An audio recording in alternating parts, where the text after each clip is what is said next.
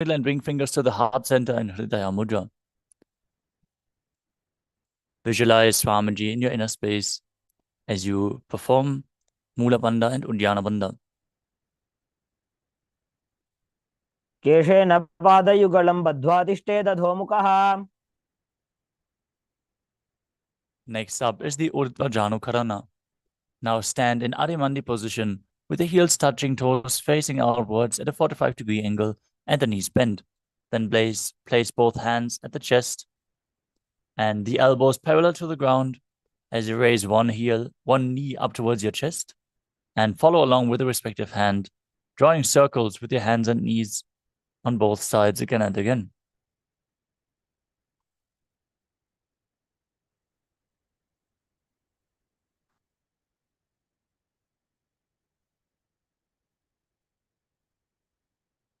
The next asana is Balalingasana.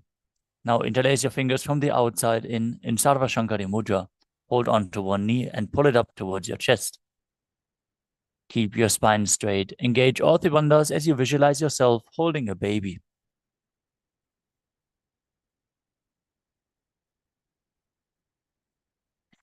एकं जानुवरसि आलिङ्ग्य स्थातव्यं बाललिङ्गनं भवति. Next up is Padapittanasana. Now take one foot and pull it behind towards your buttocks, holding it with both hands. Keep your head, neck, and spine in a straight line. Engage all three bandhas as you visualize Swamiji in your inner space. स्थित्वैकस्मिन् पादतले कराभ्यां वेष्टयेत् तनुम्. The next asana is Natarajasana. Now hold onto the sole of one foot with the respective hand as you lean forward, extending your arm with the hand in Bindu Mudra. As you kick the leg back and up while leaning down, visualize yourself as Lord Nataraja and perform the Mula Bandha.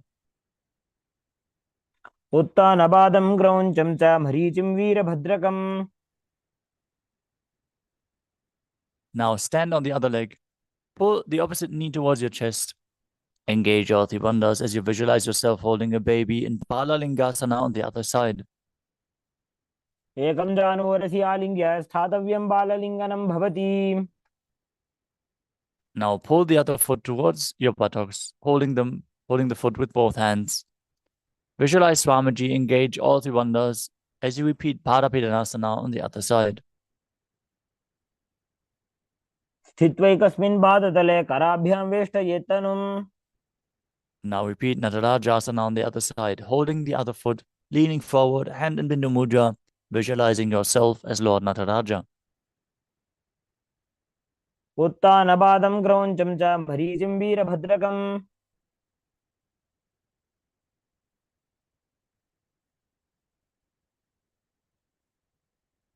Next up is the Ardha Chakarana. As you stand in Adimandi, heels together, toes pointing outwards, and the knees bent. Step one foot behind the other with the toes down, heel raised off the ground. Bring the respective arm to your chest and swing the other hand back and forth like a pendulum.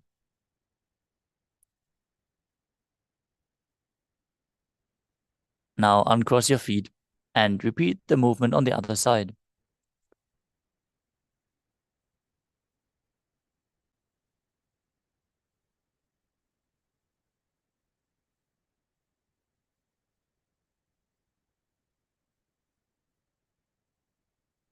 Next up is the skeleton dance.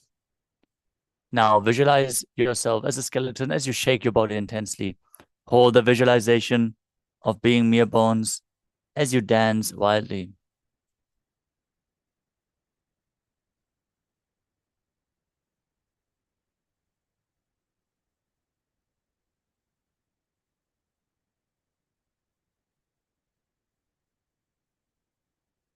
Next up is Katichina Karana from Arimandi position.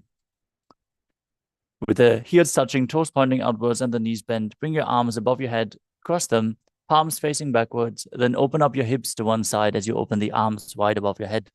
Return to the center and repeat the movement on both sides again and again.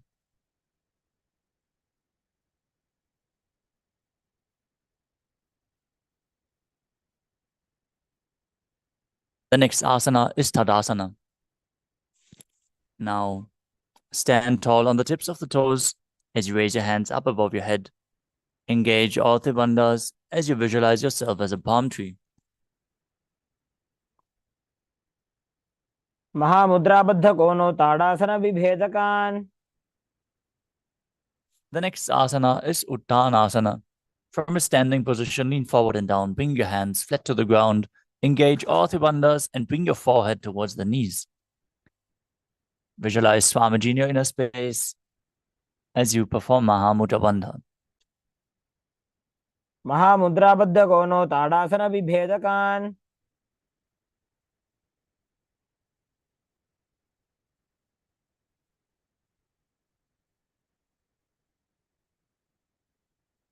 The next asana is Tadakshvasana. Now, place your hands flat on the ground, shoulder width apart, and step your legs back into a plank position. Now, contract the perineal region, tuck your chin to the chest, and start rotating your head from side to side, visualizing Swamiji in your inner space as you internally chant the new japa Shivoham. गजासनवस्थित्वा मस्तकं वारं वारं दक्षिणकुक्षिं सव्यकुक्षिं नजेत् हरक्श्वासनं भवति.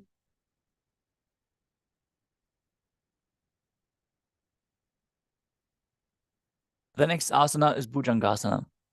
Now lower your entire body down onto your stomach as you keep the toes pointing back and the hands near the chest, flat on the ground. Now lift your neck and head with the strength of your lower back. Don't lift any higher than your belly button. And don't push too much with your hands. Use your lower back. Open your mouth wide in Bhujangani Mudra and inhale through the hollow of your throat. As you visualize yourself as a cobra, engage the Mula Bandha in Bhujangasana. अंगुष्ठनाभिपर्यन्तम् अधोभूमौ विनिन्यसेत्. From Bhujangasana, push your body up back into the plank position and alternate, bringing one knee in towards your chest back and forth, while visualizing Swamiji in your inner space and breathing calmly through your nose in Sahajra Kumbhaka in Shashasana. गजासनसंस्थितौ चारुद्वयमाकुञ्च्य वारं वारं कर्तव्यं शशासनं भवति. The next asana is Rathasana. From the same position, step one foot in between the hands and jump your foot back as you bring the other one in between the hands again and again while visualizing yourself as a chariot. गजासनसंस्थितौ एकैकं पादं पुरमार्गेण भ्रामयित्वा कर्तव्यं रथासनं भवति. Next up is Virabhadrasana. Now keep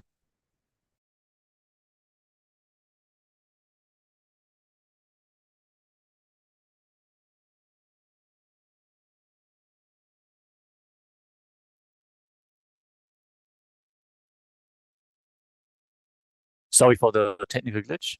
We're going to continue with Virabhadrasana. Now keep one foot flat on the ground, toes pointing forwards, knee bent at a 90-degree angle as you extend the other leg back with the knee straight, toes pointing outwards.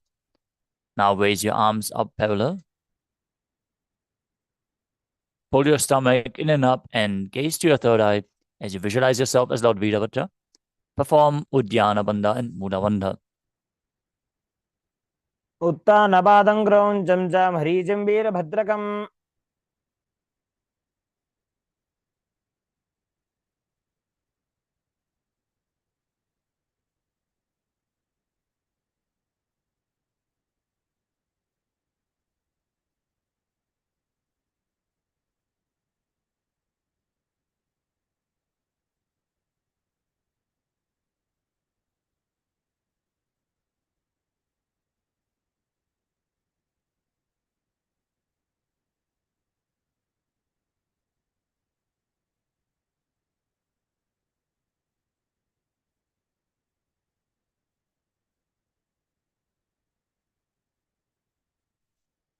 Now exchange the position of your feet.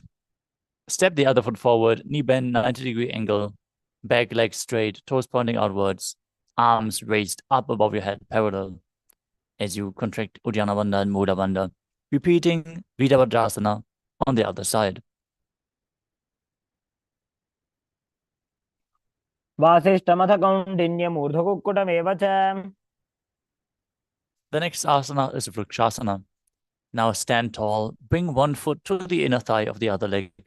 As you bring your palms together in Anjali Mudra and raise them up above your head with the elbows straight.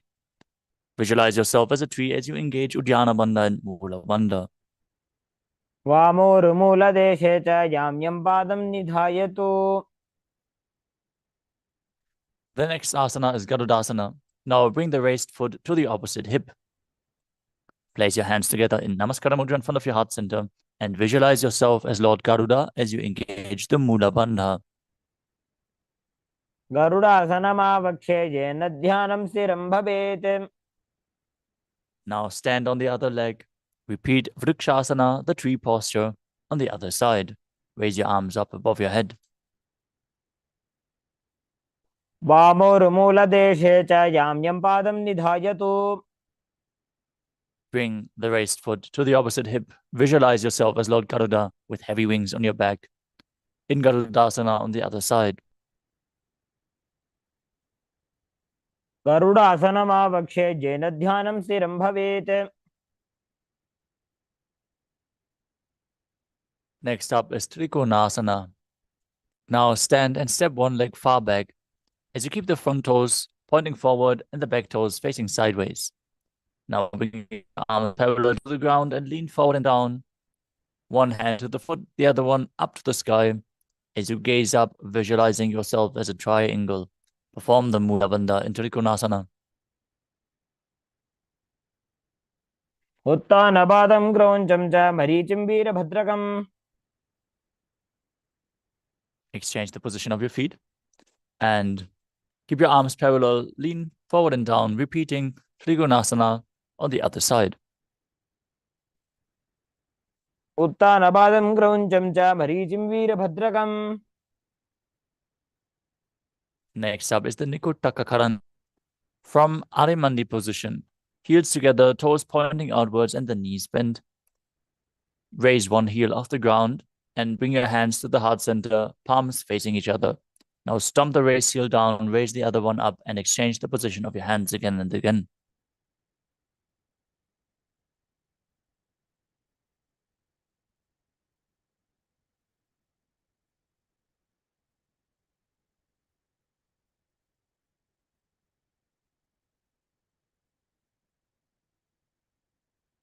The next asana is Angushtasana. Now, lower your body down onto the tips of the toes with the heels raised off the ground, placing your perineum down on the raised heels. Keep your knees off the ground, join together in front of your body as you place your hands in Namaskara Mudra in front of your heart center. Visualize Swamiji in your inner space. Breathe in Brahmari Kumbhaka, buzzing like a bee on the inhalation and exhalation. Perform the Mula Bandha and internally chant the new japa Sadashivoham. कबन्धासनमित्याहुः गोरक्षासनमेव च।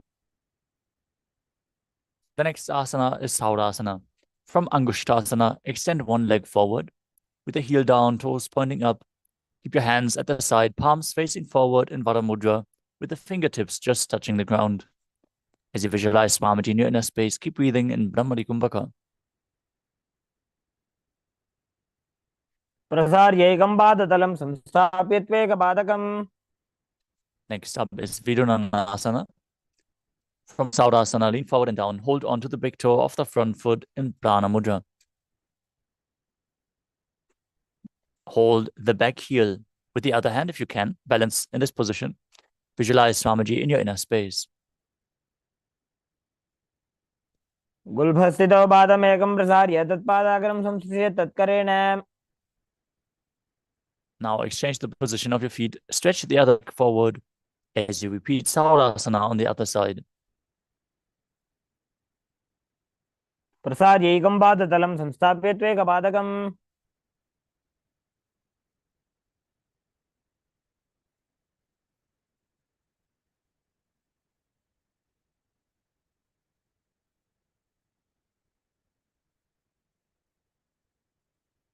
Now lean forward and down. Hold onto the big toe of the front foot and the back heel. Repeating Vidunanasana on the other side.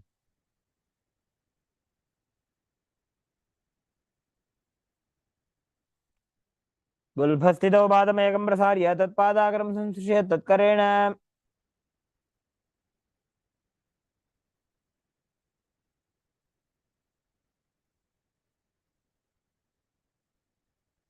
The next asana is Brahmajarankushasana, with your heels and knees raised off the ground, sitting with the perineum on the heels.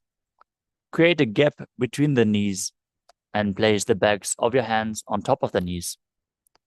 Now contract the perineal region, tuck your chin down, and gaze in between the hands in Shambhavi Mudra with the eyes open wide, gazing within. This mudra will lead to the ultimate knowledge if performed correctly.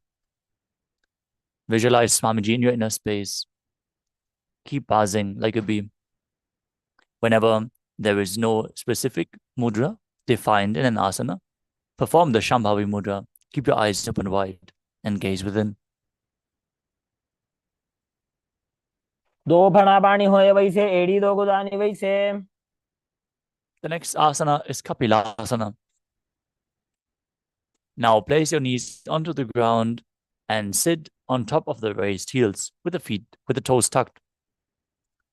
Rest your hands on top of the thighs. Pull your stomach in and up in Uddiyana Bandha. Contract the perineal region in Mula Bandha as you gaze to the nose and visualize yourself as sage Kapila Muni.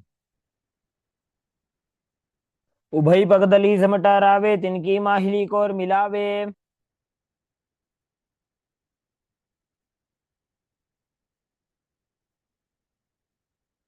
Next up is Bhadrara Gurakasana.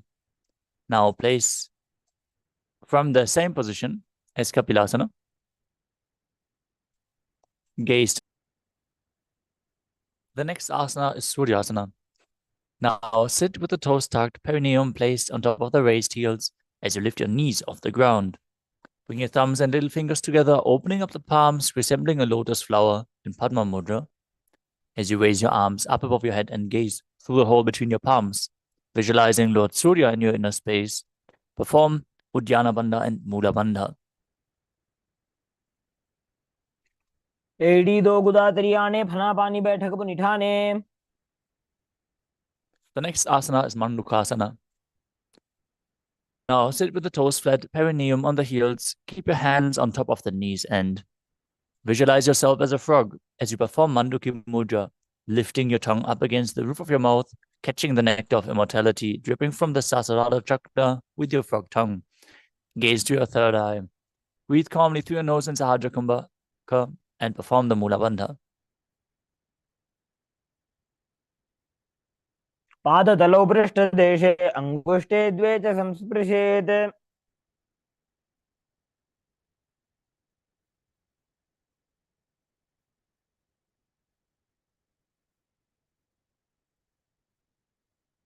The next asana is Uttana Mandukasana.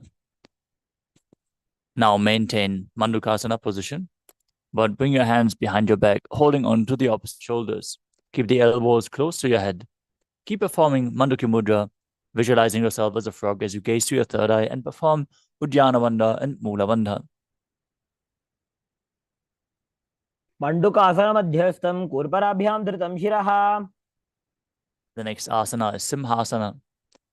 Now cross your ankles and sit on your feet. Keep your knees wide and the fingers spread on top. Visualize yourself as a lion as you open your mouth wide, stick out your tongue, and exhale forcefully. Gaze at the nose and perform the Mula Bandha. दक्षिणं सव्यगुल्फेन दक्षिणेन तथेतरम्. Next up is Bhadrasana. As you sit with your heels under the perineum with the knees open wide, cross your hands behind your back and hold onto the big toes in Prana Mudra with index and middle fingers. As you gaze to the nose, visualize Swamiji in your inner space and return to buzzing like a bee in Brahmari Kumbhaka while performing Jalanara Bandha and Mula Bandha. गुल्भौ च वृषणस्याधो व्युत्क्रमेण समाहितः.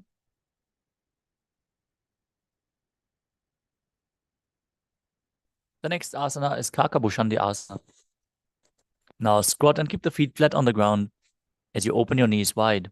Bring your arms in and around the raised knees as you interlace your fingers behind your back in Parashu Mudra.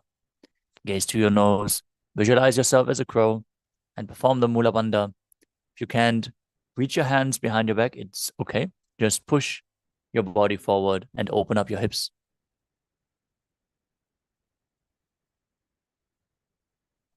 प्रथमे वैसक उगड़ ठाने दो वो हाथ पगम नीच आने. The next asana is Kanipavasana. Now, place your palms on the floor, shoulder width apart.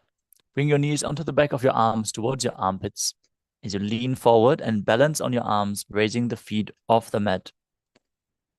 Visualize Swamiji in your inner space as you perform the Mula Bandha.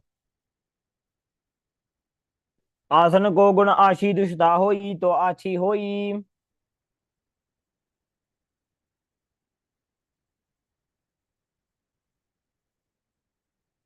The next asana is Kapali Asana.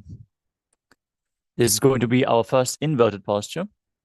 So if you have any blood pressure related issues or neck or upper back injuries, please take it slow with this asana. There is progressive asanas you can perform instead, like Kanipavasana. If you need, you can get the support of a wall. Now, place your hands on the ground, shoulder width apart, and bring the top of your head onto the ground.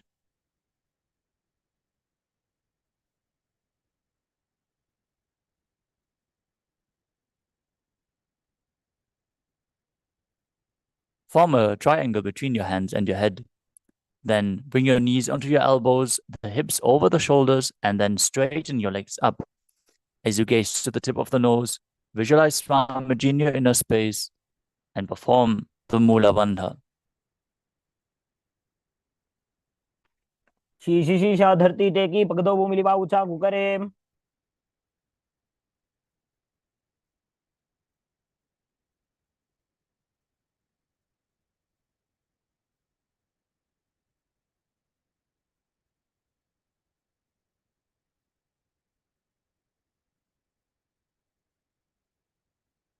The next asana is Parashvamayurasana. Now squat on the toes with the legs together, twist your body and place both hands to one side. Align your elbows with a knee and hip and lean onto your arms, balancing as you extend your legs to the side. Gaze to your third eye. Visualize yourself as a peacock. Exhale fully and hold your breath in Richaka Kumbhaka and perform the Mula Bandha in Parashvamayurasana. मयूरम दंडवत कुर्यान मायूरम नामकम. Now, twist your body in the other direction. Lift your legs up, extend them to the side. Visualize yourself as a peacock as you repeat Parashvamayurasana on the other side. मयूरम दंडवत कुर्यान मायूरम दंड नामकम. Now, place your hands shoulder width apart on the mat as you extend your legs back into Tarakshvasana and then step one foot outside the shoulder in between the hands. As you gaze to your third eye, visualize yourself as Lord Kala Bhairava in Bhairaganathasana. आसन को गुण पीती जाई. Now step the front leg back to Tarakshvasana and step the other leg outside the shoulder in between the hands. Gaze up, visualize yourself as Lord Kala Bhairava. Repeat Bhairaganathasana on the other side. आसन को गुण पीती जाई. Back to Tarakshvasana. Place your elbows and your forearms on the mat as you walk your feet forward slightly, raising your hips. Gaze to your third eye. Visualize Swamiji in your inner space as you perform the Mula Bandha in Unmukhapitasana. भून्यस्तौजानुनि हस्तौ चतुष्पदम वाङ्मुखम. Back to Tarakshvasana. And now rotate your body up. Raise it on one arm as you lift the other hand up towards the sky. Gaze upwards. Visualize yourself as Sage Vashishta as you perform the Mula Bandha in Vashishtasana.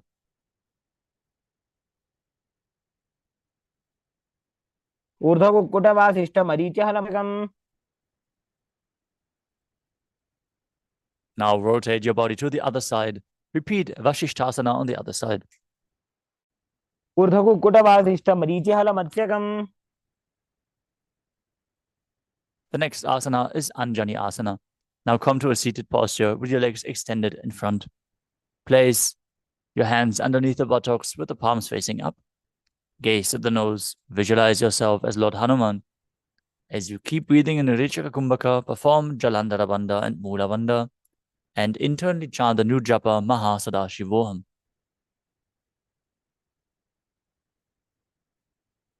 तो गर्गी उभय हथेली कोरवारली मैले भेली. The next asana is Paschimottanasana. With your legs stretched out, bend from the waist and hold onto the big toes in Prana Mudra with index and middle fingers. Bring your chest to the thighs, head to the knees, engage all three bandhas while visualizing Swamiji in your inner space. जानो परिललाटन्तो पश्चिमं तानमुच्यते. Next up is Ugrasana. Now, from the same position, interlace your fingers behind your head. Lean forward and down. Bring your head to the knees by the strength of your core. As you engage all three bandhas, squeeze your body and visualize Kali in your inner space. स्वपाणिभ्यां दृढं धृत्वा जानो परिशिरोऽन्यसेत्. Next up is Marichiasana. From the same position, bring one heel to the groin with the knee raised.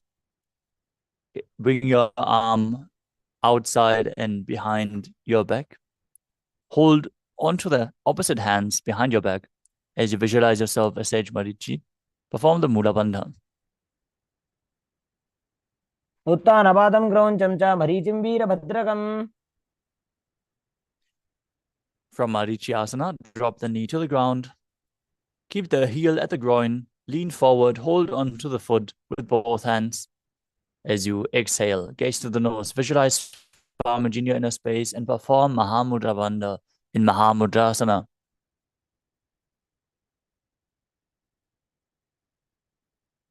महामुद्रां प्रवक्ष्यामि तन्त्रेऽस्मिन् मम वल्लभे.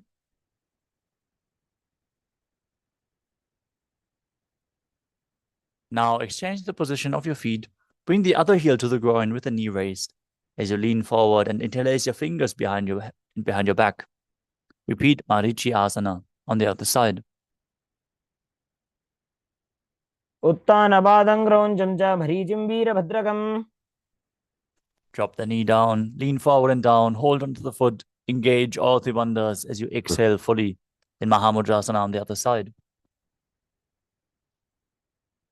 महामुद्रां प्रवक्ष्यामि तन्त्रेऽस्मिन् मम वल्लभे. Next up is Bhadrasana too. As you sit and bring the soles of the feet together in front of your body with the heels close to the perineum, hold onto the feet with both hands and keep your spine straight.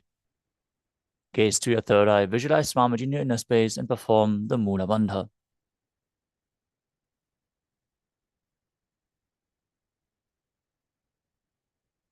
भौतवृषणस्यादः सीवन्त्याः पार्श्वयोः क्षिपेत्.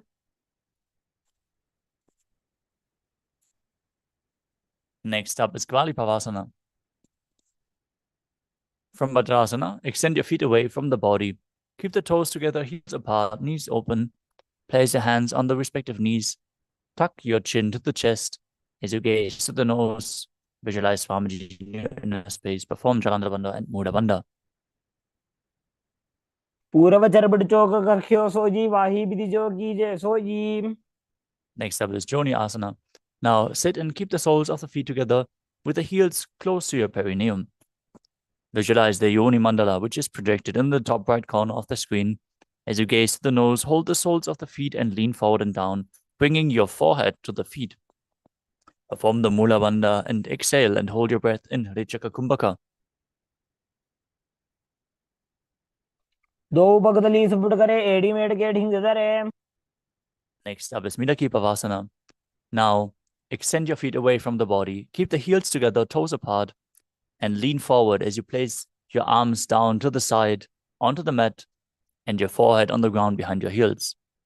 Gaze in the nose, visualize Swamiji in your inner space in Midaki Pavasana. पूर्व विधि परिपगदली संपूर्ण शोल एड़ी मिली राशे.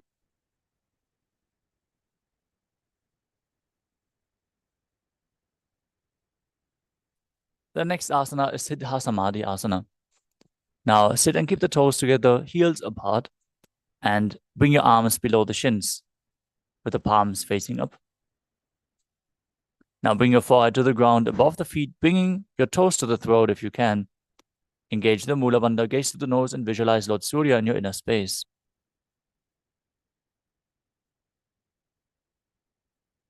दुवो बगदली संपुट करे सोले मेढ आगा मेधरे.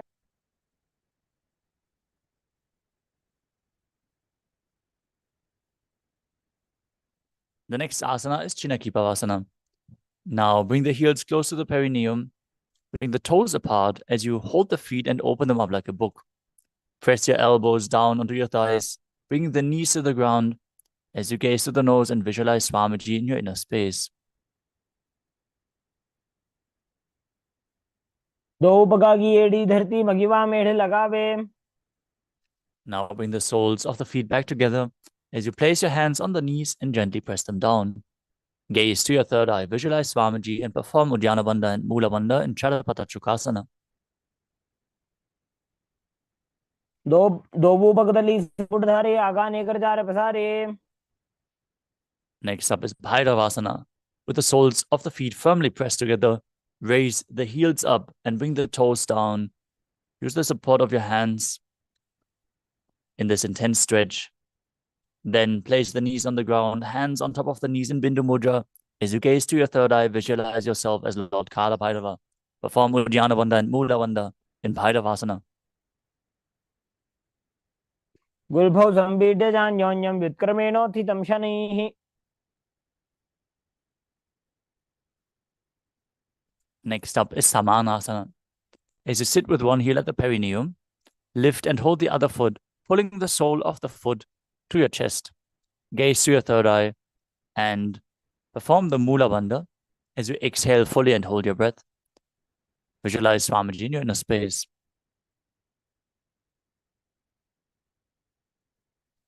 समानासनमावक्षे सिद्धमन्त्रादि साधनात्. Next up is Apanasana. Now bring one leg over top of the respective shoulder as you extend the other leg up and keep the hands on the ground to the sides for balance. Gaze to your third eye and visualize Swamiji in your inner space as you perform the Mula Bandha.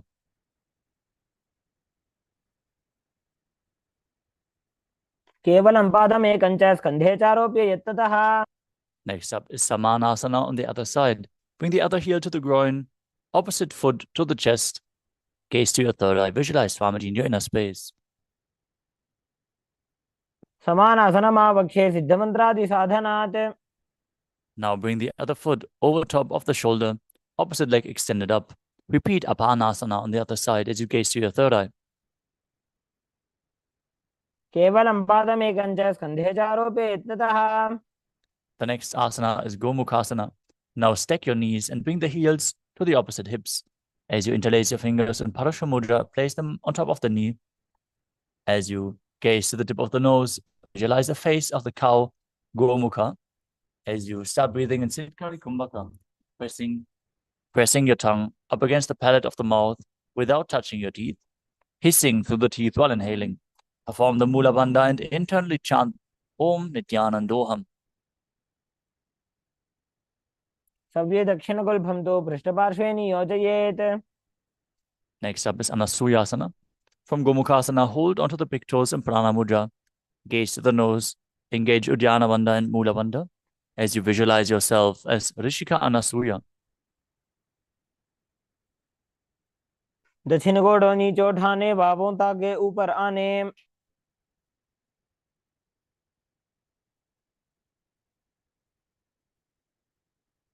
From Anasuyasana, interlace your fingers behind your back in Parashva Mudra. Lean forward and down. Bring your chin over the knee, nose to the ground if you can. Gaze to the nose and visualize yourself as Rishika Anasuya in Anasuyasana too. जीवना गोदा की संधि प्रडावा गोड़ा की संधि. The next asana is Garudasana too. Now sit on the ground and press one heel against the perineum with the toes flat, the top of the foot on the ground, as you place the other foot flat in front with the knee raised to your chest. Keep your hands on top of the knees, gaze to the nose, visualize yourself as Lord Garuda. Feel the wings on your back as you perform the Mula Bandha and breathe in Siddhkari Kumbhaka in Garudasana too. दावो बगमोडी येडी माहिलो गुल्भमूल द्वारनी चैदे. From Garudasana 2, raise your perineum on top of the heel and place the heel of the other foot on the toes as you interlace your fingers behind your neck and twist your elbows outside of the raised knee. Gaze to your third eye and visualize yourself as Sage Narada in Naradasana.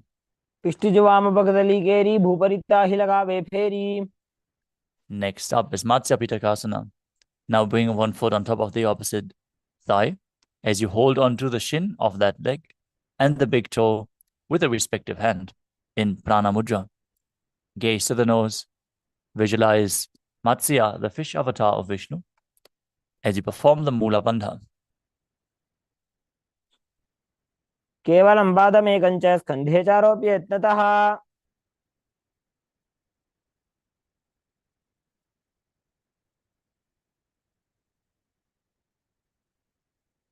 Now slide your knees over top again with the other knee on top, repeating Gomukhasana, the cow face posture on the other side.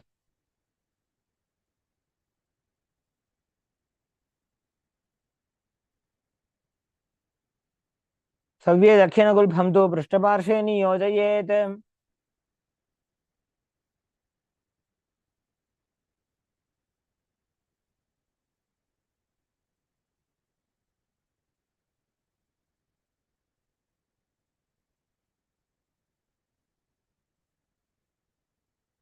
From Gomukhasana, hold onto the feet, gaze to your nose, visualize yourself as a Rishika Anasuya in Anasuyasana on the other side.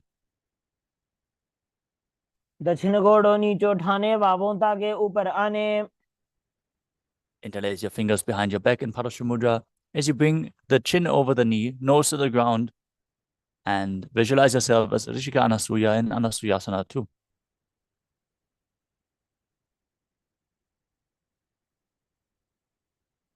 जीमणा गोदा की संधि उपरिडावा गोड़ा की संधि.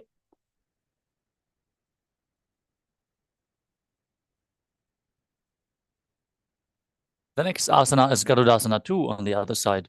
Sit with the other heel pressed against the perineum, opposite knee raised, hands on the knees, visualizing yourself as Lord Garuda. डाबो बगमोडी एडी माहिलो गुल्फमूल द्वार नीचैदे.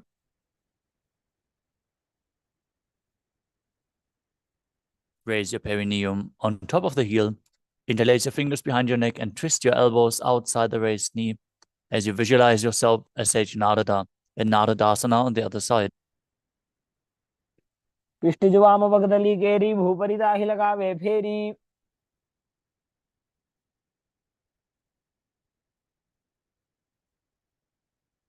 Now place the other foot on top of the opposite thigh, hold onto the shin and the big toe in Prana Mudra as you visualize Matsya, the fish avatar of Lord Vishnu, in Matsya Pitakasana on the other side.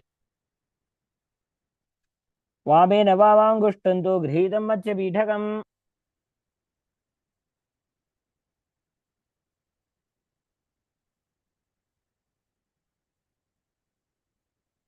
The next asana is Matsyendrasana. Now place one foot on top of the opposite thigh and place the other foot flat on the ground. If you can, place the foot over top of the knee. Twist your elbow outside of the raised knee with the hand by the neck and place the other hand on the ground behind you. As you twist your spine, gaze to your third eye and visualize Sage Matsyendranath, the master of Hatha Yoga. Keep breathing in Siddhkari Kumbhaka as you perform Matsyendrasana. उदरं पश्चिमाभासं कृत्वा तिष्ठति यत्नतः. From Matsyendrasana, extend the front arm down to the foot. Hold onto the big toe in Prana Mudra if you can. Otherwise, you can hold the shin or the foot or the ankle. Place the opposite hand to the ear and gaze back and up to your third eye as you visualize yourself as a camel in Kubasana. आसन को गुण झोलो जाए. From Kubasana, place the back hand to the ground. Keep holding onto the front foot as you twist your body even further. Gaze to your third eye and visualize Sage Matsyendranath in Matsyendrasana too. मत्स्येन्द्रपीठं जठरप्रदीप्तिं मृदण्डरुक्मण्डलखण्डनास्त्रम्. Now exchange the position of your feet. Bring the other foot on the opposite thigh, opposite foot flat. Twist your elbow outside of the raised knee, hand by the neck. Repeat Matsyendrasana on the other side. उदरं पश्चिमाभासं कृत्वा तिष्ठति यत्नतः. Extend the front arm down to the foot. Hold onto the back ear with the other hand. As you repeat Kubasana on the other side. आसन को गुण झोलो जाए.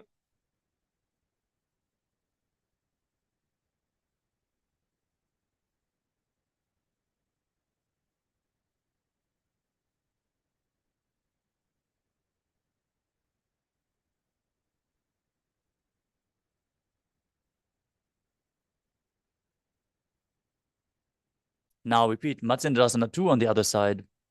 As you place the back hand down to the ground, still holding onto the front foot, twisting your body even further, visualizing Matsendranath. मत्स्येन्द्रपीठं जठर प्रदीप्तिं प्रचण्डरुक्मण्डलखण्डनास्त्रम्.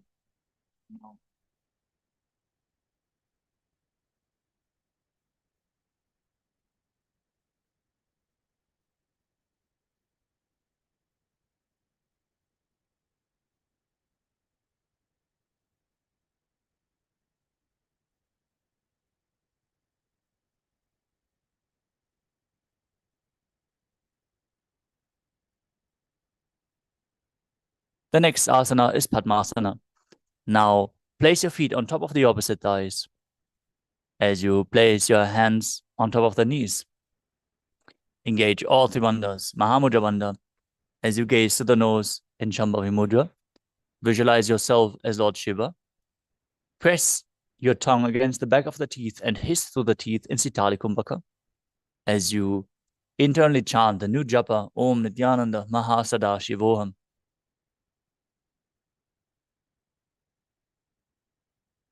आसनं द्विविधं प्रोक्तं पद्मं वज्रासनं तथा. Maintaining Padmasana. Cross your arms in front of the body and hold onto the big toes in Prana Mudra. As you gaze to the nose, visualize yourself as Goddess Parvati, the consort of Shiva. Keep breathing in Sitali Kumbhaka and perform the Mula Bandha in Padmasana too.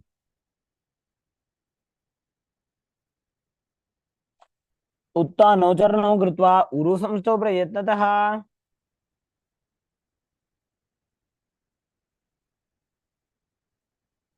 Next up is Kukutasana.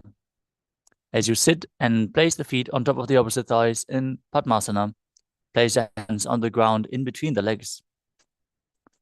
And push your body off the mat, balancing on your arms. As you visualize yourself as a rooster, breathe calmly through your nose in Sahadra Kumbhaka and perform the Mula Bandha. पद्मासनं सुसंस्थाप्य नान्भोरोरन्तरे करौ. Next up is Padhakikiyasana. From Padmasana, rise up onto the knees and place your palms on the ground, fingers pointing backwards.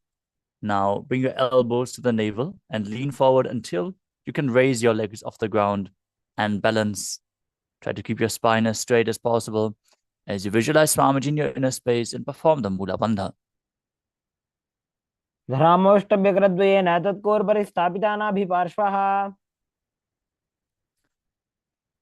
Next up is Mayurasana. Now extend your legs as you place your palms on the ground, fingers pointing to your body, elbows to the navel, balance on your arms as you keep the legs straight off the ground, visualizing yourself as a peacock with beautiful feathers.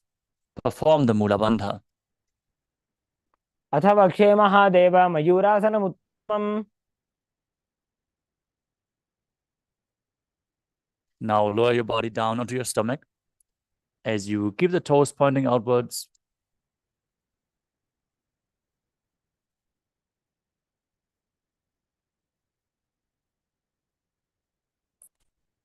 Interlock your fingers behind your neck in Parashumudra as you visualize yourself as a crocodile.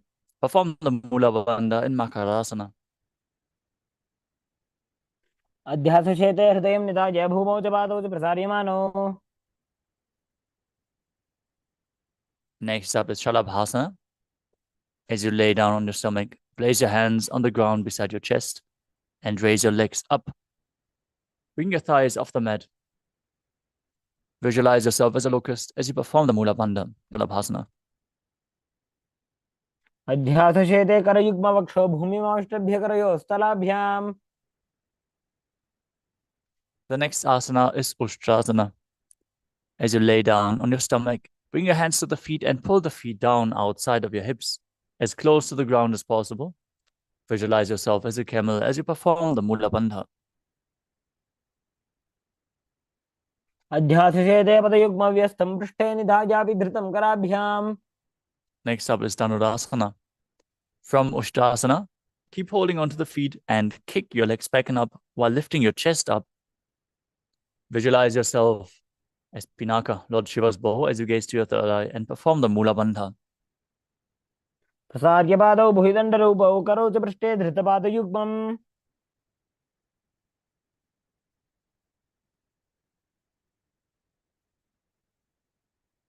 The next asana is Bhagasana.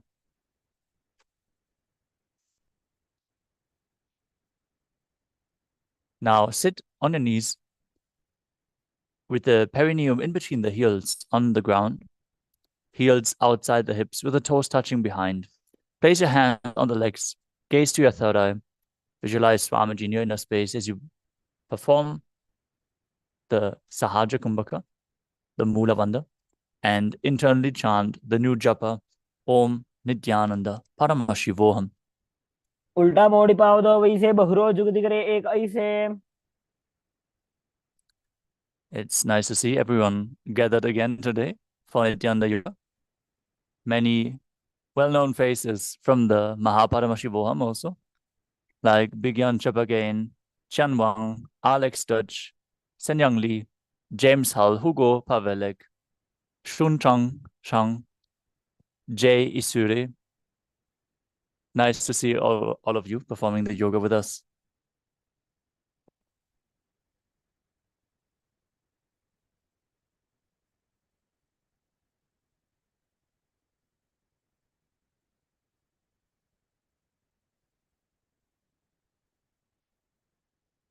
The next asana is Gohya Asana.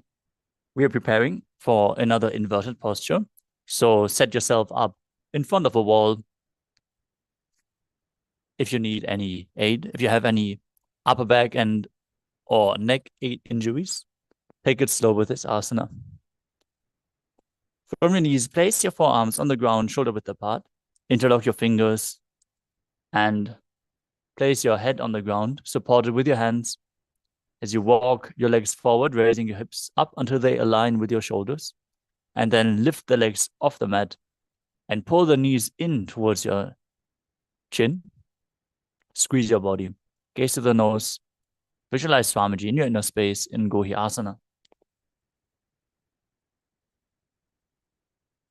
दो हाथ की कहुनी जो जी पुण्य कलाई जाने दो ई.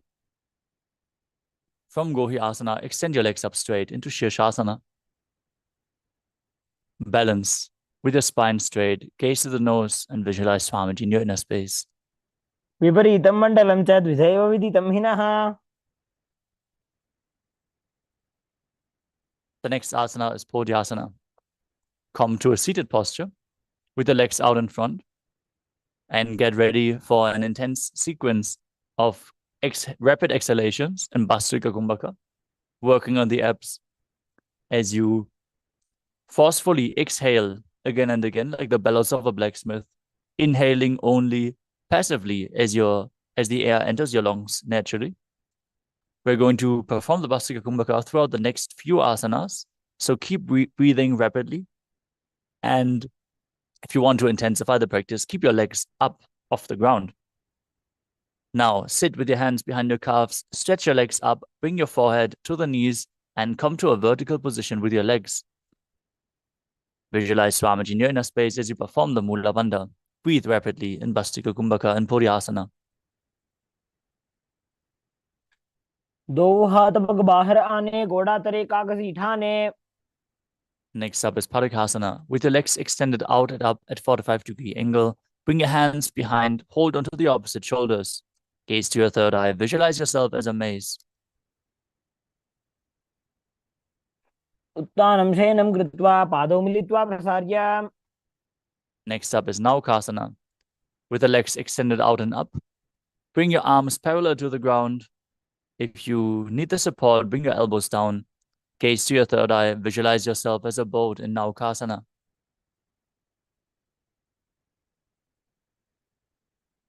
उत्तानसेनं कूर्पराभ्यां भूमिमष्टभ्य. Next up is Rudrasana. As you sit and lift the feet up, scoop your hands under the heels and pull the feet against your chest. Gaze to the nose. Breathe rapidly in Vasika Kumbhaka as you visualize yourself as Lord Rudra. पगतले संपूट करी हाथस्य ऊंचाई. Now lay down on your back with the feet flat on the ground, knees raised, breathing calmly. Raise your hips off the mat as you engage the Mula Bandha and the Jalandhara Bandha, tucking your chin down to the chest and contracting it internally. As you breathe in Mudra Kumbhaka, forcefully pushing the air out while you keep Jalandhara Bandha, the throat lock engaged. This leads to a state of swooning. Visualize Swamiji in your inner space in Unmukhapitasana too.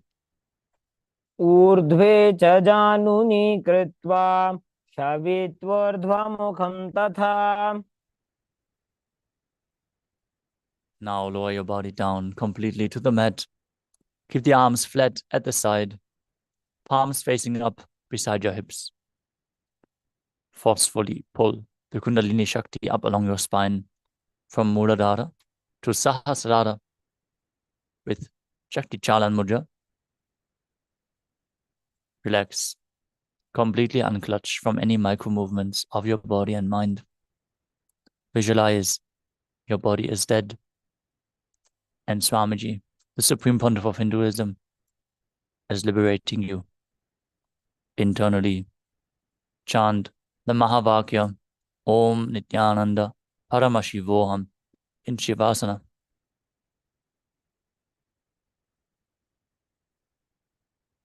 उत्तानं शववद्भूमौ शयनं तु शवासनं.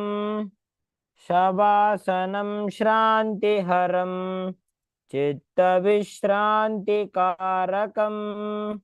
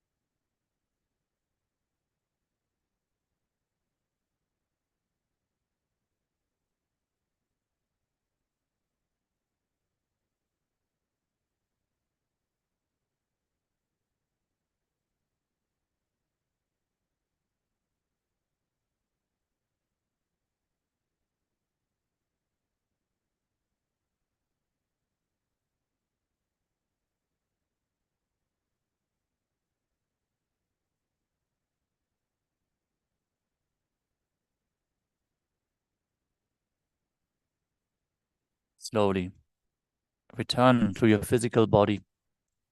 Start to wiggle your fingers and toes, your wrists and your ankles, elbows and the knees. Pull your knees up with your hands. Pull them close to your chest and rock your body from side to side.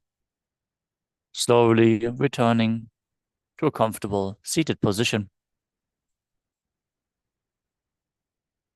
Congratulations, you completed the first 108 asanas of the sequence, which form the Pratama Vinyasa Krama.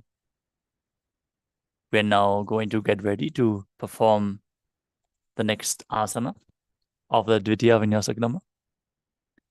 But before that, we would like to ask all the participants to please switch your cameras on and make sure you're visible so your room is properly lit. The camera is aligned in a way that we can see you. All those are security measures, so we request you to follow along. And thanks to all the participants who sincerely participate in the yoga today with us. Let us now move on to the next asana of the sequence, which is Yathasana. Now sit in a comfortable position that brings ease to your physical and mental space. Place your hands on top of the respective knees in Bindu Mudra with index and thumb together. As you visualize Swamiji in your inner space, breathe in the Samana Kumbhaka. Inhale deeply into your stomach and hold your breath while visualizing a flame being kindled in your stomach. Perform the Mula Bandha and internally chant the Mahavakya, Om Nithyananda Paramashivoham, which is going to be the japa for the remainder of this session. Let us now perform Yathasana. Paryankam tat samakyatam yata samstam yatha sthitihi. Next up is Samasana. Now sit in a cross-legged position. Have your hands on top of the knees in Bindu Mudra. Take a deep breath and hold it. Then exhale just as deep and keep breathing deeply in this asana. As you visualize Swamiji in your inner space, perform the Mula Bandha. Paryankam tat samakyatam yata samstam yatha sthitihi.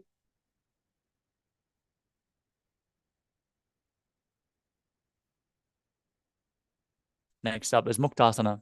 Now, place the left foot against the genital region and the right foot over top of the left. Keep your hands facing down on the knees as you gaze to the tip of the nose and visualize yourself as a sage liberated by the Supreme Pontiff of Hinduism. Nibidya sevinim sukshmam dakshinetara gulphatah. Next up is Siddhasana. Now maintain the same position. Switch your gaze to your third eye and visualize Swamiji in your inner space. स्थानसंयमितेन्द्रियो तलदृशा पश्यन् भ्रुवोरन्तरं चैतन्मोक्षकपातभेदकं सिद्धासनं प्रोच्यते. Next up is Siddhyasana. Maintain the same position and gaze down towards the ground in front of you as you engage all Tribandhas and visualize Swamiji in your inner space. वामपादके इडीजानो सीवनिमधितासकोठानो. Next up is Rudrasana 2. Maintain the same position. Rotate your hands on top of the knees into Bindu Mudra. Gaze to your third eye and visualize yourself as Lord Rudra. वामचरणभरदशः राखे एकजुगदीयसे विदिदाखे. Next up is Santadunasana. Maintain the same position. Switch your gaze to the nose.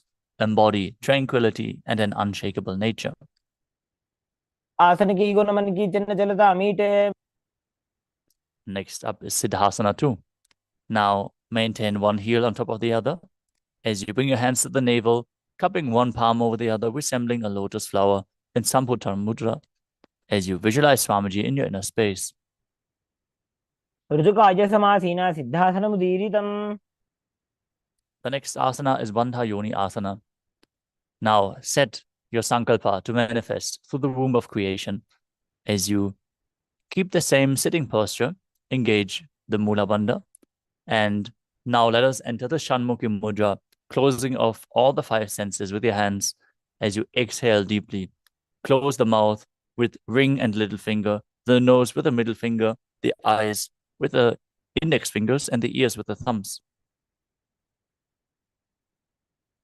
यत्र मध्ये महादेव बन्धयोन्यासने शृणु. Next up is Virasana. Now place one foot on top of the opposite thigh and the other foot below the opposite thigh.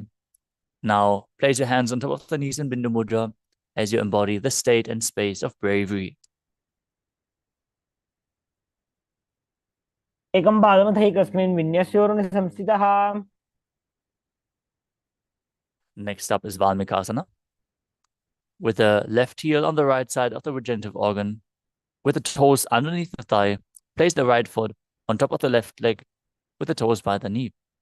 Keep your hands on the knees in Bindu Mudra, gaze to your third eye, and visualize Valmiki, the great sage, poet, and author of Ramayana. Valmikasana. डावा बगगी बगदली पुनिएड़ी है जो यम. Next up is Joni Mudrasana. As you maintain the feet in the same position, rotate your hands so the palms are flat on the knees.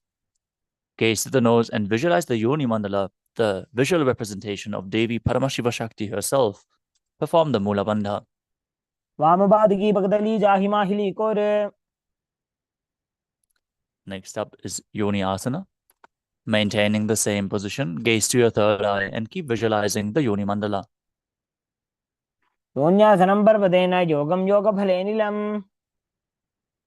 Next up is Bhadrasana 3. As you sit and bring the soles of the feet together, pressing your heels to the groin, hold both feet firmly with your hands and push the knees down to the mat.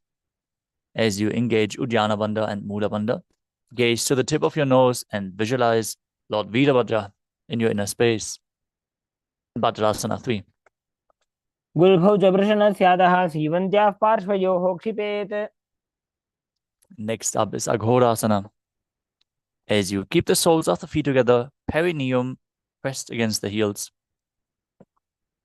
Press your tongue up against the roof of your mouth in Kechari Mudra, leading the tongue even higher towards your brow center in the nasal tract, if you can, in Kechari Mudra. And cover your mouth with the right hand. Close the left nostril with the index finger. Inhale through the right nostril, then close both nostrils. Hold your breath. Then exhale through the left nostril and repeat on the other side in Abhyantara Kumbhaka as you gaze to your third eye and visualize yourself as an Aghori. पूर्व कहो भिषिका जोजी वाही विधि जो कीजे sooji. Next up is Kanari Pavasana. As you bring the feet together in front, toes together, heels apart, place your elbows on the heels, rest your chin on your palms. Visualize yourself as a female elephant drinking water as you exhale all the air from your lungs and hold the breath in Harichaka Kumbhaka. Gaze to the nose and perform Uddiyana Bandha and Mula Bandha. ग्वाली बाबा आसन कक्षो है जैसे Yahoo में जाने विधि तैसे. The next asana is Parasana. As you sit with the knees raised, keep your arms between the thighs and calves. Interlace the fingers in Parashva Mudra as you gaze to the nose and visualize Swamiji in your inner space. ततोर्ध्वम्रे च येत् वायुं मृदुनिश्वास संयुतम्. Next up is Gopi Chandasana. As you interlace your fingers around the feet with the soles together, bring your toes to the group of your throat and the heels to your chest. Place your chin on the hands, gaze to your nose, and embody the state and space of a king. पूर्व विधि बगा का अंगूठा कंठ को पराशे. The next asana is Uddarasana. Now sit with the soles of the feet together, insert your hands underneath the legs, hold the feet with interlocked fingers, and bring the feet up to your chest, placing your head down with the chin on the soles. Gaze to your nose and visualize your body free from any defects in Uddarasana. दो बगदली संपटटाने उभय हस्त करे वरद हिताने. The next asana is Vishishtasana. As you sit with the feet together, lift them up even higher in front of your face. Bring the interlocked fingers to your forehead as you visualize yourself excelling in everything. दो बगदली जोड़ी संपुट करे. Next up is Bhujasana. From a seated position, lift both legs over top of the respective shoulders and bring your arms underneath the legs. As you interlace your fingers around the back of your neck, visualize yourself as a cobra and perform the Mula Bandha. शिरासनं तु विज्ञेयं कक्षासनम् अतः परम्. The next asana is Kalyana asana. Now maintain a seated posture. Raise your legs up and bring the elbows under the knees as you wrap your arms around your back, clasping your palms behind your back. Gaze through your nose and visualize yourself as a beautiful, auspicious goddess. दो हाथ भगवान नीचे आने, तिनको गोड़ा नीचे ठाने. The next asana is Sankatasana. As you place the top of the left foot on the ground, sit on the left heel and stick the right leg over top with the heel outside of the hip. Visualize yourself as an elegant swan as you start breathing in Ujjayi Pranayama, making an ocean-like sound with your mouth, gazing in Vaishnavi Mudra, not focusing on any of the external objects, only focusing on the object within. वामपादं चिदेर्मूलं संन्यस्य धरणीतले. Next up is Dhenukasana. Now slide the left heel on which you are sitting outside of the hip and place both hands on top of the stacked knees as you visualize a cow in your inner space and perform Uddiyana Bandha and Mula Bandha. अनुषागी Nagar पंचडं ऋषिलिन्दकल्यम्नि. Next up is Machandasana. Now place the right foot on top of the left thigh and the left foot on the right knee. As you twist your body, bring one arm behind your back, hold on to the opposite thighs with your hands, gaze to your third eye, visualize Swamiji in your inner space and perform the Mula Bandha. वामजंगभरदक्षिणटाने वामहस्तविष्टिदिश आने. From Machandasana, untwist your body, hold onto the big toes in Prana Mudra as you lean forward and down. Bring your forehead to the ground as you visualize Swamiji in your inner space in Machandasana too. प्रथम जी मनो चरण जोई वामजंगभरि राखे सोई. Maintaining your feet in the same position, engage all three bandhas, interlace your fingers and place them on the top knee as you visualize Swamiji, your guru, in your inner space in Guru Asana. ऊर्मूले इतरपादस्य कनिष्ठिका प्रदेशगुल्भं संस्थाप्य. Now bring the top of the right foot onto the ground and sit down on the right heel. Stack the left knee over top. Hold onto the opposite knees. Visualize yourself as an elegant swan as you repeat Sankatasana on the other side. वामपादं चिदेर्मूलं संन्यस्य धरणीतले. The right heel outside of the hip. Sit down on the ground as you visualize a cow in your inner space. Repeating Dhenukasana on the other side. अनुषागी नगर पंचडं ऋषिलिन्दकल्यम्नि.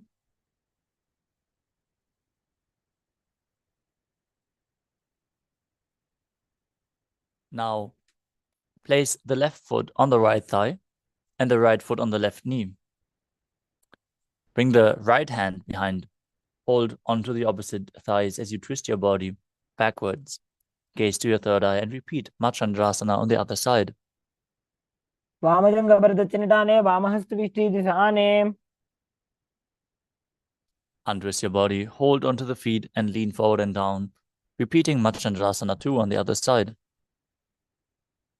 प्रथम जी मनो चरण जोई वामजंगभरि राखे सोई. Rise back up. Maintain the same posture with your legs.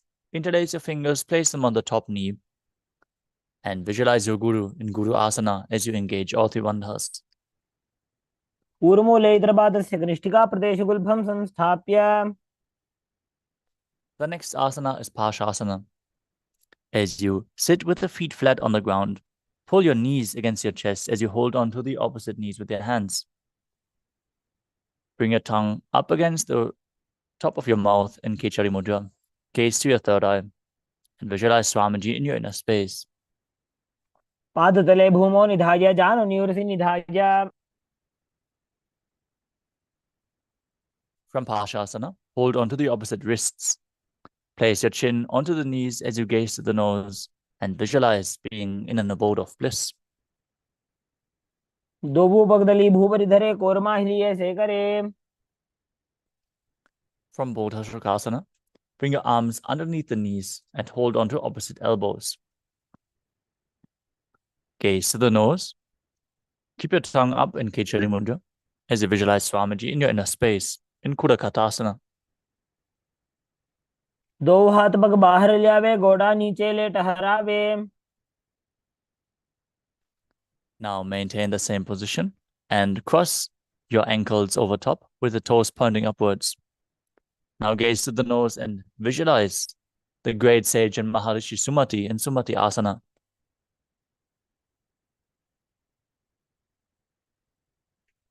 मूलद्वारी धरती पर इठाने, डाबा पग परितज आने.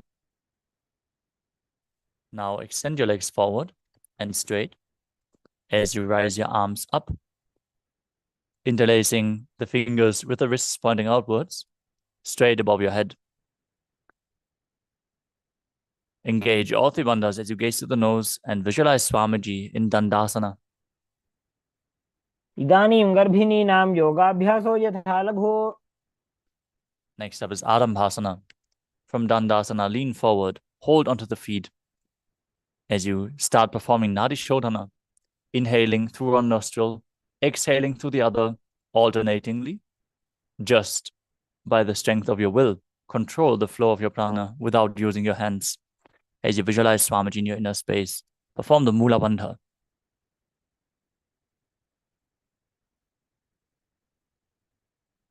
पग मिलिवा पसारी पगा का अंगूठा पकड़ी लीला टकोड़ा लगावे.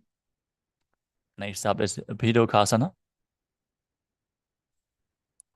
Now, sit with your legs straight, extend the knees slightly up as you bring one hand distance between the heels and your shoulders down, wrapping your hands in and around the legs, holding onto the soles of the feet from the outside. Gaze through your third eye, visualize Swamiji and perform the Mula Bandha. प्रथम बैसी दो पा पसारी कछुक ऊर्ध को उड़ारे. Next up is Jalandhari Pavasana. Now extend both legs out away from your body with the heels together and bring your arms underneath the legs with the palms facing up as you bring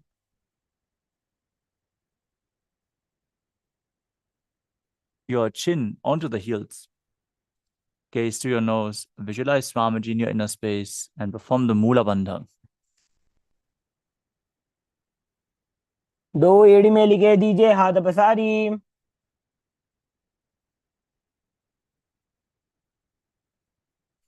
The next asana is Urdhva Paschimottanasana.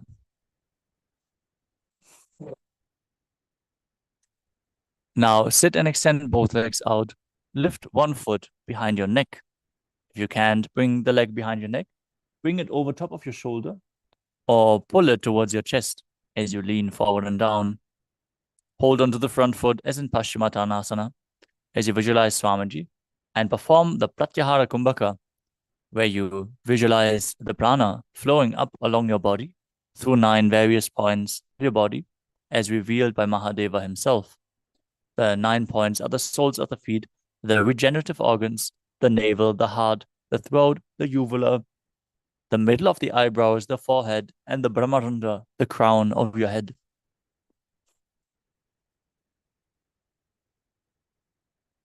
पश्चिमताण्डवत् संस्थितिं कृत्वा एकं पादं ग्रीवायां धृत्वा तिष्ठेत्. With your leg still behind your neck, lean back and straighten your spine. As you hold onto the foot behind your head with the opposite hand, extend the opposite leg straight down. Lay on your back, gaze to the nose, visualize yourself as infinite, endless, eternal, Ananta in Anantasana. उत्तानशयिनी एकैकम्पायि ग्रीवायामिन्यस्य. From Anantasana, roll onto the side of the hand holding onto the foot. Rest on your elbow as you feel in complete control, gazing to the nose in Ankushasana.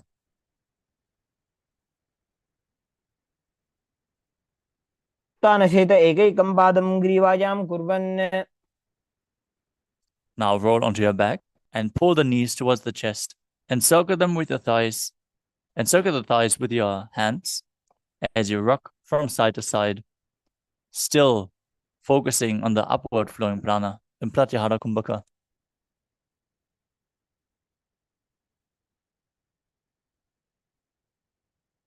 उत्तानशयनं जानुनि हृदयेवष्टम्भ. Now bring the other leg behind your neck as you hold on to the front foot, repeating Urdhva Paschimottanasana on the other side. पश्चिमतानवत्संस्थितिं कृत्वा एकं पादं ग्रीवायां धृत्वा तिष्ठेत्. Now straighten your spine, lay on your back, hold on to the foot with the opposite hand.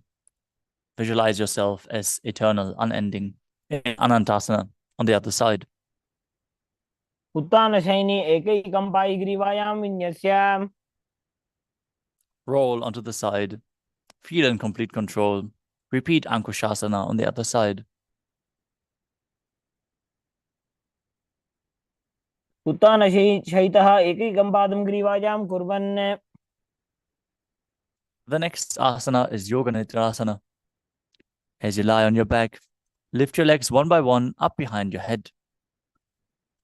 Hold onto your hands behind your back as you gaze through your nose and visualize Swamiji in your inner space. पादाभ्यां वेष्टयेत् कण्ठं हस्ताभ्यां पृष्ठबन्धनम्. The next asana is Atmaramasana. While laying on your back, raise your legs towards your head and wrap your hands around the legs, interlacing the fingers behind your neck. Gaze through your nose. Visualize Lord Vishnu blessing you from within. आत्मा राम आसन प्रथम सूधो सोवे. Next up is Kochikasana. As you lay on your back, with the knees to the chest, soles facing up, extend your arms sideways. Gaze to your third eye and visualize Swamiji in your inner space. दो हाथ सीधा सा करे, 300 ube Sapa करे.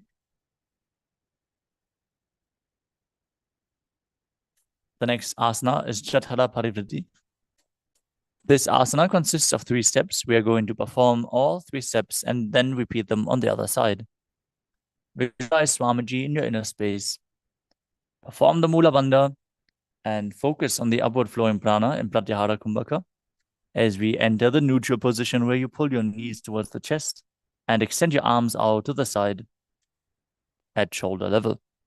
Now bring one knee to the ground on one side as you bring the other leg extended straight down.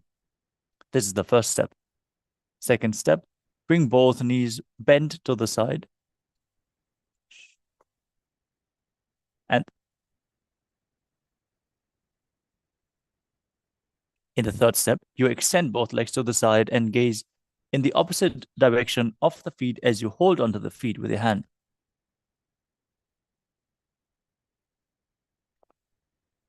परिवृत्ति कुक्ष भागे त्रिदाहि परिगीतः. Now return to the neutral position.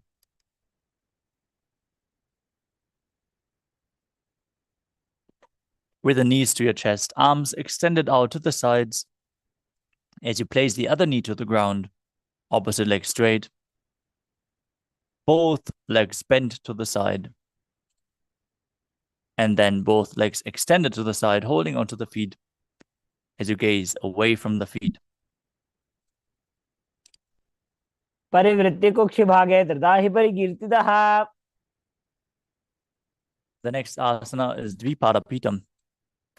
As you lay on your back, bend your knees and place your feet flat on the ground. Hold your ankles and lift your hips up as you gaze through your nose and visualize yourself being as sturdy as a bridge. Breathe in Murcha Kumbhaka with Jalandhara Bandha and Mula Bandha engaged, exhaling while the Jalandhara Bandha is still engaged. प्रतिक्रियायुतं द्वन्द्वपीठ सर्वबलप्रदम्. The next asana is Paryankasana.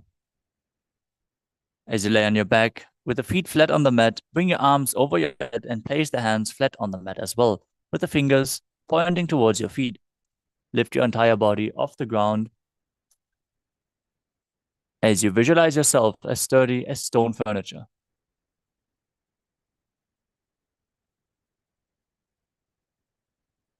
उत्तानशयनं हस्ततलाभ्यां भूमिं वष्टभ्य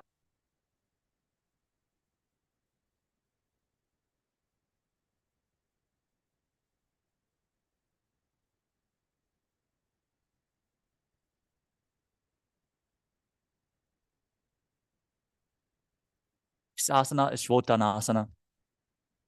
As you lie on your back, pull your knees to the chest and place your hands on the respective shoulders as you move your hips round and round, visualizing yourself as a dog playfully rolling around on its back. सवच्छरीरं संस्थाप्य जानुनि सम्मील्य नाभवानीय. The next asana is Viparita Karani.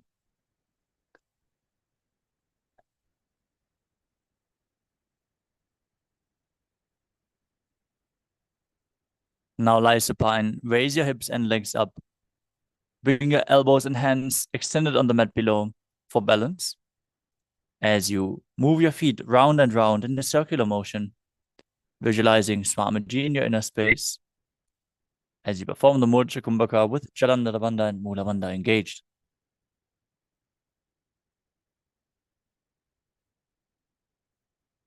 भूतले सशिरो दत्वा खेनये चरणद्वयम्.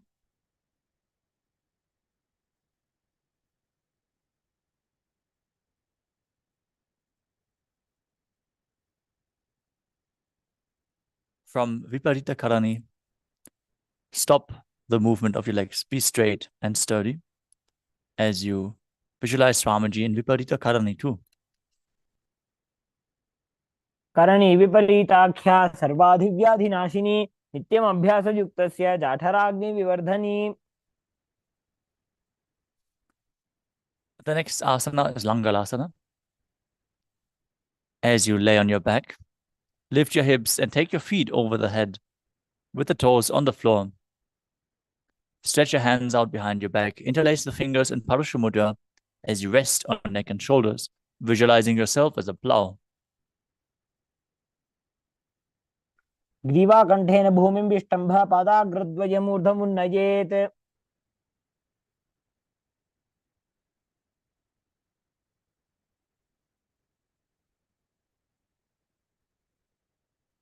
The next asana is Shaita Paschimottanasana.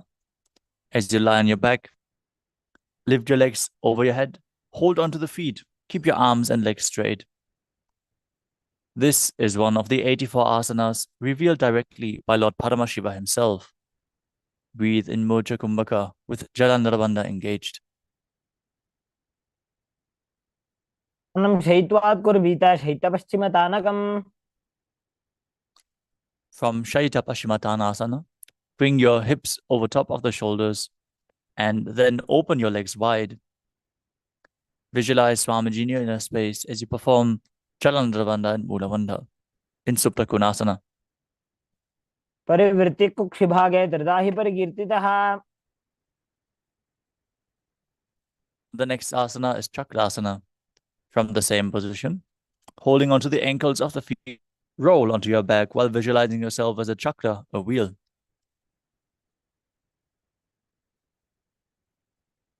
शवासनस्थद्वौ पादौ कुर्यान्मस्तकतः परौ. The next asana is Supta Prasarita Parangushtasana.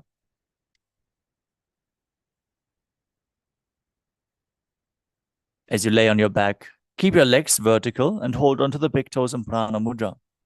Then open your legs wide to the side as you visualize Swamiji in your inner space and breathe in Ujjayi Pranayama, making an ocean-like sound. उत्तानपादं क्रौञ्चं च मरीचिं वीरभद्रकम्. Now join your feet together. Keep holding onto the big toes in Supta Parangushtasana, visualizing Swamiji in your inner space. उत्तानपादं क्रौञ्चं च मरीचिं वीरभद्रकम्. Next up is Matsyasana. From the same position, bring your legs into Padmasana. Then bring your body flat to the mat as you hold on to the opposite elbows over top of your head. Gaze to the nose. Visualize Matsya, the fish avatar of Vishnu, in Matsyasana. मुक्त पद्मासनं कृत्वा उत्तानशयनं चरेत्. Next up is Parasharamasana. From the same position, place the back side of the right hand onto the left palm, gaze at the nose, and visualize Lord Rama in your inner space. प्रथमकरे पद्मासन आचे सो सोवे भूपरिपाचे. The next asana is Sarvangasana. As you lay on your back, legs in Padmasana, lift your hips and legs up. Place your hands on your hips with the elbows on the ground, supporting your back. As you gaze to the nose and visualize Swamiji in your inner space, return to breathing in Mudra Kumbhaka. अथवा क्षेत्र संक्षेपात् सर्वांगासनम् उत्तमम्. Next up is Vrishchikasana. Now lay on your back and place one foot on top of the opposite thigh. Lift the opposite knee to the chest as you keep your arms extended up above your head with the hands hooked forward, visualizing yourself as a scorpion as you gaze to your third eye. प्रथमशयन सूदो शीशिकेशकी संधि सुदाके. Exchange the position of your feet, hands up above your head, hooked forward, repeating Vrishchikasana on the other side. प्रथमशयन सूदो शीशिकेशकी संधि सुदाके.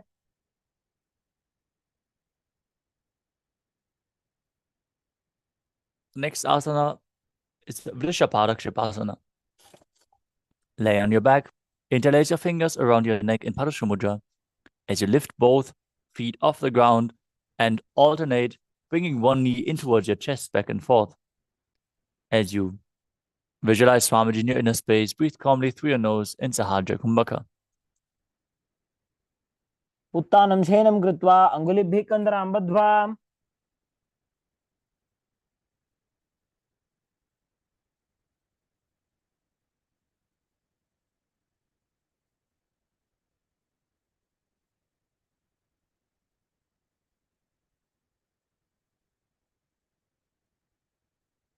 The next asana is Maruttanasana. As you lay on your back, lift your legs one by one, touching the knees to the ears.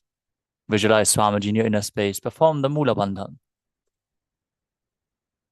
श्रोतानवत् संस्थिति कृत्वा जानुद्वयं पर्यायेन कर्णयोः संस्पृशेत्.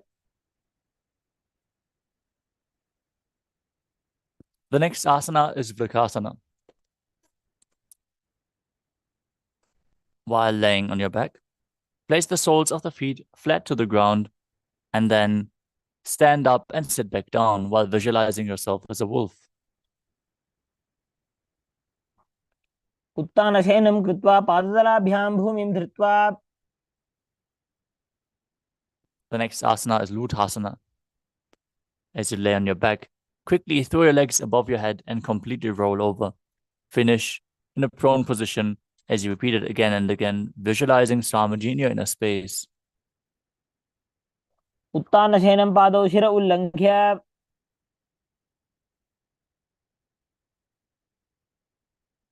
As you lay flat on your belly, keep your hands by the shoulders flat on the ground and contract your lips. Make the sound of a flute, whistling while inhaling.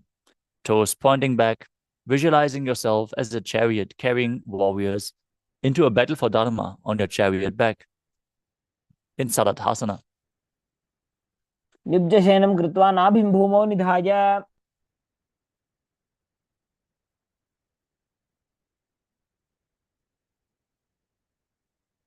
The next asana is Dehalyulanganasana.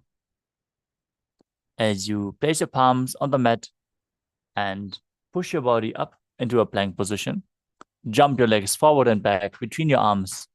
Feel yourself go beyond the body and mind. हस्तद्वयं बद्ध्वा तन्मध्ये चरणद्वयम् उड्डानैव बहिरानीय. The next asana is Jatyasana. From a standing position, bend forward, place your hands on the mat, and start walking around on the mat as you visualize yourself as a wise 60-year-old elephant. अथ जात्यासनं वक्ष्ये येन जातिस्मरो भवेत्. Next up is Lolitika Karana. Now stand with the knees bent, feet pointing outwards, bend your elbows, and move your hands in a circular motion around the body as you bend back and move your head in all directions.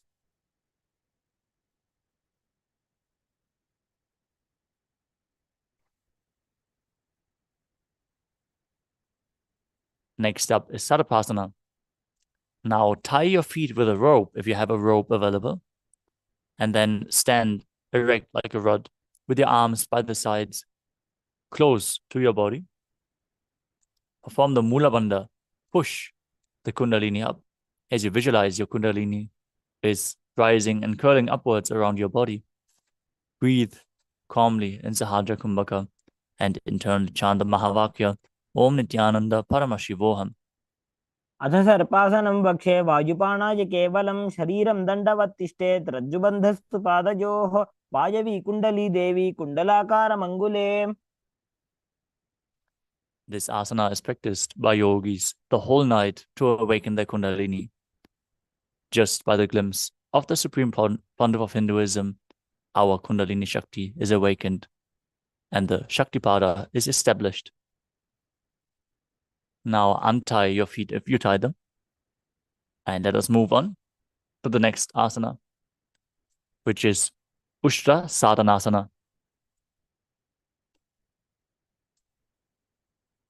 Now, while standing, place all fingers on the mat and stand on your hands. Hold the toes from the front and walk around on the mat while visualizing yourself as a camel. टिकनिष्ठिका प्रदेशेन भूमौ निधाय. Next up is Ashvasana. From the same position, hold the feet from the outside. Walk around while visualizing yourself as a horse. टिकनिष्ठिका प्रदेशेन भूमौ निधाय. The next asana is Kapota Nitakasana. Stand straight with the feet together, interlace your hands behind your back in Padusha Mudra, and pull your hands down. Open your chest wide as you visualize yourself as a soaring bird diving headfirst in rapid speed. Breathe calmly through your nose into Sahadra Kumbhaka. पादतले भूमौ निधाय पृष्ठभागेन हस्तौ जङ्घापर्यन्तं नीत्वा. Next up is the Tala Pushpotam Karana. Stand tall with the palms together in Namaskara Mudra and gently bend your knees. Keep the toes pointing outwards. Now bow down to one side as you raise the heel of that side and lower the shoulder. Visualize you're holding a bouquet of flowers and offering it to Paramashiva.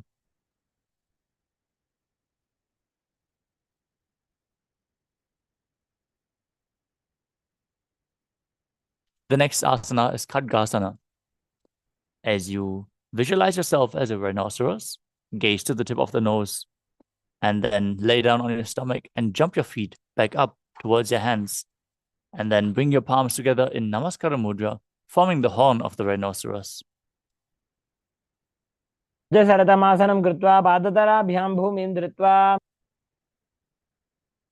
Next up is the Uttanottanam. You can hold weights to intensify the practice of this asana. As you sit down all the way or as low as you can to the ground, stand back up. Do this again and again. Gaze at the nose and visualize Swamiji in your inner space. पुनः पुनः उत्थातव्यमसितव्यमिति उत्थानोत्थानं भवति. The next asana is Musalasana. As you stand up straight with your arms above your head, jump repeatedly, visualizing yourself as a mace. सरलं स्थित्वा ऊर्ध्वं बाहु नयेत्.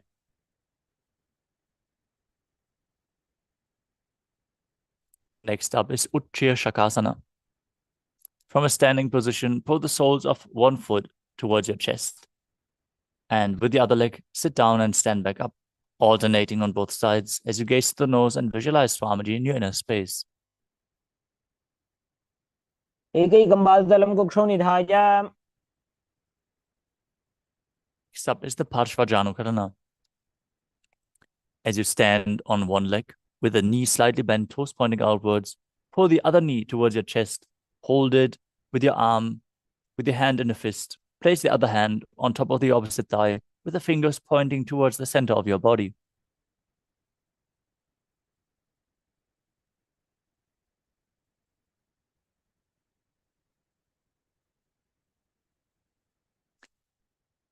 The next asana is Tandavasana.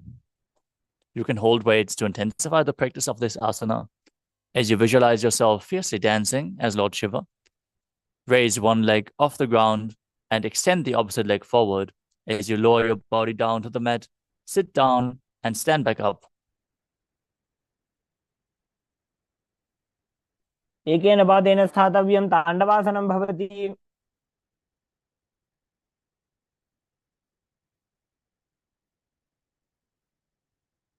The next asana is Brahmanasana.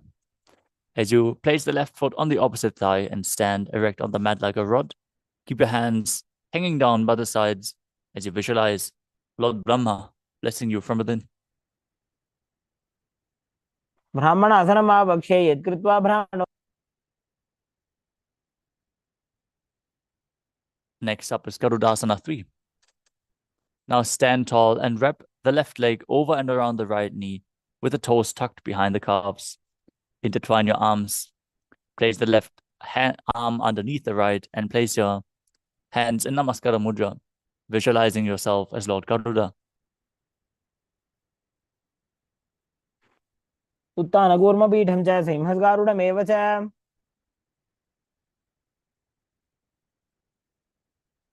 The next asana is Ekapadasana. As you stand straight on the right leg, place the left foot on the opposite thigh and keep your hands relaxed by the knees. Visualize Swamiji in your inner space. दक्षाङ्घ्रिं वामपादस्य जङ्घोपरि निधाय च.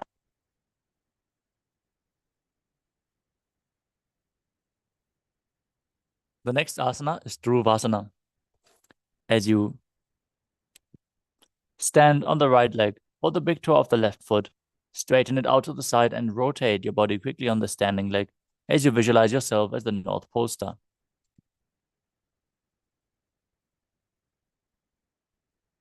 एकेन हस्तेन दण्डरूपस्य एकस्य पादस्य अग्रं धृत्वा.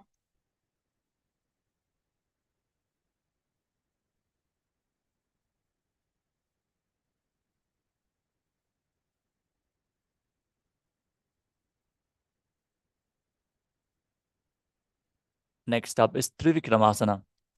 As you stand on the right leg, lift the left foot behind your neck and stand tall. If you can't bring the leg behind your neck, pull it up towards your chest or bring it over top of the shoulder. Try to alternate sitting and standing, performing the 3 steps of Lord Vishnu as you visualize Lord Vishnu blessing you from within. ग्रीवायां पादं संस्थाप्य स्थातव्यम् उत्थातव्यं त्रिविक्रमासनं भवति. Now repeat the Parshvajanukarana on the other side. Hold the opposite leg, pull it towards your chest.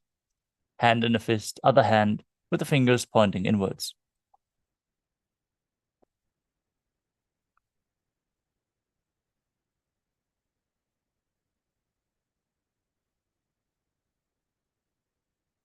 Now repeat Dandavasana on the other side. Visualize yourself fiercely dancing as Lord Shiva.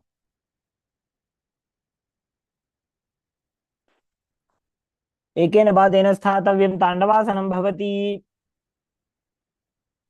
Now repeat Brahmanasana on the other side as you visualize yourself being blessed by Lord Brahma. ब्राह्मणासनम् आवक्ष्ये यत्कृत्वा ब्राह्मणो भवेत्. Now intertwine your arms and legs, standing on the other leg. As you repeat Garudasana 3 on the other side, visualizing yourself as Lord Garuda. उत्तानकूर्मपीठं च सिंहस्गारुडमेव च. Now repeat Ekapadasana on the other side with the other foot over top of the opposite hip. Hands relaxed by the side, visualizing Swamiji. दक्षाङ्घ्रिं वामपादस्य जङ्घोपरि निधाय च. Now repeat Dhruvasana on the other side, the pole star posture, rotating on the other leg, holding onto the big एकेन हस्तेन दण्डरूपस्य एकस्य पादस्य अग्रं धृत्वा Now repeat Trivikramasana on the other side. Bring the other leg behind your neck, pull it up, and sit down and stand back up, visualizing Lord Vishnu blessing you from within. ग्रीवायां पादं संस्थाप्य स्थातव्यम् उत्थातव्यं त्रिविक्रमासनं भवति. Next up is the Samanaka Karana. Now stand straight on the mat with the hands relaxed by the side, slightly extended away from the body.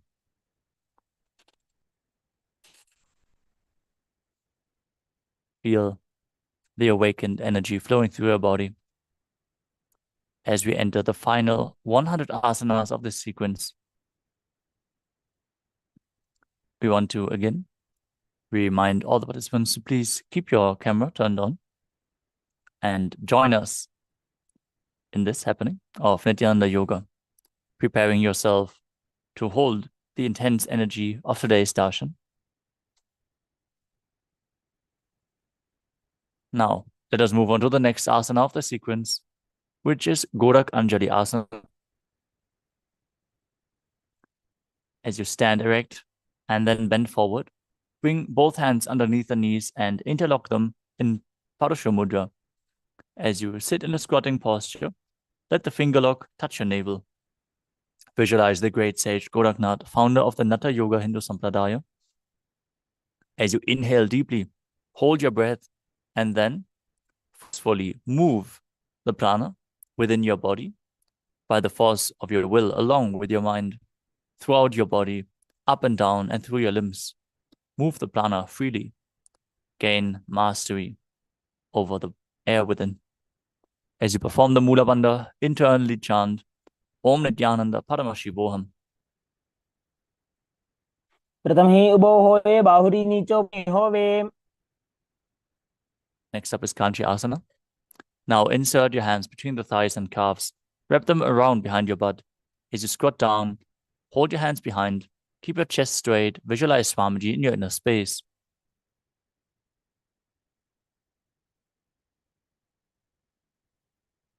पूर्वमध्यात् हस्तो निवेशयानितं धृत्वा. Next up is Bhairu Asana.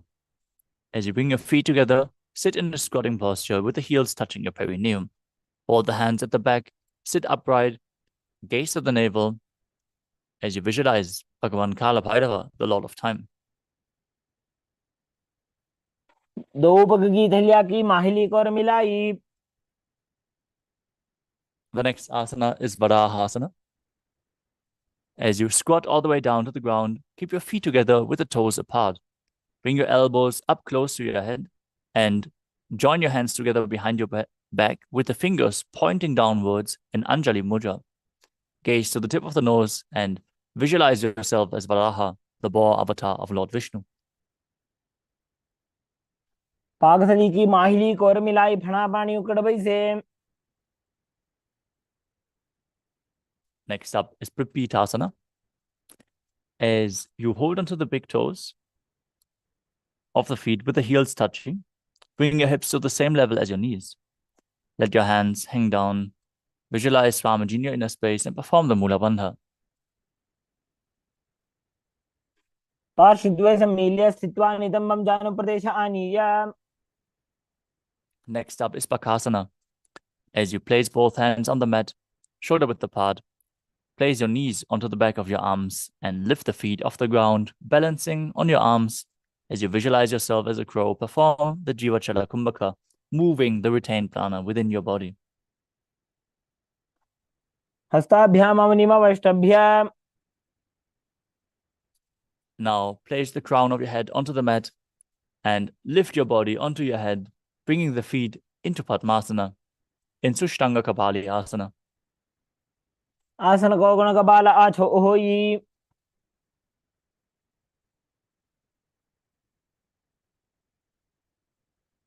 Now come to a kneeling position. Sit with the perineum in between the heels outside of the hips, with the tips of the toes touching behind your body. Place your hands on top of the thighs, gaze to your nose, as you are now sitting in the secret seat with Paramashiva and Guru in Guptasana. जानोर्वोरन्तरे पादौ कृत्वा पादौ च गोपयेत्. Next up is Vrikshasana 2. Now, we're going to enter another inverted posture. So go close to a wall or get a partner to assist you in this asana. As you place your hands on the ground with the fingers wide, lift your body up straight into a handstand. Everyone should practice this asana to purify the 7 chakras. Gaze forward. Visualize your retreat with deep roots into the ground. As you breathe calmly through the nose in Sahadra Kumbhaka, lead the prana along your spine. सप्तचक्रक्षालनाद्य वृक्षासनविशेषकान्. Next up is Shiva Asana, another handstand posture where you join your hands together closer and join the feet. Visualize Tejas energy is flowing to your third eye as you gaze to your third eye, rejuvenating your body and bringing divine radiance to you. द्वौ पगजोड़ी माही Gulf मिलाए. The next asana is Matsyasana 2. Now place your hands flat on the ground, shoulder width apart, and step your legs back into a plank position. Then lower your body down to the mat and push it back up again and again while visualizing yourself as a fish in Matsyasana 2. युग्जं शयनं कुरुपरो पार्श्वभागायामूर्धकृत्य. Now keep your body down flat on the mat. As you keep your hands on the hips, slightly lift up your upper body and move it from left to right. Visualize and move your body like a snake in Sadapasana 2. युग्जं शयनं कृत्वा हस्तौ नितम्बं संस्थाप्य.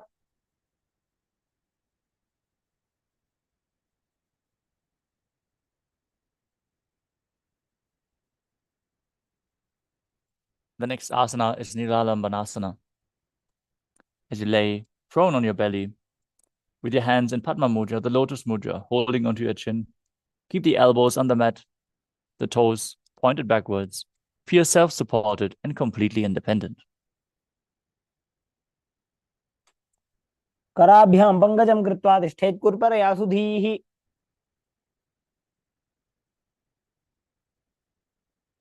Next up is Chakrasana. Now lie on your stomach. Place your hands flat on the mat in front. Straighten your arms. Push up your upper body and your knees to bring the feet towards your upper back. Lift up your head. Visualize yourself as an umbrella protecting your guru from the sun rays. अर्ध्यासनवस्थित्वा हस्ततलाभ्यां भूमिं वष्टभ्य. The next asana is Vajrasana. As you sit on the knees with the tops of the feet flat on the mat, sit down on the heels with your perineum as you bring the palms and your forehead onto the ground in front of you. Stretch your arms out, gaze to the nose, and visualize yourself as Vajra, the weapon of Indra, symbolizing your indestructibility. इदानीं गर्भिणीनां योगाभ्यासो यथा लघु. With your hands flat on the mat, push your hips up into Gajasana and then alternatingly strike the ground with your hands as you experience yourself as powerful as a ram. गजासनसंस्थितौ एकैकं बाहुं भूमौ ताडयेत्. Next up is Ajasana. From Gajasana, lift your legs into the air and slowly bring your forehead towards the ground as you visualize yourself as unborn, existing for all eternity. गजासनसंस्थितौ पादद्वयमन्तराळे कृत्य.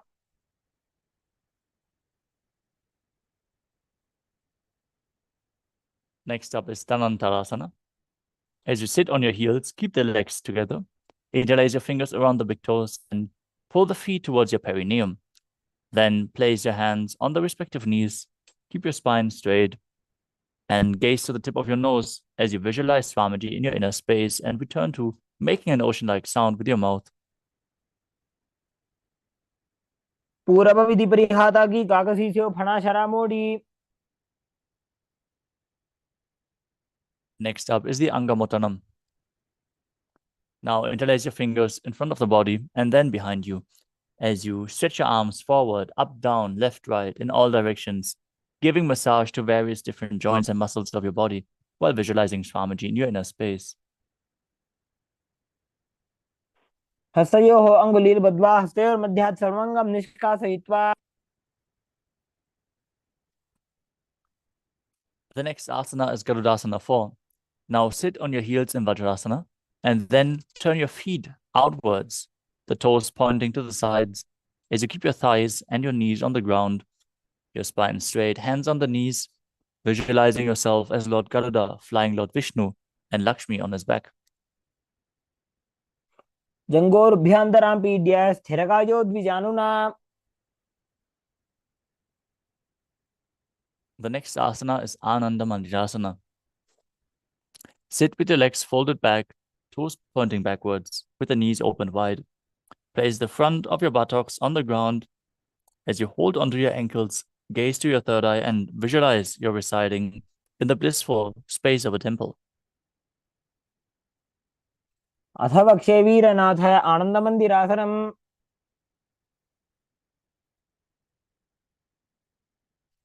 Next up is Mandukasana 2. As you sit with the knees wide, feet overlapping, sitting on top of the ankles. Keep your hands underneath the knees, gaze to the nose, and visualize yourself as a frog. Perform the Manduki Mudra with your tongue as you engage Uddiyana Bandha and Mula Bandha. पृष्ठं सम्पीड्य गुल्भाभ्यां जान्वङ्गे सबलयाकृतिः.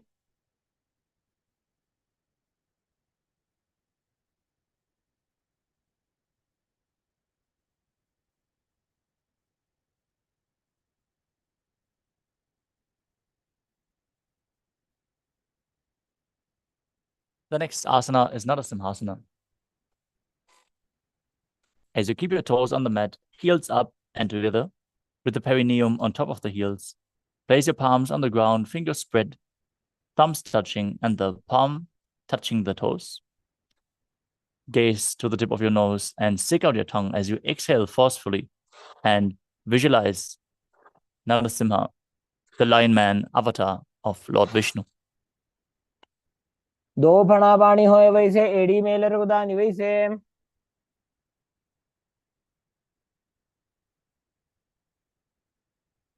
Next up is Vishrakasana.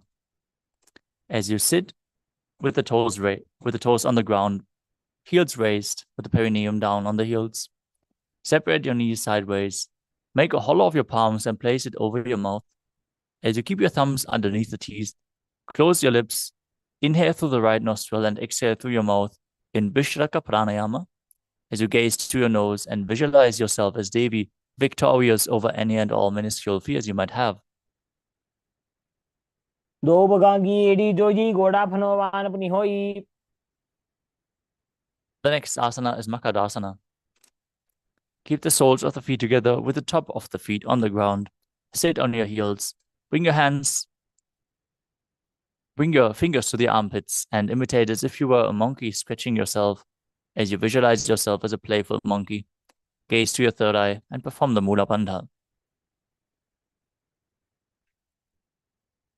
दो पगदली संपुट आने तिनकी पिष्टि भूमि परिठाने.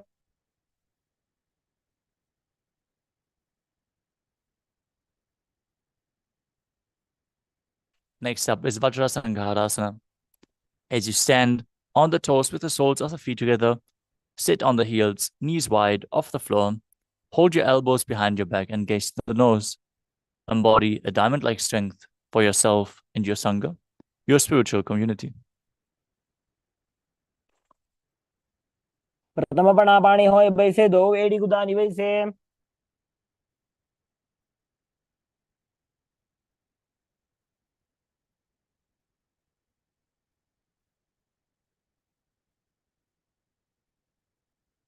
The next asana is Kanjanasana.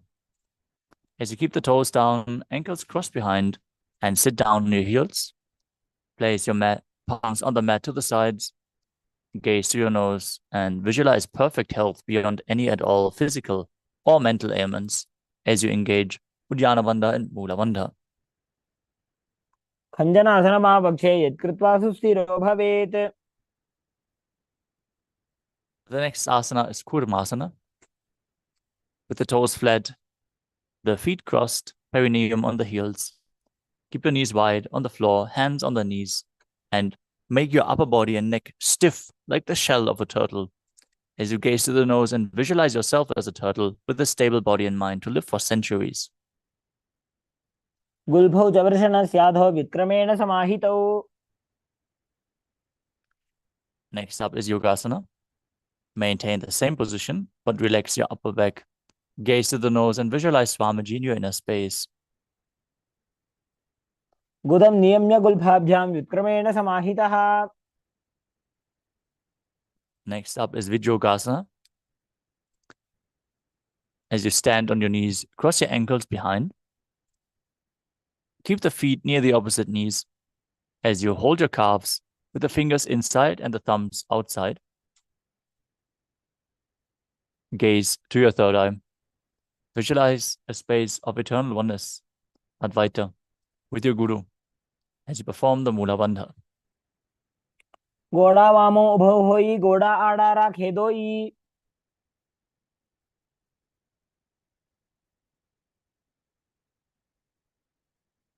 Next up is Ushtrasana 2. In a kneeling position, bend backwards, hold your ankles with your hands, and keep your arms straight.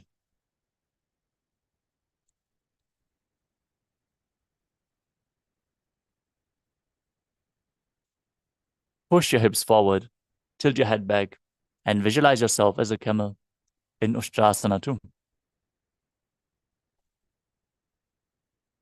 मेरुदण्डग्रन्थिदाढ्य संविवादयिषुः पुमान्.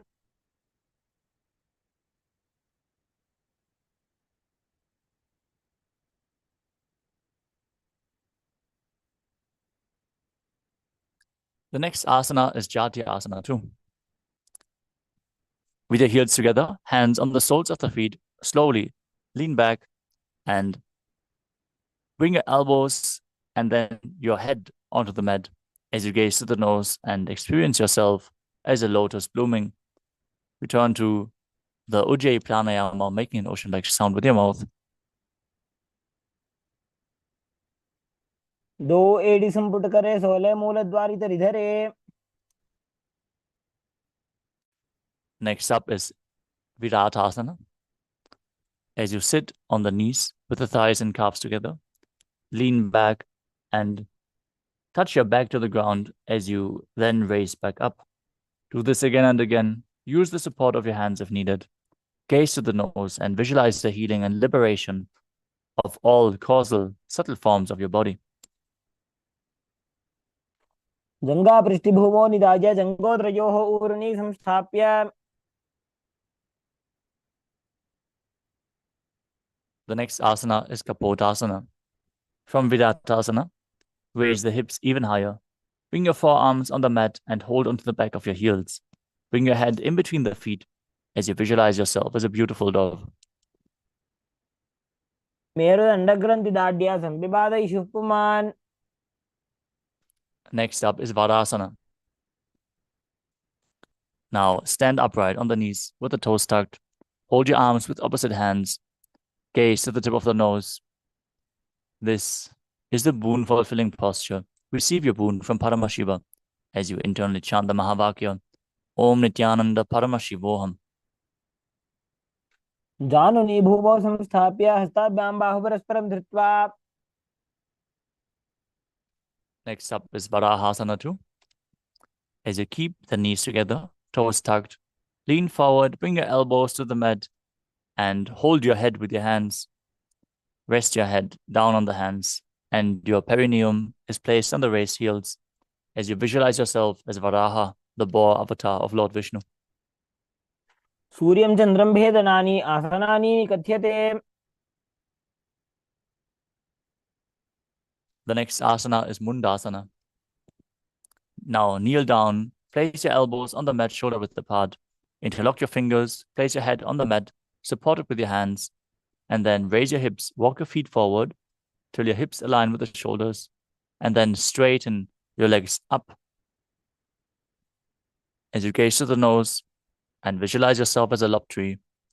Perform the Mula Bandha and breathe calmly through your nose in Sahadra Kumbhaka.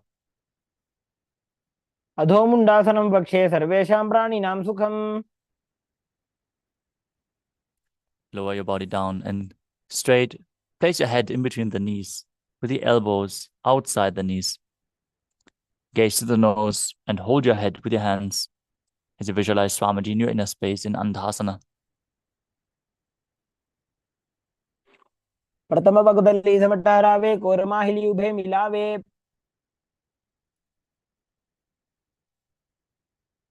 The next asana is Viparita Shalabhasana. Now lie on your belly and extend your arms and legs straight out.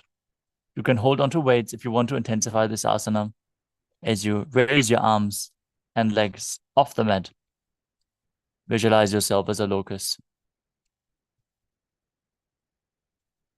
शलभासन भेदाश्च नटभेरुण्ड नामके.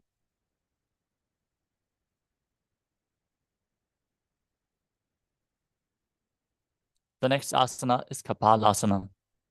Now lie on your belly with the arms at the side, palms facing down. Keep your forehead to the ground, chest on the mat. Lift your legs up while visualizing a skull representing the mind with purified thoughts and a strong will to attain enlightenment in Kapalasana. कपालं भूमौ निधाय ऊर्ध्वं पादौ नयेत्.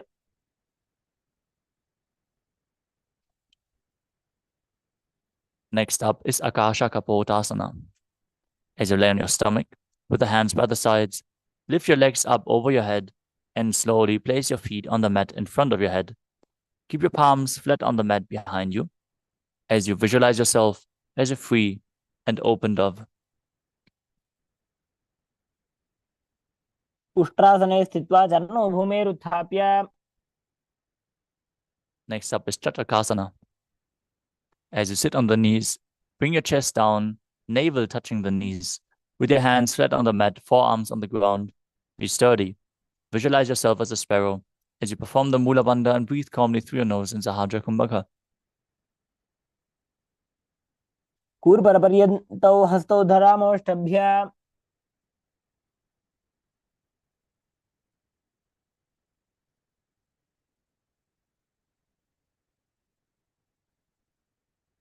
Next up is Vrishchikasana too.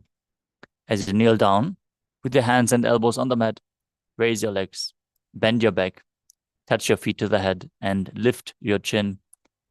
Visualize yourself as a scorpion as you perform the Mula Bandha. इच्छेव पुच्छप्रतिमां घृपार्श्वे धृत्वा स्वशीर्षे चिबुकं विधार्यकौ.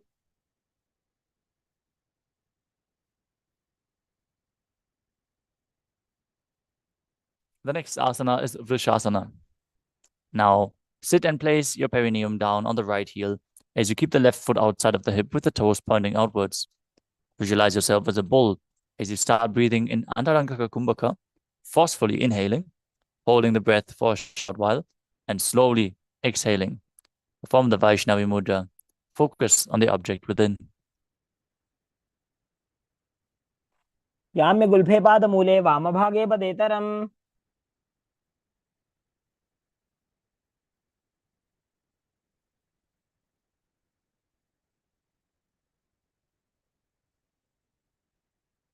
With your hands flat on the mat in front, lift your body off the mat, cross your feet behind, and balance above the mat in Lolasana.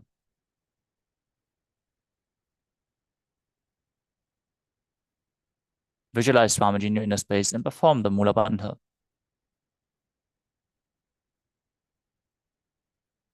लोलासनं सदा कुर्यात् वायुलोलापघातनात्.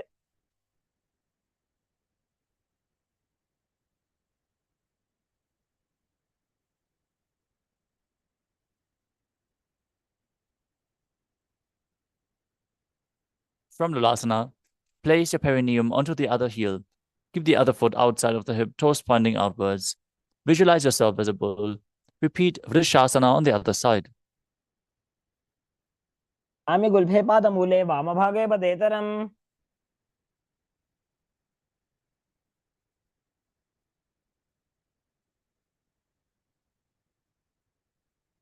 Next up is Balagunasana. As you place the left toes on the ground with the heel raised, sit down on the raised heel. Bring the other foot flat on the ground, the knee to the chest, hands on the respective knees, visualizing Balagunahai, one of the 84 siddhas in your inner space. आसन को गुण जल विकार जाई. Next up is Grahasana. Now squat with your feet flat on the mat. Bring your elbows under the thighs and wrap your hands around the shins, holding onto the ankles from the outside as you visualize yourself as the entire planet.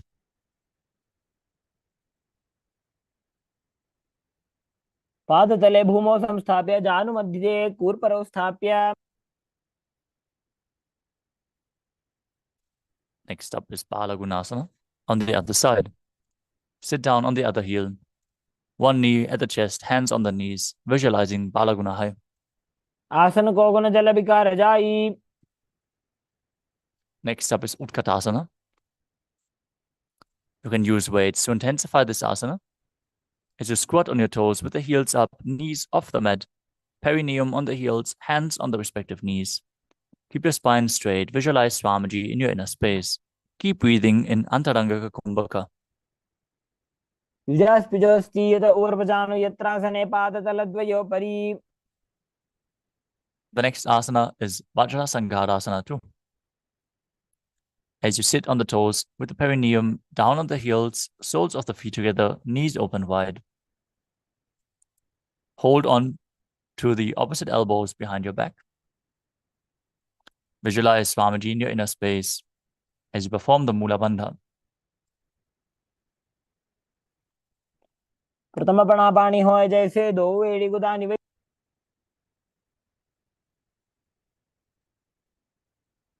The next asana is Anilasana.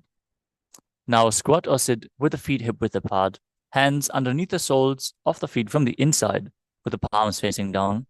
Keep your arms straight, elbows at the navel, gaze to your nose, as you visualize you're able to consume and live off air alone.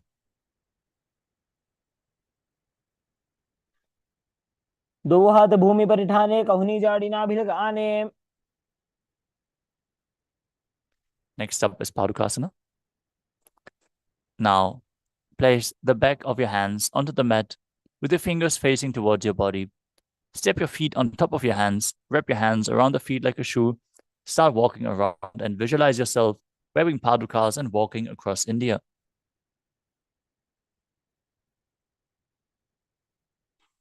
हस्ततलयोः पादतले कृत्वा तिष्ठेत गच्छेत् पादुकासनं भवति.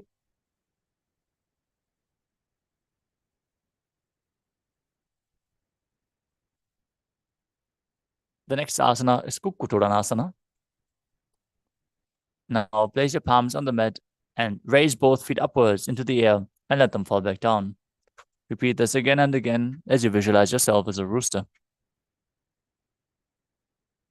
हस्ततले भूमौ कृत्वा पादतले च ऊर्ध्वमुड्डानं कृत्वा.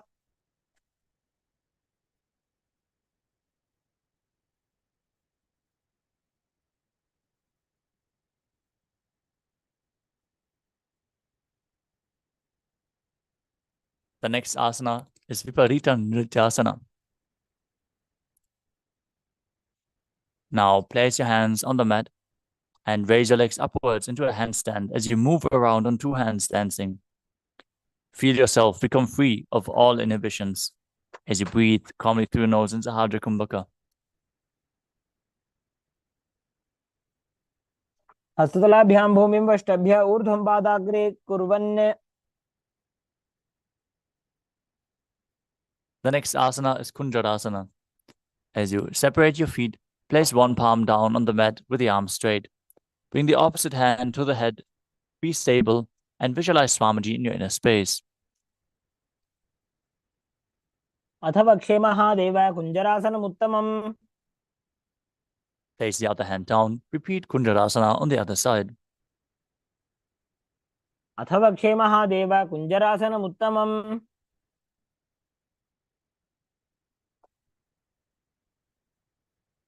The next asana is Kadambasana. As you sit on the ground with your feet flat, heels close to the body, hold onto the respective ankles and lift your feet off the ground. Visualize yourself as a kadamba tree, a pious tree that promotes a long life.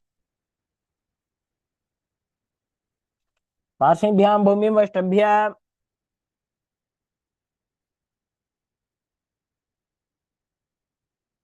Next up is Bhavana Muktasana. As you sit with the heels at the perineum, hold your knees with opposite hands and pull it to your chest. As you visualize any excess vata being released from or balanced within your system, as you perform the Mula Bandha. द्वयोस्तु पादयोः पाणिं लात्वा स्वस्वनितम्बके. The next asana is Chakorasana. As you sit and lift one leg behind your head, you can place it over top of your shoulder if you can bring it behind your head.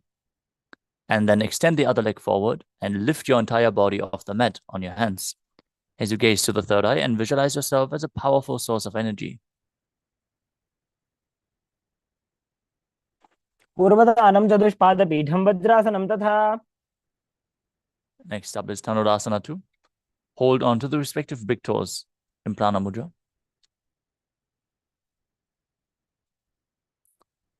As you visualize yourself as a bow, pull one foot towards your ear as if you're pulling a bowstring back.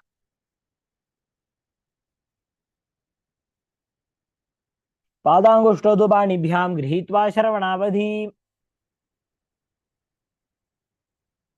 Next up is Ashtavakrasana. Now lift the left leg over top of the left shoulder and bring the right foot across of the left foot, extending both legs out to the side as you balance on your arms, visualizing yourself as a flying crane.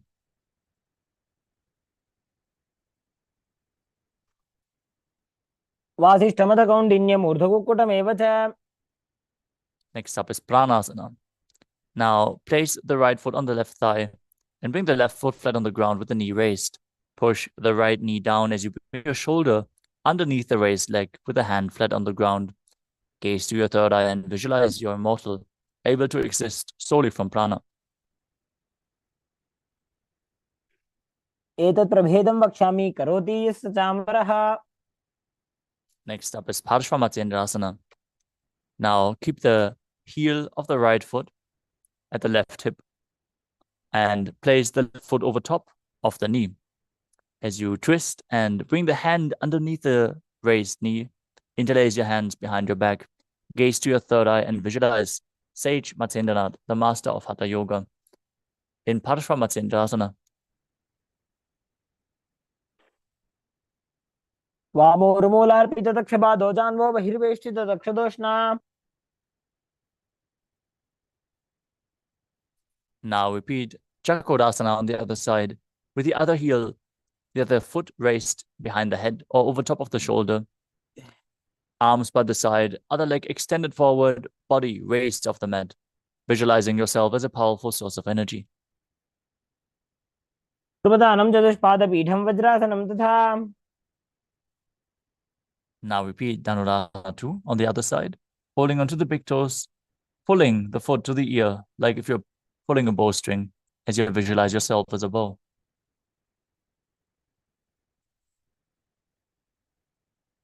पादाङ्गुष्ठौ तु पाणिभ्यां गृहीत्वा श्रवणावधि. Now repeat Ashtavakrasana on the other side. As you bring the other foot over top of the shoulder, hook the opposite leg over top, extend the legs to the side, and fly as a crane. वासिष्ठमथ कौण्डिन्यमूर्धकुक्कुटमेव च. Now repeat Pranasana on the other side. Bring the other foot over top of the opposite thigh. Push the knee down. Bring the shoulder underneath the raised knee and visualize you're immortal and able to exist solely from prana. एतत् प्रभेदं वक्ष्यामि करोति यस्य चामरः. Now repeat Parshvamatsyendrasana on the other side as you twist your body with the hands interlocked behind your back, hand underneath the raised leg. ऊर्मूलार्पितदक्षपादो जान्वो बहिर्वेष्टितदक्षदोष्णा. Next up is Ardha Paschimottanasana. Keep one leg straight and press the perineum with your opposite heel. Lean your chest forward and down. Hold onto the front foot with both hands As you visualize Swamiji perform the Jivachala Kumbhaka, inhaling deeply and moving the prana freely around within your body, up and down and through your limbs in Jivachala Kumbhaka. एकं पादं प्रसार्य एकं पादस्य पार्श्वना Seoni सम्पीड्य Next up is Kalanchasana. Now place your left ankle outside the hip, hold the sole of the right foot and lift the foot in front of your face. Keep the legs straight, visualize yourself as a crane. उत्तानपादं क्रौञ्चं च मरीचिं वीरभद्रकम्. Now repeat Ardha Paschimottanasana on the other side, opposite leg extended. Heel at the groin, hold the feet, perform Jivachala Kumbhaka. एकं पादं प्रसार्य एकं पादस्य पार्श्वना Seoni सम्पीड्य. Now repeat Kalanchasana on the other side. In the other foot outside the hip, opposite leg extended up, holding onto the feet, visualizing yourself as a crane. वासिष्ठमथ कौण्डिन्यम् ऊर्ध्वकुक्कुटमेव च. Next up is Swastikasana. Now sit with the soles in between the thighs and calves. Keep your spine straight and have your palms resting on the knees. Gaze to the nose and visualize a swastika in your inner space. जानोर्वोरन्तरे सम्यक् कृत्वा पादतले उभे. Next up is Godakshasana. From the same position, cover your heels with your hands as you gaze to the nose and visualize Sage Godaknath, the founder of the Natha Yoga Hindu Sampradaya, as you perform Jalandhara Bandha and Mula Bandha. जानोर्वोरन्तरे पादौ उत्तानौ व्यक्तसंस्थितौ. Next up is Bhagasana 2. As you bring the left heel to the perineum and the right foot on top of the left thigh, visualize Swamiji and meditate on Arihanta, the enlightened one, as you lock all your five senses with your hands, the mouth with ring and little finger, the nose with the middle finger, the eyes with your index fingers, and the ears with your thumb. Gaze upwards to your third eye. वामपार्श्वमुदं संस्थाप्य. Next up is Yogasana 2. Now place your feet on top of the opposite knees and place your hands on the ground beside you with the palms facing up. Keep your spine straight, gaze at the nose, visualize Swamiji in your inner space as you perform Kakachantra Kumbhaka. Roll up your tongue and keep your mouth in the shape of the beak of a crow as you inhale through the rolled up tongue and exhale through your nose. उत्तानौ चरणौ कृत्वा संस्थाप्योपरि जानुनोः. Next up is Urdhva Kukutasana. Now rotate your hands outside of your body and push your palms to the ground, lifting your body up as you visualize yourself as a rooster, still breathing in Kakachantra Kumbhaka. वासिष्ठमथ कौण्डिन्यम् ऊर्ध्वकुक्कुटमेव च. Next up is Siddha Haratali Asana. From Padmasana, insert both hands through the knees and place them on the mat. Stay seated on the mat, don't lift your body up. Gaze to the nose, visualize Swamiji in your inner space. प्रथम पद्मासन को करे हस्तुदो वो गोड़ासन दिदरे.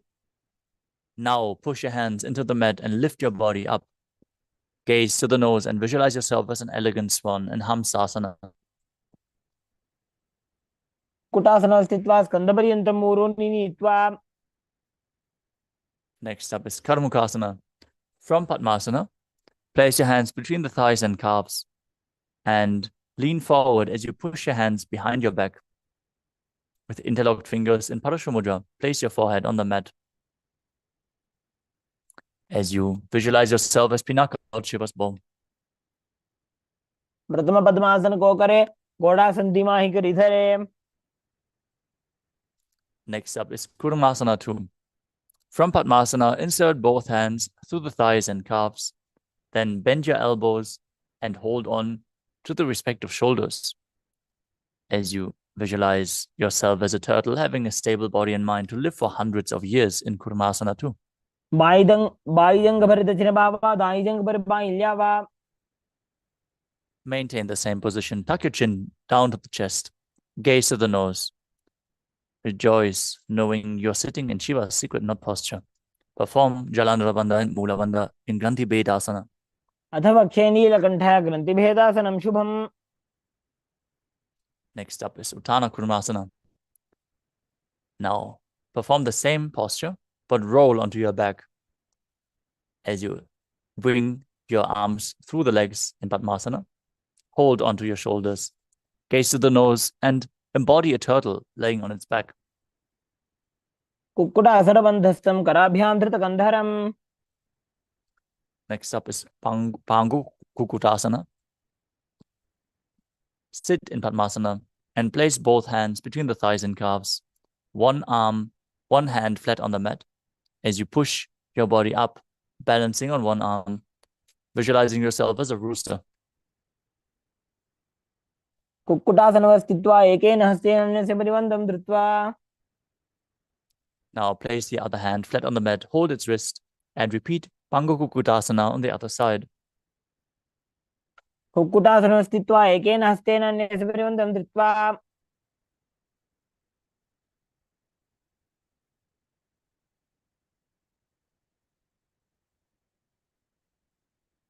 Next asana is Gridasana. From Padmasana, place your elbows on the toes and interlace your fingers in Parashamudra. Press your chin on the knuckles, press your thumbs to the throat, and visualize you have gone beyond all greed and covetous.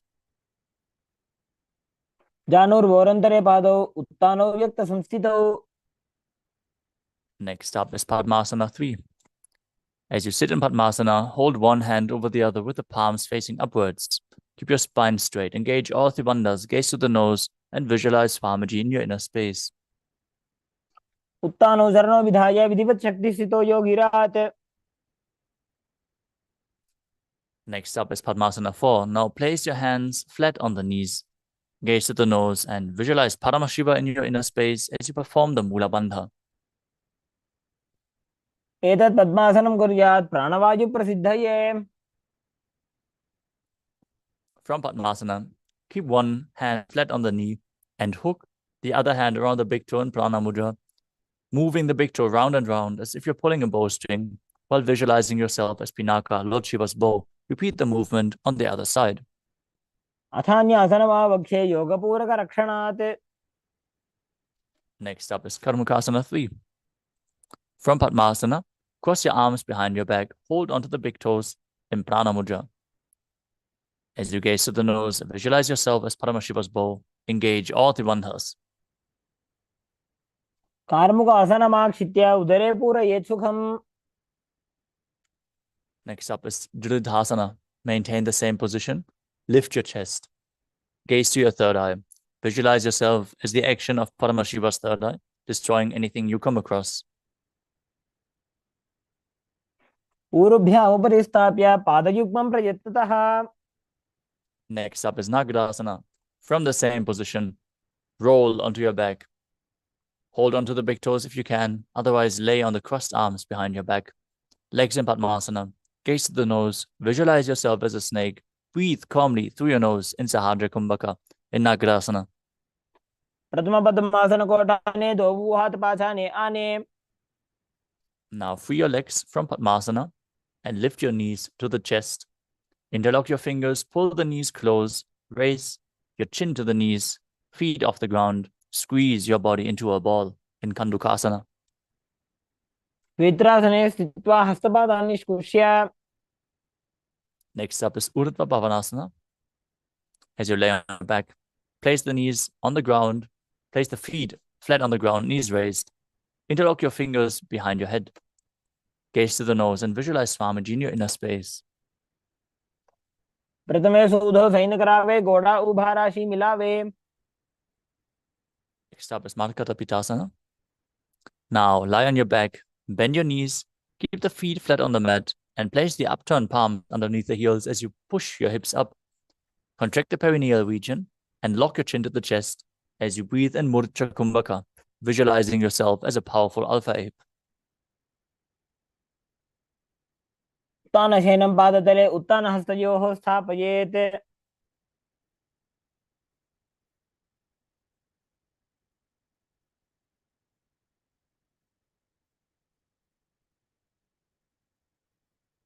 Next up is Uttana Shikhi Pitakasana.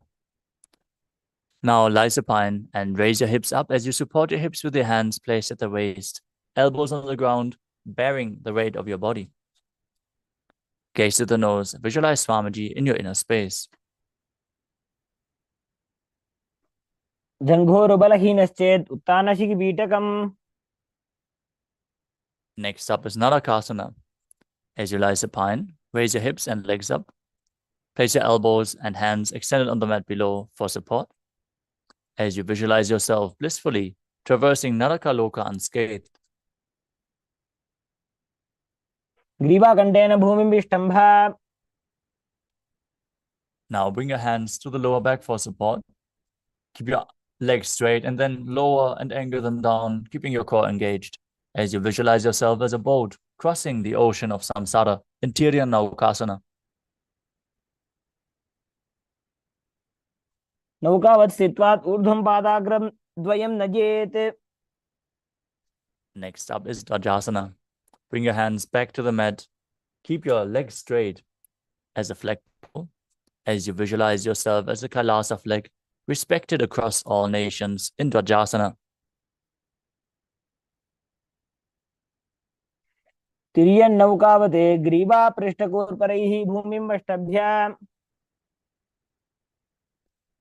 Now lay your body down flat to the mat in Mritasana. Hands by the sides, palms facing up. Pull the Kundalini Shakti up along your spine from Muladhara to Sahasrara Chakra. Visualize your body is dead, and Swamiji, the Supreme Pontiff of Hinduism, is liberating you. As you chant the Mahavakya, Om Nithyananda Paramashivoham internally.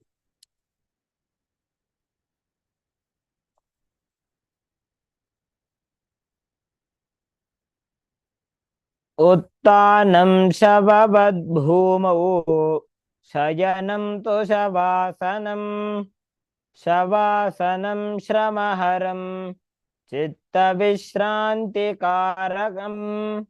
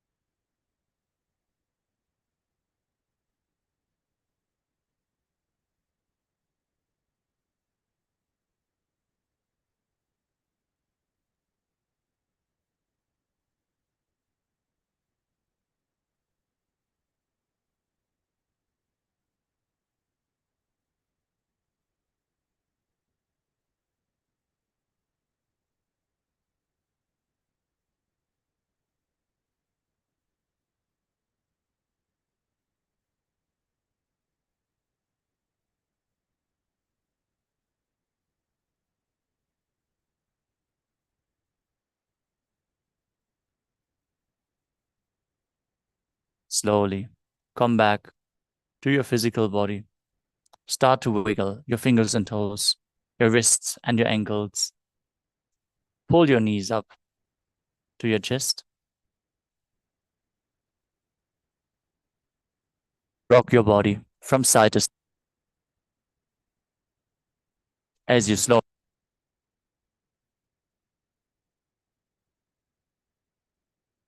slowly return to a comfortable seated position.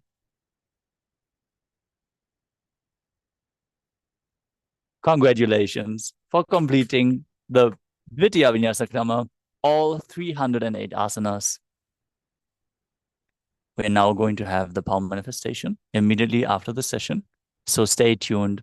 Manifest the Shaktis of Paramashiva and bold the intense energy into your system.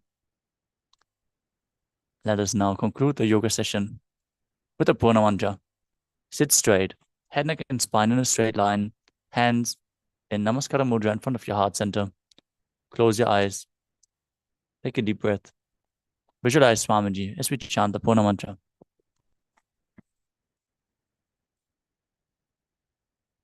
Om Purnamadah Purnamidam Purnat Purnamudachyate Purnasya Purnamadaya Purnamevavashishyate. Om Shanti Shanti Shanti. Harihi Om Tat Sat. Sarvam Bhagavat Sri Nithyananda Paramashiva Padukarpanamastu. Om Nithyanandam.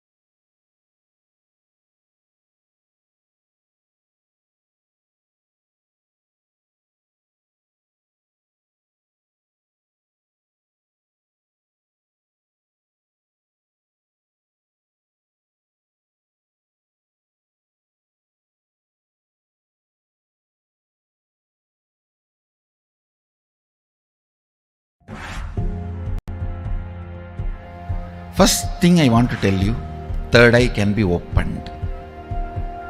Second thing I want to tell you, for the sake of God, please open it. Third thing I want to tell you, do not believe the fellows who say it cannot be opened or it should not be opened. Third eye has a capacity to make anything you want as reality. Taste the first breakthrough, conscious breakthrough guaranteed. It is all about opening your third eye, giving you first conscious breakthrough. Any human being can go through these initiations and have this superconscious breakthrough, manifest these possibilities and powers. It is possible for all of you. If these words reach your ears, I am talking to you and it is for you. I welcome, O humanity, come It is time you experience superconscious breakthrough.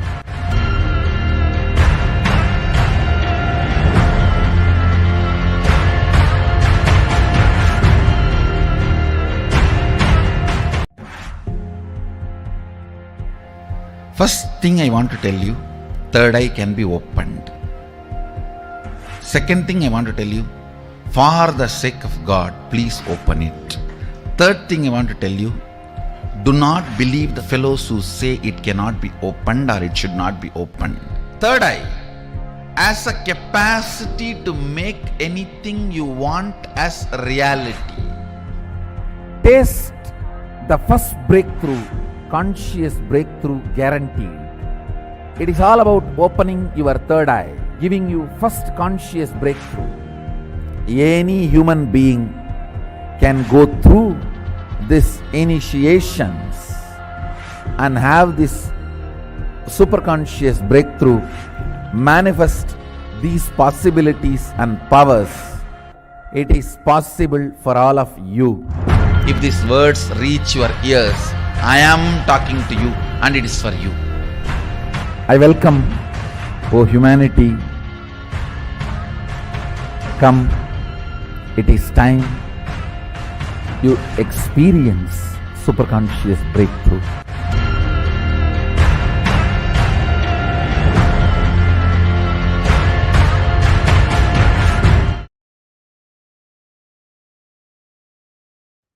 Nithyanandam Paramasukadam Kevalam Jnanamurtim Dvandvatitam Gahana Sadrusham Tattvamasya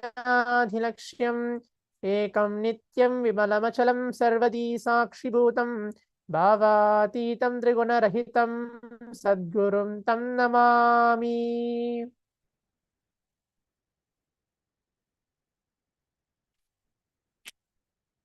Nithyanandam, I welcome all the Paramashivoham participants here who are being seated with us across many different Zooms and watching us live through different social media platforms for this exciting 21 minutes of power manifestation, manifesting the powers of Paramashiva, directly blessed, initiated by the Supreme Pontiff of Hinduism, Swamiji himself.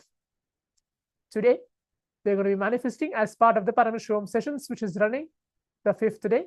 We are going to be manifesting the power of third eye, reading and seeing with our eyes completely blindfolded.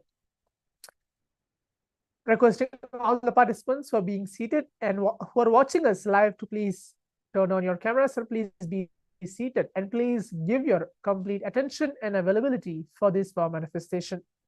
We're going to be entering with the power manifestation very soon. Please get back and please be seated and please turn on your cameras so that we can enter to the power manifestation.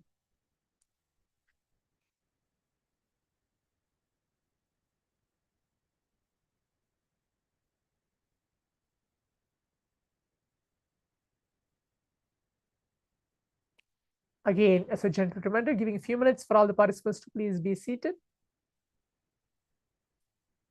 Right after the Nithyananda Yoga, the performance of the Sakrama, the 308 asanas, for the complete 3 hours that we have been manifesting and rejuvenating ourselves. Please be seated.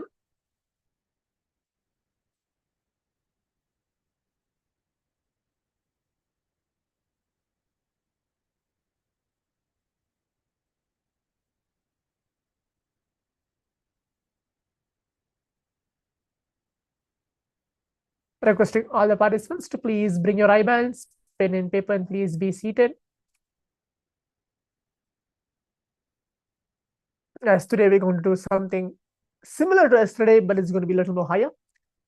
In every single power manifestation across the day, which we're going to have, we'll be taking the level higher and higher for all of you to manifest this power of third eye, reading and seeing with eyes completely blindfolded. For those of you who are new for this program and coming newly attending today, it's a day 5 of Paramashivoham.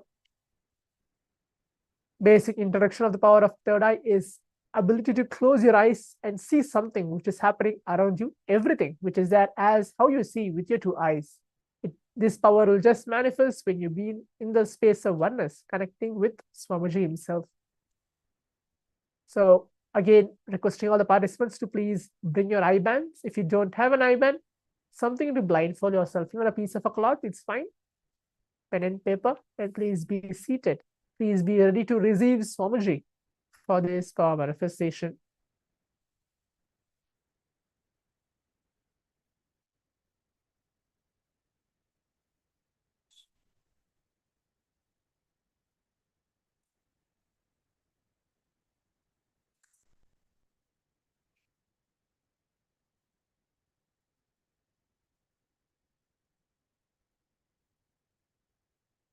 As every day, every sessions, from the sessions of the satsangs which Swamiji gives, the power manifestations, the initiations, the rituals, every single sessions which is happening here in this Paramashivam is directly authenticated, validated, and has been proven with the Shastra Pramana, the scriptural reference that it is real and it has a benefit to all our participants who are being seated here.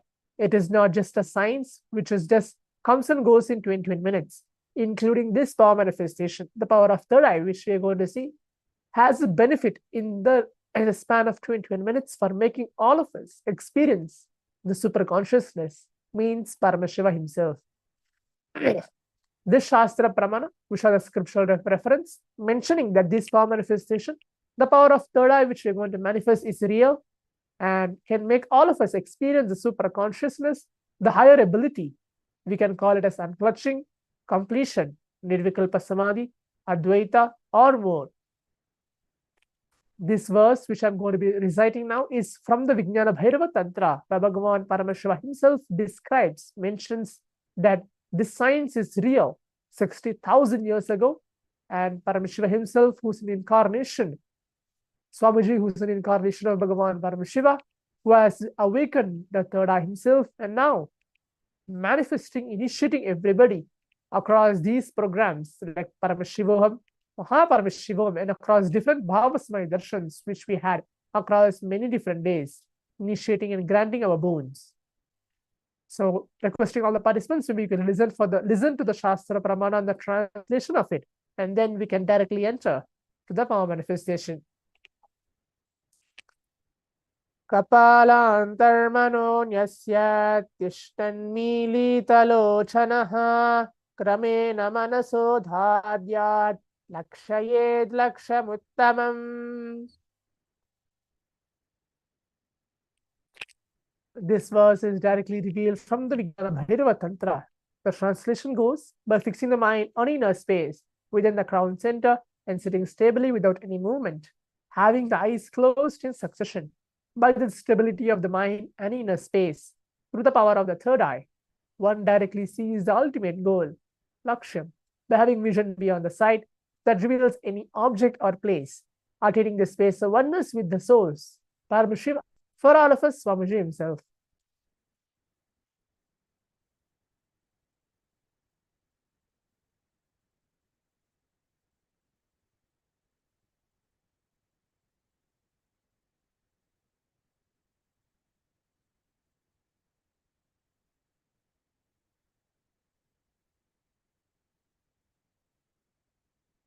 Now, requesting the participants, we're entering to the round one of the power manifestation.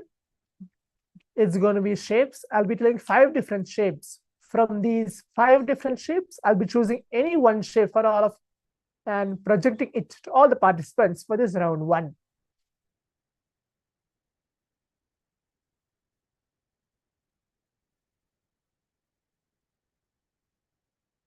These 5 shapes are heart, square, rectangle, oval, and an arrow. These 5 shapes are there.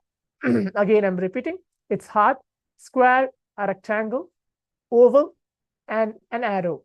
These 5 shapes I'll be choosing from any of one of these 5 shapes and presenting it to all of you once the round one of the power manifestation has begun. I hope all the participants and all the viewers watching us is clear for this round one of the power manifestation. I'll be choosing any one of these 5 shapes and presenting it to all of you for this round one.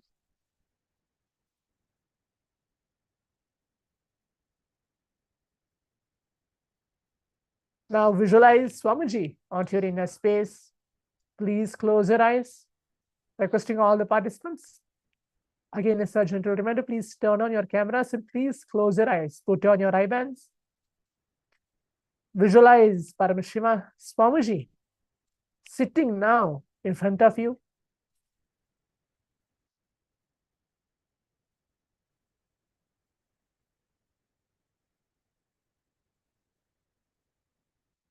Close your eyes. Put your eye bands on.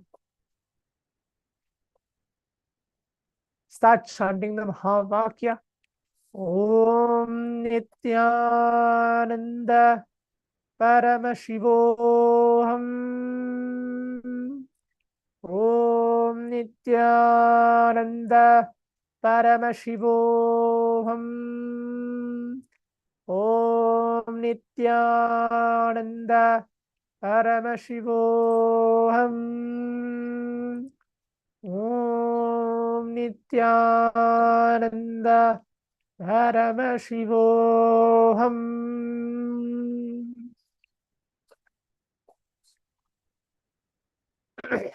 Keep your eyes closed. Requesting all the participants to please keep your eyes closed.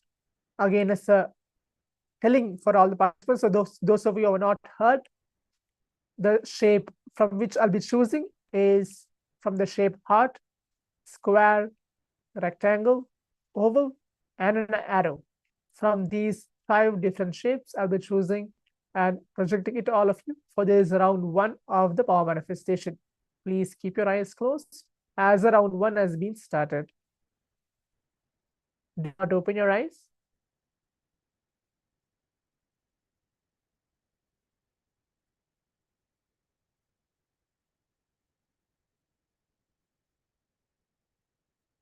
Keep chanting the Mahavakya.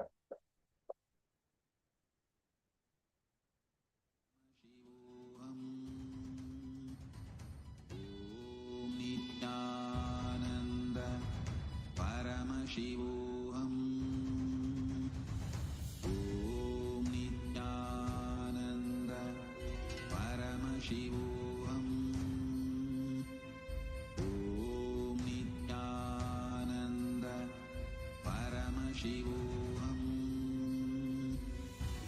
Om Nithyananda Paramashivoham. Om Nithyananda Paramashivoham. Om Nithyananda Paramashivoham. Om Nithyananda Paramashivoham. Om Nithyananda Paramashivoham. Om Nithyananda Paramashivoham. Om Nithyananda Paramashivoham. We have a few more seconds left. Please close your eyes. Do not open your eyes. Paramashivoham. Om Nithyananda Paramashivoham. Om Nithyananda Paramashivoham. Om Nithyananda Paramashivoham. Om Nithyananda Paramashivoham. Om Nithyananda Paramashivoham. Om Nithyananda Paramashivoham. Om Nithyananda Paramashivoham. Om Nithyananda Paramashivoham. Om Nithyananda Paramashivoham. Yes, now requesting all the participants. We can relax and round 1 has been done. You can take off your eye bands, open your eyes. Please open your eyes. You can take off your eye bands. Yes. Now, let's go ahead to the next step of typing down your answers on the Zoom chat, telling what is the answer or what was the relation revealed to all the participants out here. You can type out on the Zoom chat telling what was the shape was revealed to all of you. So we can actually go ahead and verify to see how the manifestation and what the third eye has been revealed for each of the participants who are being seated here. So please type out your answers.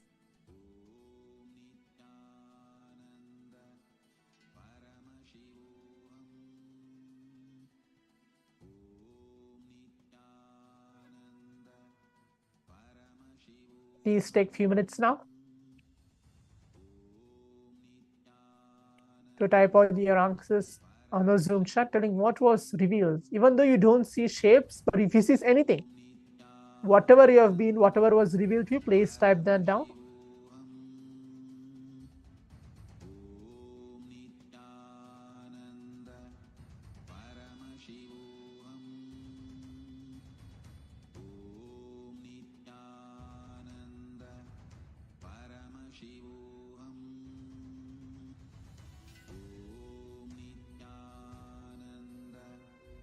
Sadyojata Shiva oval, okay. Chenli arrow, okay. Mehul Patel arrow, okay. Some god with arrow you mentioned, okay. Daniel square, okay. Shivatalam triangle. Royal India triangle and Pawan K oval, okay. So these are the participants who have put for the message, whatever has been revelation, okay.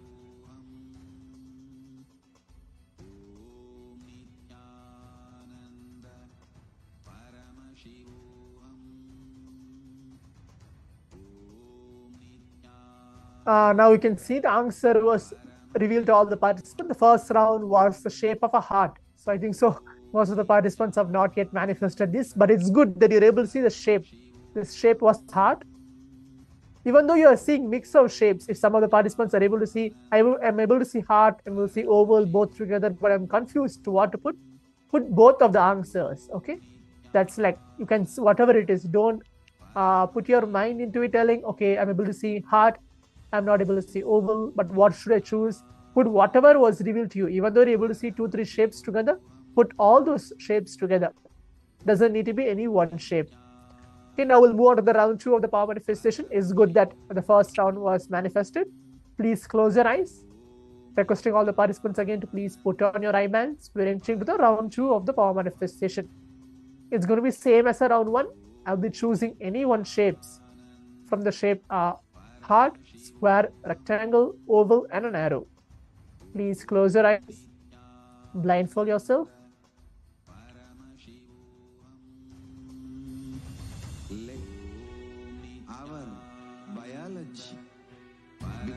Please close your eyes. Start chanting the Mahavakya. Om Nithyananda Paramashivoham.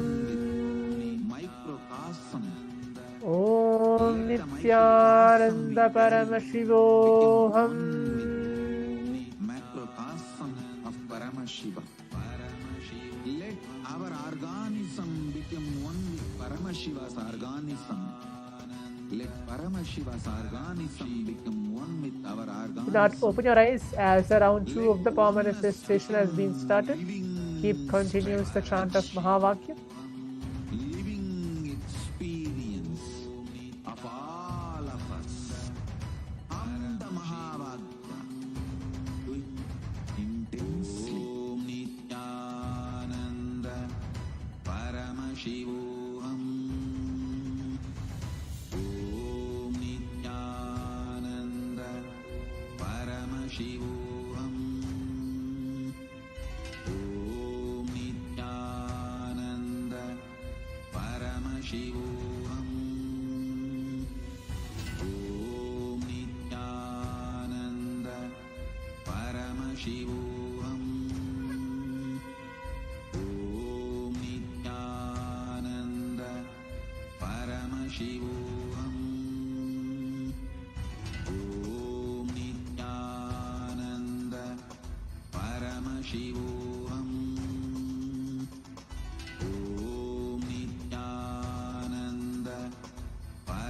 Paramashivoham. Om Nithyananda Paramashivoham. Om Nithyananda Paramashivoham. Om Nithyananda Paramashivoham. Om Nithyananda Paramashivoham. We have a few more seconds left. Please close your eyes. Do not open your eyes. Just see whatever is being revealed to you. Just keep seeing. Om Nithyananda Paramashivoham.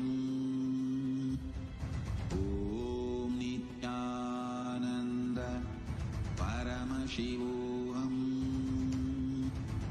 Om Nithyananda Paramashivoham. Om Nithyananda Paramashivoham. Om Nithyananda Paramashivoham. Now, requesting all the participants, you can relax and you can take off your eye bands, open your eyes. Requesting all the participants to please open your eyes as a round 2 of the power manifestation is done. Now, let's take a few minutes. We're moving on to the next step again, as you can type out your answers, telling what was revealed to you for this round 2 of the power manifestation. Please type out your answers in the Zoom chat. Yes. Daniel Batir, square. Good. Sadyojata Shiva, rectangle.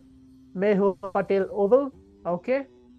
Please leave your message on the Zoom chat telling what was revealed to you through your third eye.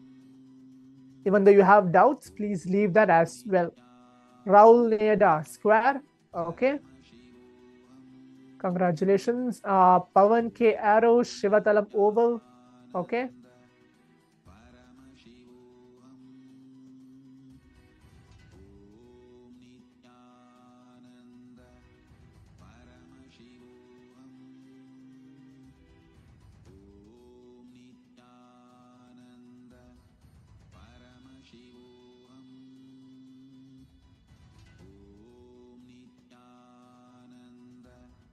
Okay, I can see the participant named as Antariksh Anand. I saw square box. Okay, hope you're being seated properly for this manifestation, as we are actually receiving Paramashiva.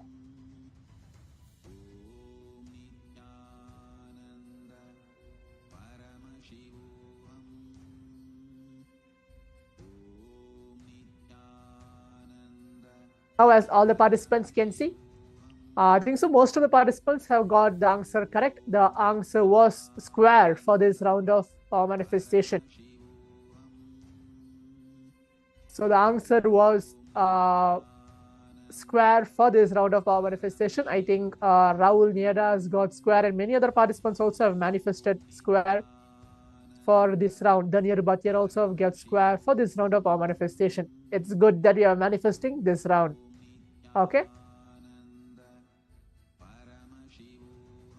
We'll move on to the next step of the power manifestation, is going ahead onto our social media, posting our experience, either with the pictures, videos, or any breakthroughs which we had in any round of the power manifestation today. Hope all the participants have enjoyed and got an experience of this power manifestation, manifesting the power of third eye. We're going to move on to the next session very short. Before we move on to the next session, while we are posting our experience, remember to post with the hashtags given there, with the hashtag Kailasa, hashtag Nithyananda, hashtag Power Manifestation, and the final hashtag is Paramashivoham. We'll be having throughout the day many different power manifestations, experiences, not only the power of third eye, but many different powers, reaching us, experiencing, taking us to the super conscious breakthrough. So now, with this, we're coming to the conclusion of manifesting the powers, power manifestation of intense 20 minutes session.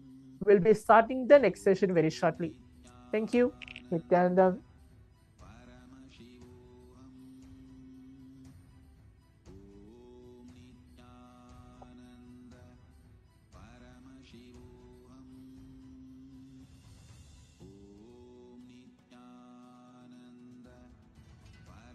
Om Nithyananda Paramashivoham.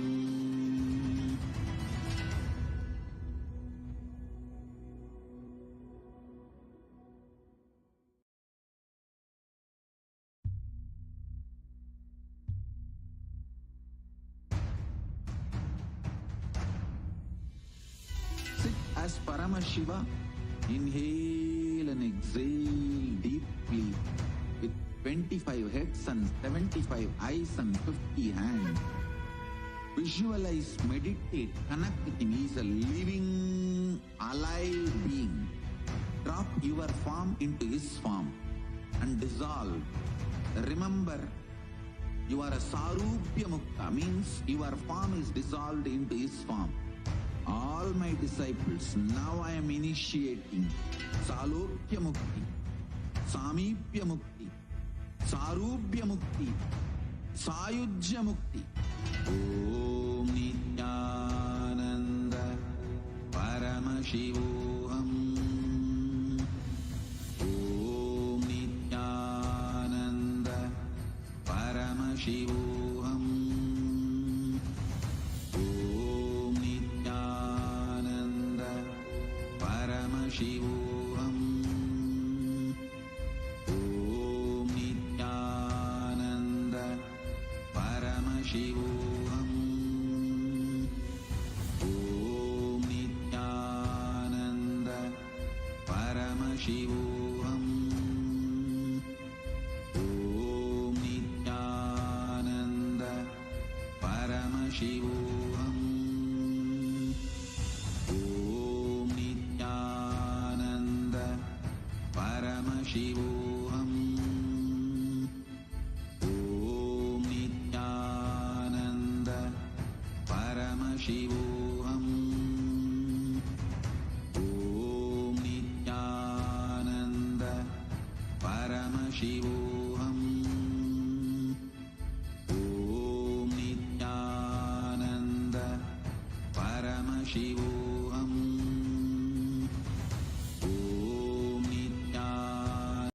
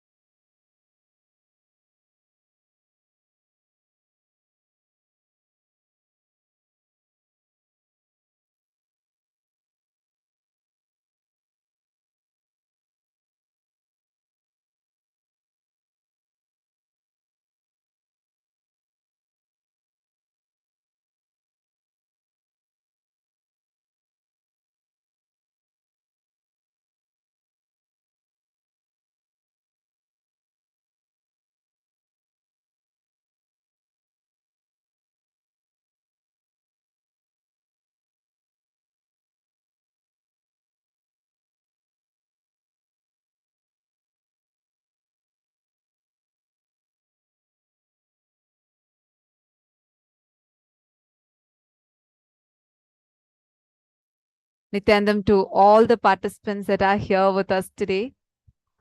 Welcome. Today is a very, very, very special day in Paramashivoham Level 3 program. All of us are going to be working on our relationships. We are going to be working with the relationships dimension and also receiving a very unique boon from Swamiji. First, may I request all the participants to quickly settle down. Please settle down. I see some movements. I request all of you, please sit in front of the camera. Today we have a very special initiation, an initiation through which all of us can experience deep completion and fulfillment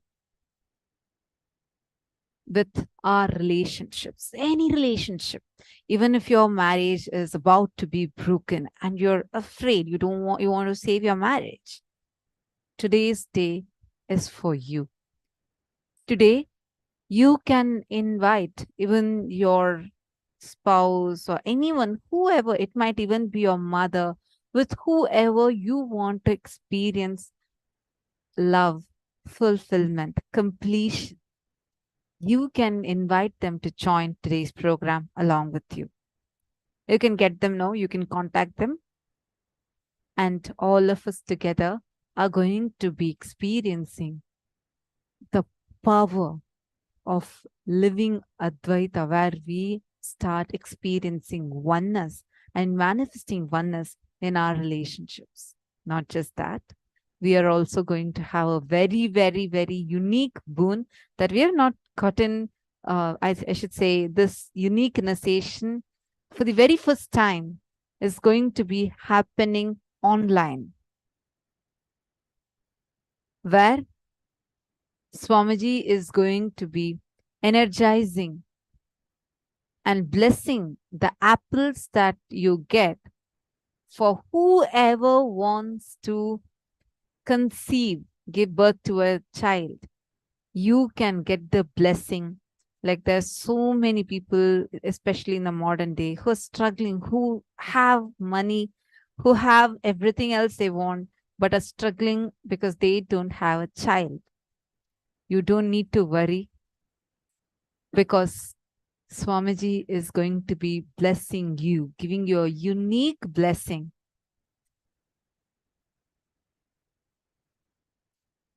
There's a very famous term they say in Ladinam, apple child or apple boy or an apple girl, where just Swamiji will bless one apple and give it to you. And when you eat it, the child that's born will be an enlightened child. And today, Swamiji is giving this blessing. This is open for anyone who wants it. It's not that everyone are going to get the same thing. Anyone, whoever wants to conceive, you can get an apple to get it energized. Swamiji is going to be blessing, and you will see how healthy you are going to give birth to an enlightened child. This is a very, very, very unique boon. It's open for today. So take a few minutes to invite your friends, family members, whoever for whom this will be a life-changing boon. Get them here today. Take a few minutes. You can invite them. I see so many of you across all the Zoom rooms. We have about 10 Zoom rooms.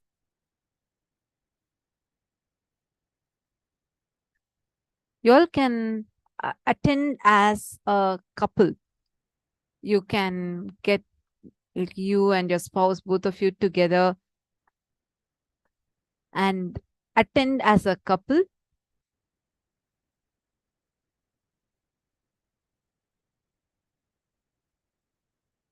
Shall we all enter into today's day?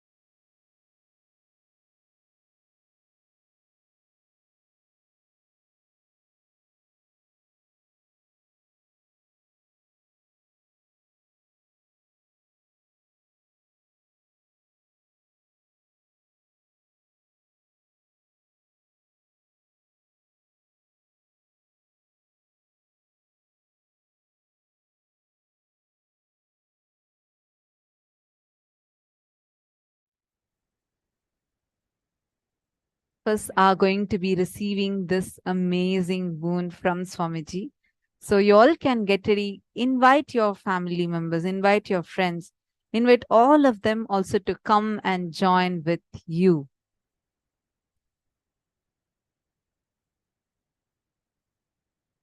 Now, we are all going to be entering into our very first session. But before we enter into that, I just wanted to ask all of you that is here today, if there is one relationship that you really, really want completion with, who would it be for you? Can all of you take a few minutes? It can be anyone. Just choose any one relationship with whom you want to have that fulfillment and completion, where you are completed them, they're complete with you. You are having a beautiful, fulfilling relationship with each other. And be a spouse, it can be a mother, father, it can be even your boss, it can be your son, your daughter, anyone. Take a few minutes and post it in the chat. Who do you want to experience this fulfillment and completion with? Come on, Ma Rui Shooting, Ma Parandamini, Ma Jnana Pradata.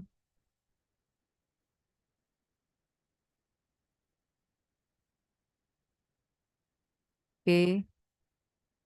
Husband, son.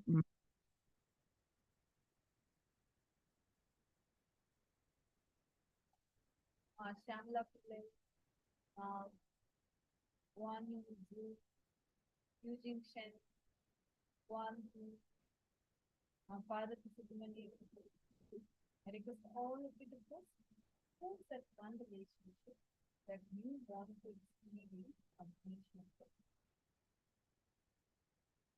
Okay, mother and sisters, my family, Manasha, okay, Masita Narayan with my dogs. Okay, each of you can post whichever one that you really want to experience completion with, whatever relationship that is. You can put, see, some of you are putting like very generic ones. You can put more specific. One relationship that you really want to experience a breakthrough with. Ma Sarju Pandit and Ma Sri Lakshmi Kottapalli. Come on, all of you can post.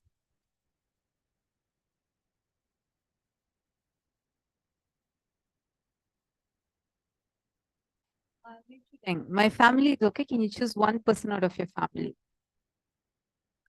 One person that you want to experience completion with. Complete with all our relationships, so that's not a problem. But I just want to see if you all can post any one. If you want to post any one, who would it be?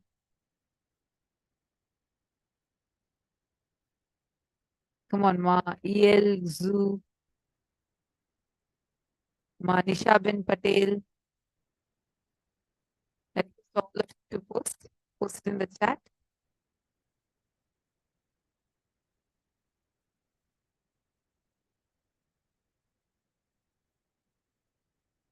Okay, mother. Fine. Now, so, what each of you have posted, just to share with you all, in today's program, you are going to be working on establishing that space of oneness and completion with those relationships in your life. Every relationship, mother, father, son, daughter, wife, husband, anything, any relationship, we are going to be discovering the signs of how you can experience oneness with those relationships in your life. Especially all those that are attending, if you can bring them, please do bring your family. You can provide a free pass to them. You can invite them on your behalf as your family member, and they will be able to join. The link to join will be posted by the support desk in each of your rooms. And you can post the link to all of your friends, your family members, and you can invite them. It's completely free, so they can take a few minutes and join. But today's program, when they join the initiation, today, literally they'll be receiving that experience of completion. They'll be receiving that blessing to experience that space of oneness in fulfillment in all relationships in life. So it is going to be very, very special. And Let us all get ready to receive this experience today. Let's all enter into our very first session. So are you all ready? Shall we all enter into the very first session? If you all want to take a few minutes to invite your family and friends, you all can do it right away. And a very important thing, see, attending through the day is very, very, very important for this. See, understand. Now, all of us, each one of us are having so many things happening in our life. We all have so many different things happening at right now. And we are not able to give that enough time, spend enough time with our family. Or even sometimes you're spending enough time, but your family somehow feel that, you know, they're not caring for you. Or you, both of you want to really manifest that true and fulfilling relationships, but somehow there you are ending up with conflicts, you're ending up with lack of understanding. Or even if you feel everything is okay, there is still some fulfillment not happening. Swamiji says, true love and fulfilling relationships is your birthright.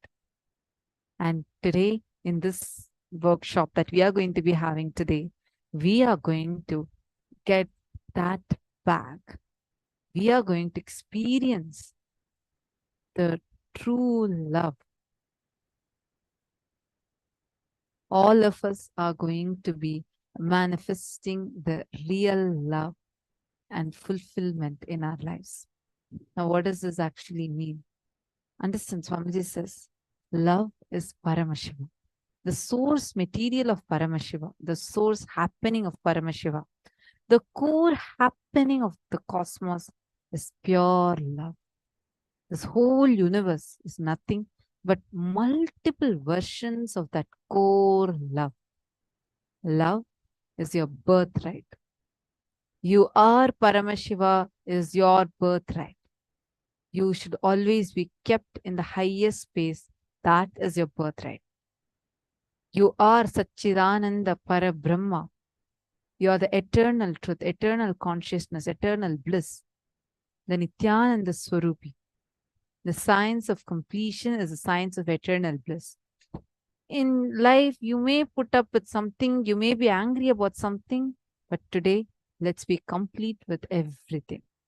Bring completion with everything so that you put up with something. Even if you don't put up with something, you're not incomplete at that. You're not incomplete at that thing. When you engage, entertain the incompletions, when your thinking is from incompletion, it naturally leads you to more and more incompletions. The thinking from incompletion leads to more and more suffocation.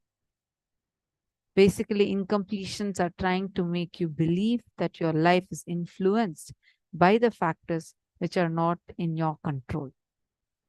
Completion is making you understand that not only your life, but anything you see is under your influence. Understand? It is not from reality you perceive. Now, what is the biggest wealth you know? Ability to relate with large number of people with love. This is the best wealth you can have, which will never leave you, Understand there is only two ways you can be wealthy. The organic way of wealthy is the ability to relate with multiple people with energy. Toxic way of relating is ruling. Today, let's decide. I have to bring completion with others, with whoever I am living. This starts completion with others. So today, right now, all of us are going to spend a few minutes and we are going to be forming our teamly as a first step before entering into the sessions itself. I'm going to explain what teamly means.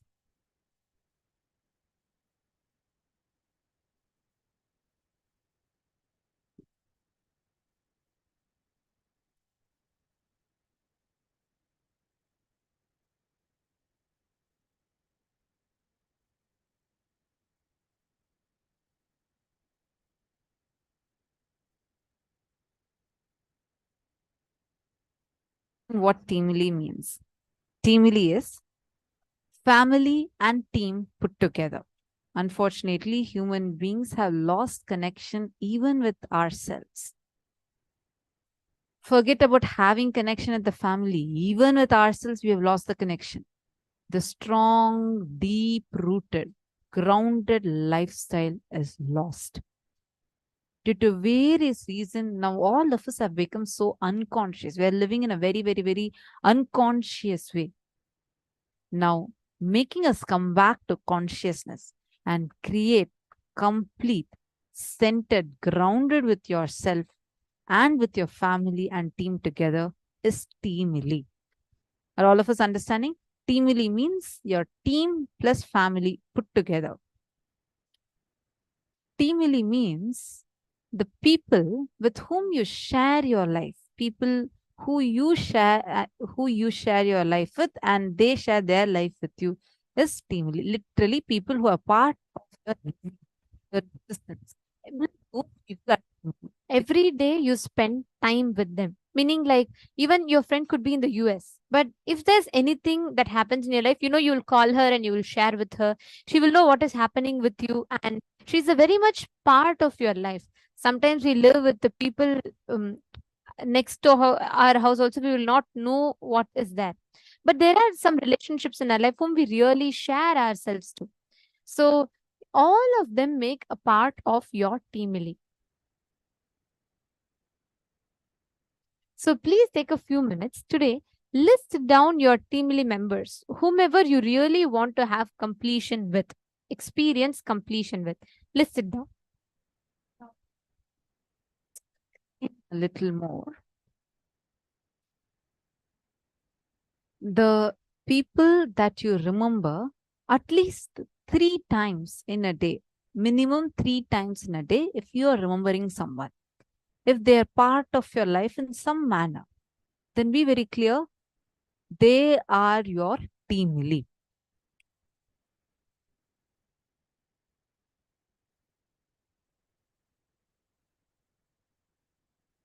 Ma Sita Narayan has posted, Mom, my daughter is out of the country. My friend doesn't answer the phone. He hangs up. Sister is busy with her husband. So I already shared it with my dogs. No. See, I'm not telling that whatever you are sharing with people is called as they're your teamily. Not like that. See, with some people, you may not actually be talking, but they're very much part of your life. They're part of you. In your day, you remember them at least 3 times. 3 times is a minimum number. If minimum 3 times, or maximum how many ever number of times. If you are remembering them, even in an irritating way, if you're remembering someone, they are still part of your team. Anyone that you share your life with, just choose 11 people like that. Minimum, you should have 11 people. Maximum, you should have 21. Beyond 21, even when it becomes 22, your being can't handle it anymore. 11 is the right number. It can be slightly more than 11, no problem. But with who your life is happening, like these are the people who are literally impacting your life or being a part of your life. Not necessary that they need to know everything. For example, your child may not know anything about your life, but your kid is so much a part of you. Ma Alexandra is saying, what if I don't remember anyone? Am I antisocial?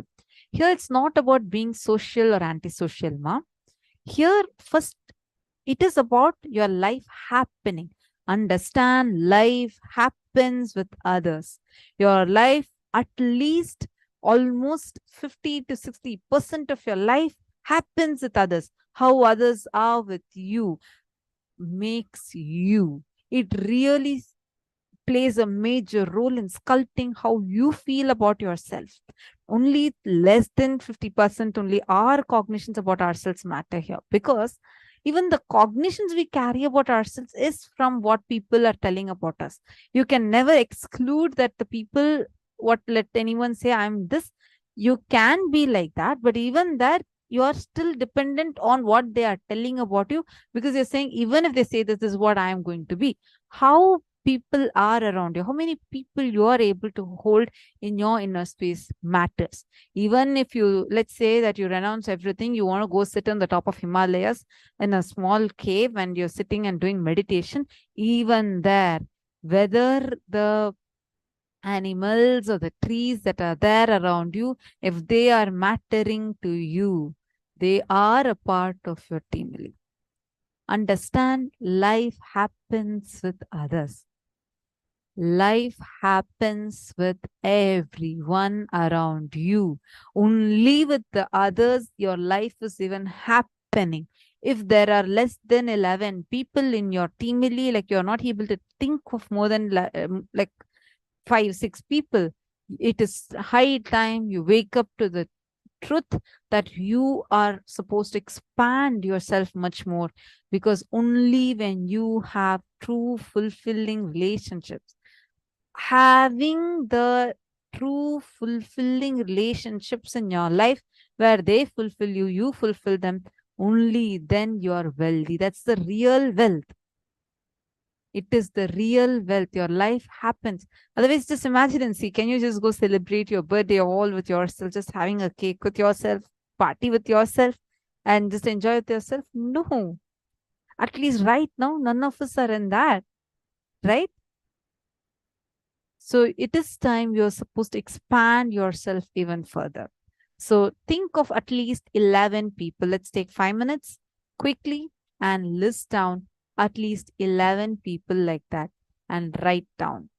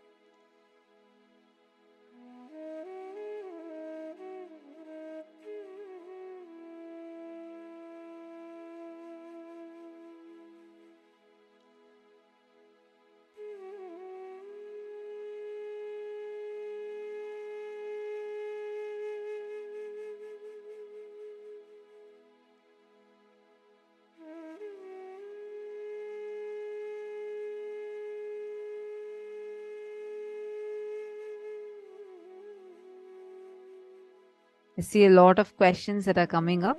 See, just wanted to tell all of you, don't worry. Just choose 11 people. We are going to do this process further. And today, we will help you to achieve this completion. Swamiji is going to step by step guide all of us, take all of us through this process where Swamiji helps us achieve this space of completion. So are all of us ready? Now, let's first enter into the very first session. The first session of the day, we are going to be learning about Samipya Samadhi, the space that we are going to be experiencing and manifesting during today's darshan. Let's now listen to the revelation from Swami.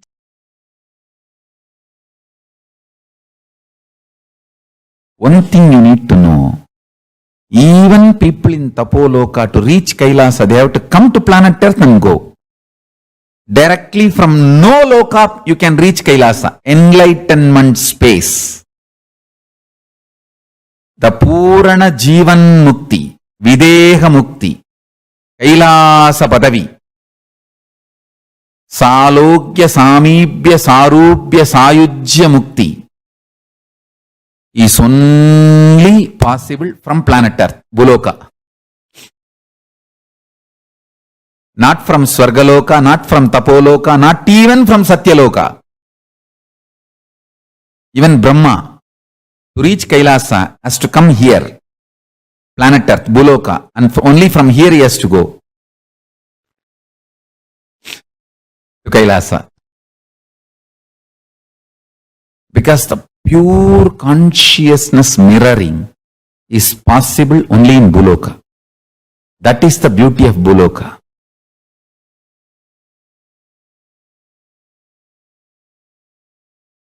Now let me expand on reality so that you will understand how the four principles can be used to make reality as you want.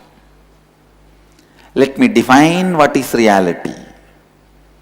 This is a very important definition. Only when you experience this as your reality, you can experience Brahmanyam Bahuputratam. Listen. Not having any conflict internally and contradictions internally about what you want to experience as your inner world and outer world, and projecting it powerfully, so powerfully that there is no conflict between your projection and your experience, perception. No conflict, no contradiction. Because there is no conflict and contradiction inside what you want and outside what you are experiencing, feeling the non-duality, Advaita, is reality. First thing, inside itself you have so much of conflict and contradiction. What you really want inside you and outside you.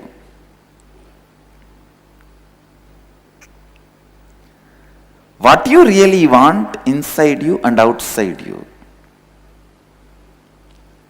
That itself has so much of conflict. Second, because there is a conflict inside, what you project is not able to move the outside as you want. Because when you say you want money, one part of you already says, no. I will ask, but you don't give. Because of the conflict, contradictions, unconsciousness inside, what you project also has conflicts, contradictions, unconsciousness outside. Because of that, your perception of the outside world also has unconsciousness, conflicts and contradictions. This is what I call unreality. The confusion of dvandva, duality. First, you being clear within you how much of wealth you need, how much of responsibilities you need to take for it, what is the way you want to feel you, what is the way you want to project you to others, what all the ways others may perceive you. Having clarity and taking responsibility for all this. So inside you feeling completion, and please listen, the power of your inner completion will be so powerful, I tell you. The moment you project something out of completion, the whole world runs to fulfill it and serve you. You need to know a beautiful story from Prahlada's life. When Prahlada's dad was asking Prahlada, is your Narayana God in this pillar, in that pillar? Is he in this stone? Prahlada was about to raise his small finger. A child naturally takes little time to lift his hand and show which pillar my Narayana is there. I don't even know which finger he showed, or he would have shown. He may not even know how to fold the fingers and show one finger or anything. He must have shown even through face. That is the way kids show. Kids sometimes don't even know how to raise the hand and show. They just show the face.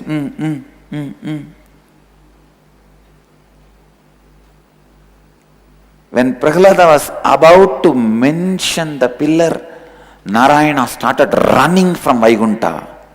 Lakshmi asked, what happened? Why are you running so fast? What is there to be in so much of a hurry? Vishnu says, no, you don't know. Whatever pillar he shows, I have to enter into that pillar. Wherever he shows, I have to occupy that place and come out. Listen. When a child is established in integrity, just for his hand movement or the direction he shows, God lands. Listen.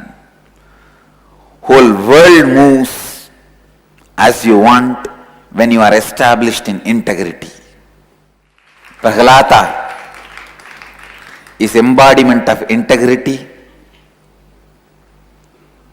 Nachiketa is embodiment of authenticity. Dhruva is embodiment of responsibility. Markandeya is embodiment of enriching. Prahlada is embodiment of integrity. He was in completion with all the karmas. Prarabdha akamya sanchita.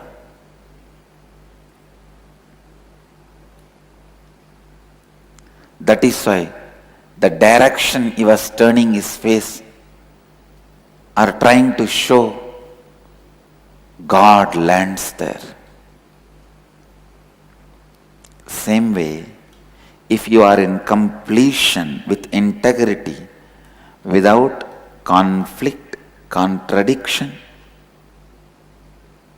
internally, whatever you project on the world is project for the cosmos.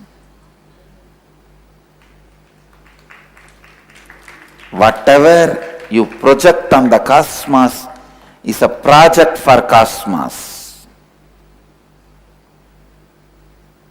Simply does it. Simply cosmos does it.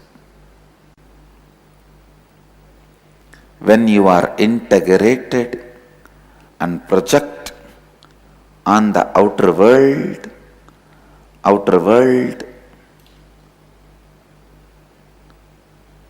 obeys you just like that. It obeys you just like that.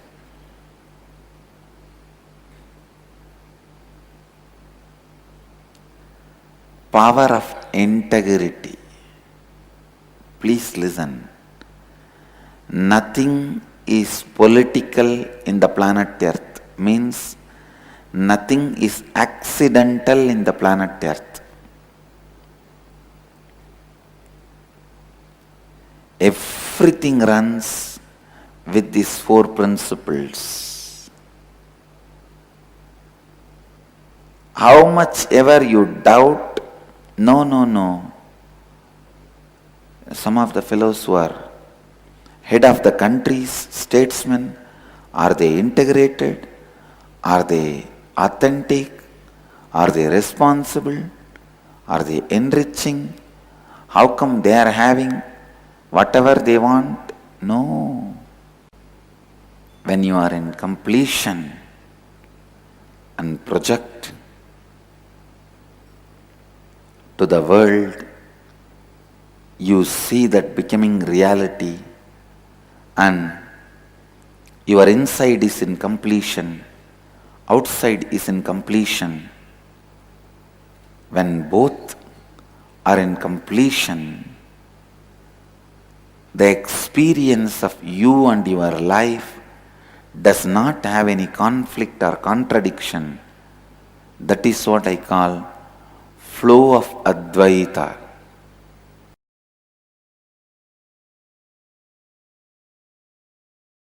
If you are established in the space of Advaita, even if the other guy tries to attack you, abuse you, his whole being will not cooperate with him to attack you. Simply, he will lose strength and fall into stupidity and foolishness, powerlessness. He will not be able to attack you. He will collapse before even he stares at you. The power of the space is such, I tell you, learn this science, practice this science, master this science, even if you have failed earlier. Can Swamiji define what is the space of Advaita? Means there are some ultimate truths. Everyone is extension of you. Whether you call us a Hitler or Bin Laden, Buddha or Mahadeva, please understand. Hitler or Bin Laden, Buddha or Mahadeva, Krishna or Kali, everyone is extension of you. You should be very clear why somebody is Buddha, somebody is Bin Laden. Let me make it very plain and simple, straight. So now you need to know which part of you is paining you, which part of you which is making you hate somebody. You should address that part and complete it. By completing with that part, you make the other person powerless. If he still holds on to the violence, please listen. Listen once more. For example, in the world, in fact level itself, there are violent people, terrorists who attack, abuse, destroy.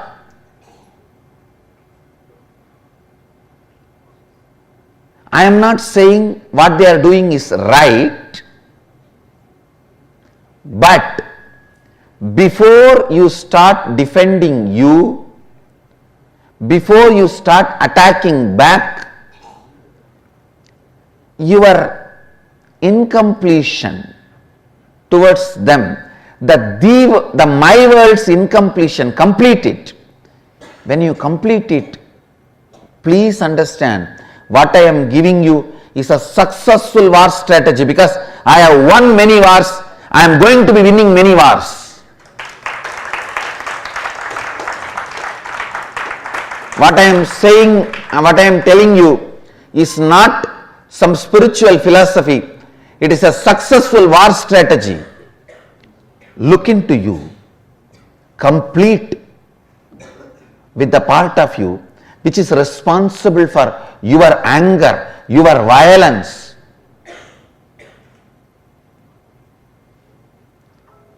Complete with that. You will see that guy,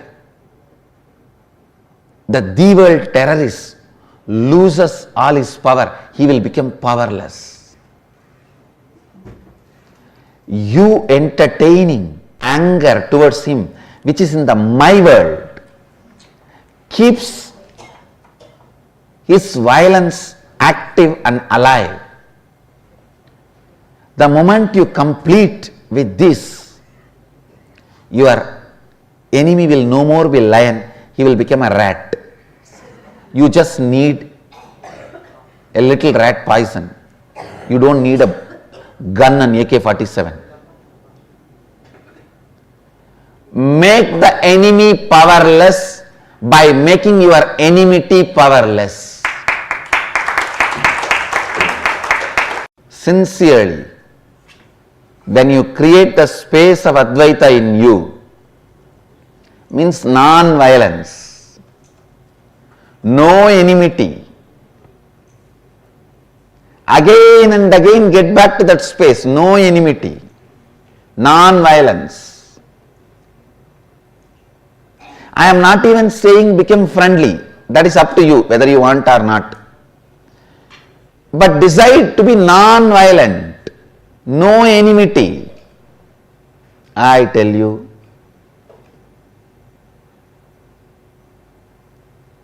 the moment you complete with your enmity and drop it, your enemy will suddenly lose power. The cosmos will not support him anymore. The person who is not supported by the cosmos is like a fan which is not supported with electricity, power. It cannot run. If it was running, maybe it will take few seconds for it to stop once you switch off. But not more than that. I tell you, everywhere,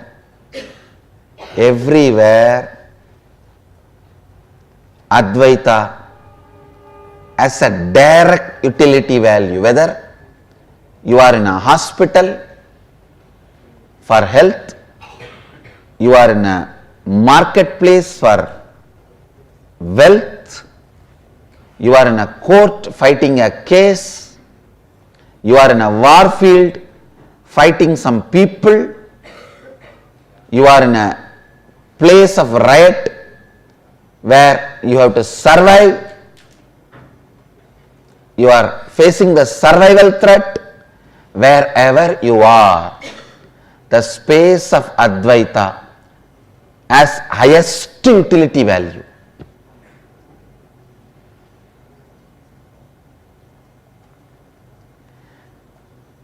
Just be brutally fanatic and practice Advaita.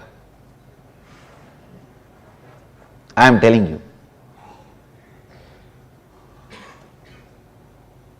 Whether you logically know the values of it, the side effects of it, or you need to take a little more time to learn the side effects of it, after effects of it, start practicing Advaita, the space of Advaita. I tell you, it will be amazing Kalpataru, giving constantly what you want, and amazing protection by making all your enemies stupid. By cherishing enmity, you will make yourself weak and make your enemies strong.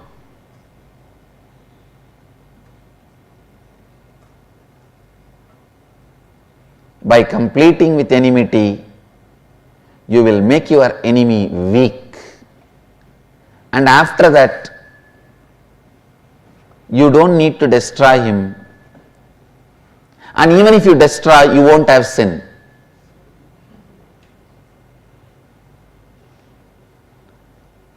You may not even need, because he will die by his own powerlessness.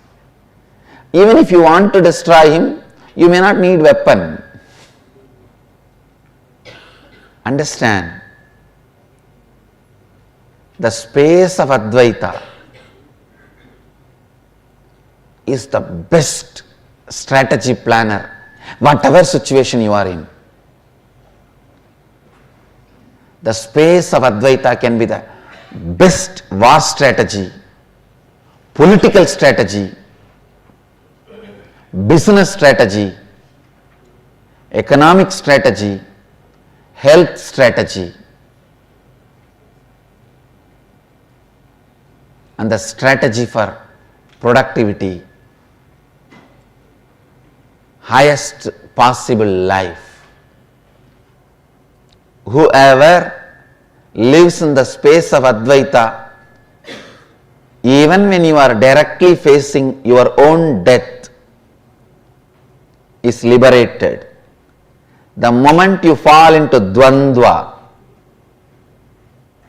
your life is gone. You are gone, your life is gone. Whole thing is waste. Whether you are fighting with the disease, fighting with a pattern, fighting with poverty, fighting with disturbed relationships, fighting with terrorists, fighting with society, fighting with anything, keep Advaita, the space of Advaita, as a strategy for your life.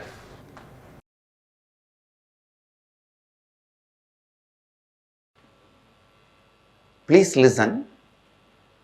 Whole life is a business. Whole life is trading. You give something, receive something. Either you got more or you gave more,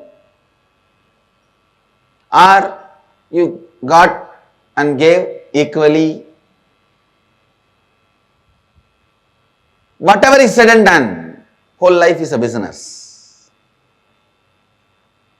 Please understand, but the good news is, what you consider as you is the starting point.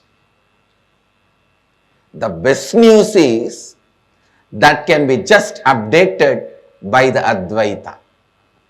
Please understand, what you consider you is the position, trade position. If you consider you only dependent on your physical qualities, you only have depreciation asset. You only have depreciation value. But if you assess yourself based on the qualities you carry in your mind, it can be, you can be appreciation asset, means intelligence, your ability to handle any situation. How you perceive you, if it is just occupied, means your self-image, your identity about you, if it is occupied completely by your look, by your beauty, the physical dimension, please listen, you are making all your strategies and plans based on depreciation asset. More and more as time passes, life will be hell for you. Kala will bring suffering for you. Please understand. Strategy which brings best things as Kala passes is eternal strategies. If your perception about you is all based on your beauty, you are having exponentially depreciation asset. You can manage few more years with various creams and cosmetic items, but it will continue to depreciate.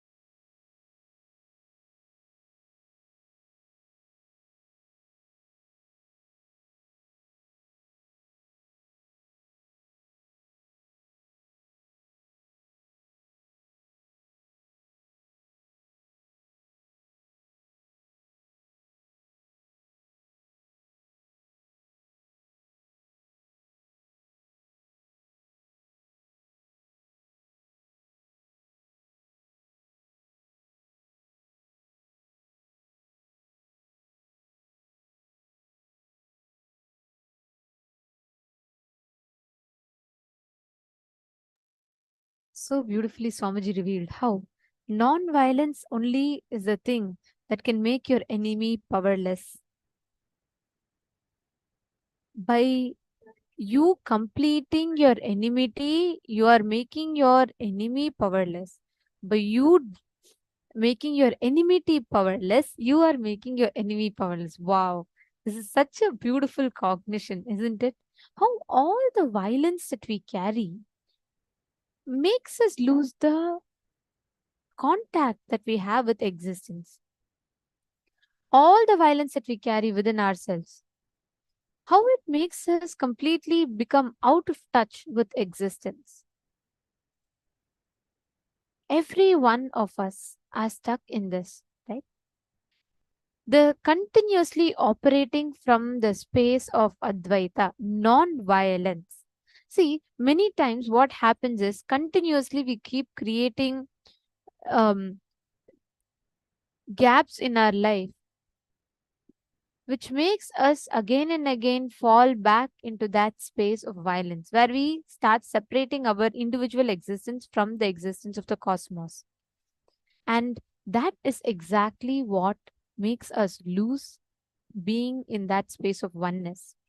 Every step of your life, every action, every moment, every space you carry in your life, the space you carry every moment of your life, everything should be only from Advaita.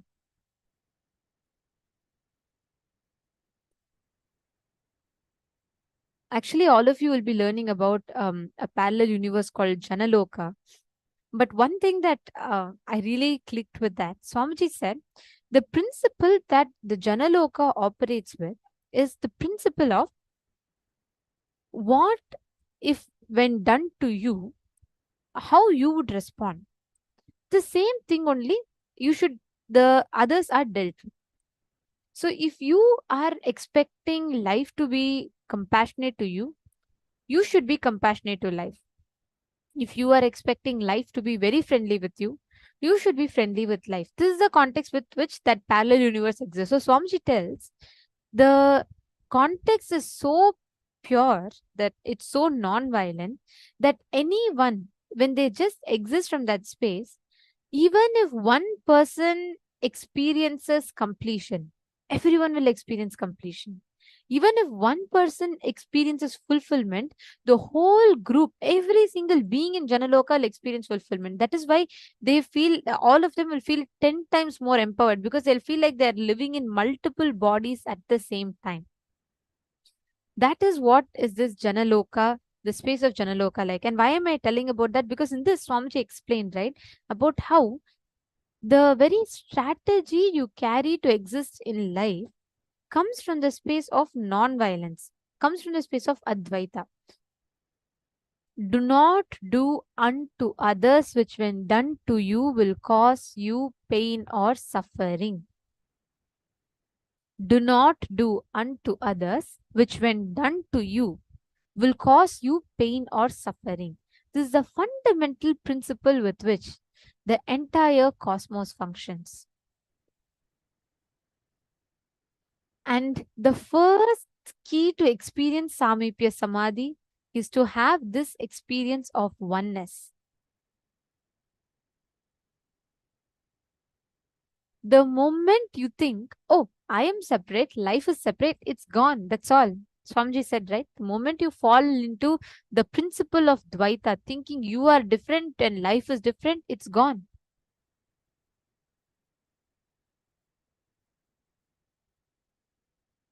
Every one of you that are sitting here, please understand, every moment when you operate life from the space of Advaita, you are making your enemy powerless. This is such a beautiful satsang. I really love the way Swamiji explained and took us all through it.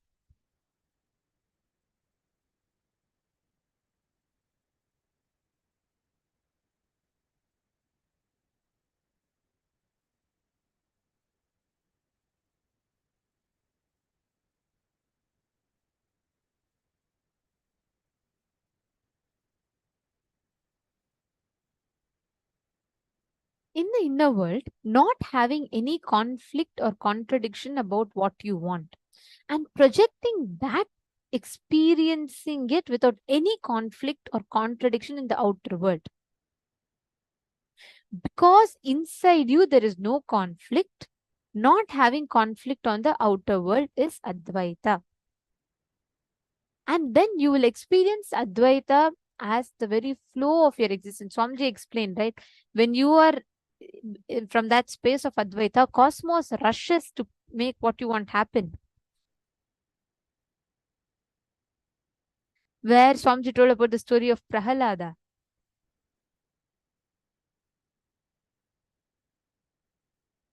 See, understand, let's take an example of the analogy of color in the crystals. The spatika or the brilliant crystal is pure in itself and has no particular color of its own. But when a colored object is brought near it, it reflects the same color and it appears to be of that color, blue, red, or whatever color it might be. In the same manner, Brahman, the Atman, is without any attribute, without anything. It's colorless, taintless, attributeless. But only the upadhis or the limiting adjuncts makes it appear as if it is of different qualities. Actually, this is a very, very beautiful example. By our nature, we are all not bound to any particular aspect or attribute. By your nature, you're not bound to be good. By your nature, you're not bound to be bad. By your nature, you're not bound to be lazy. By your nature, you're not bound to be active. By your true nature, we are completely causeless auspiciousness. We have nothing. There's no existence. See, like how by the nature, the water does not have any shape, right? You pour it in a bottle, it becomes a bottle shape. You pour it in a glass, it becomes a glass shape, correct? You pour it in a small balloon, it becomes in the shape of a balloon. Same way, our consciousness is without any shape, any color, any taste, anything. It remains as pure eternal consciousness. The only way it evolves, the only way you relate with it, when I say consciousness, I'm mentioning about the core of our being, our true existence. You are not bound to any form, you're not bound to any gender, you're not bound to any particular aspect, attribute.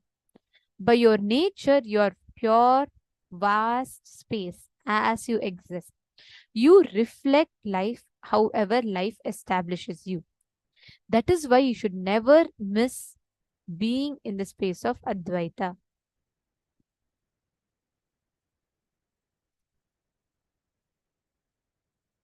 So, understand all the violence.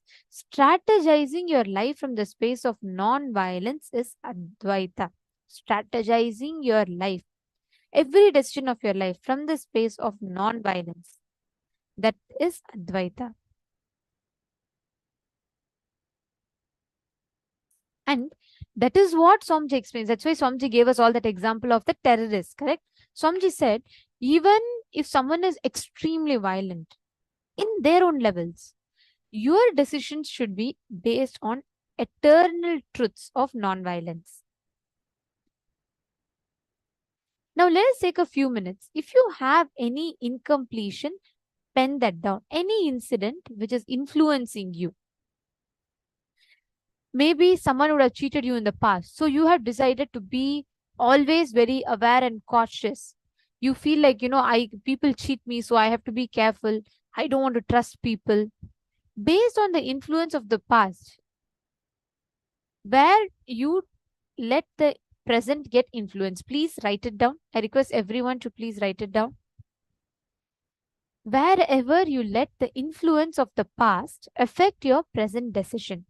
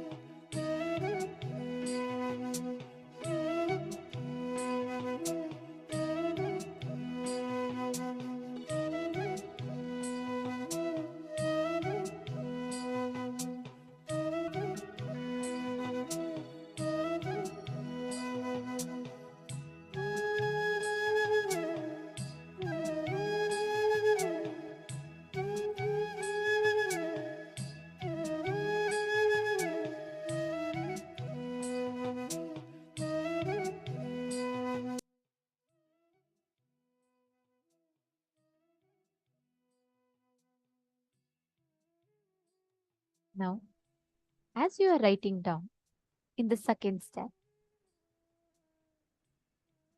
please go to Swamiji's Atmamurti. Please understand, listen very carefully. You would have written down saying, okay, I was cheated in the past. Someone took money from me, but they did not give me.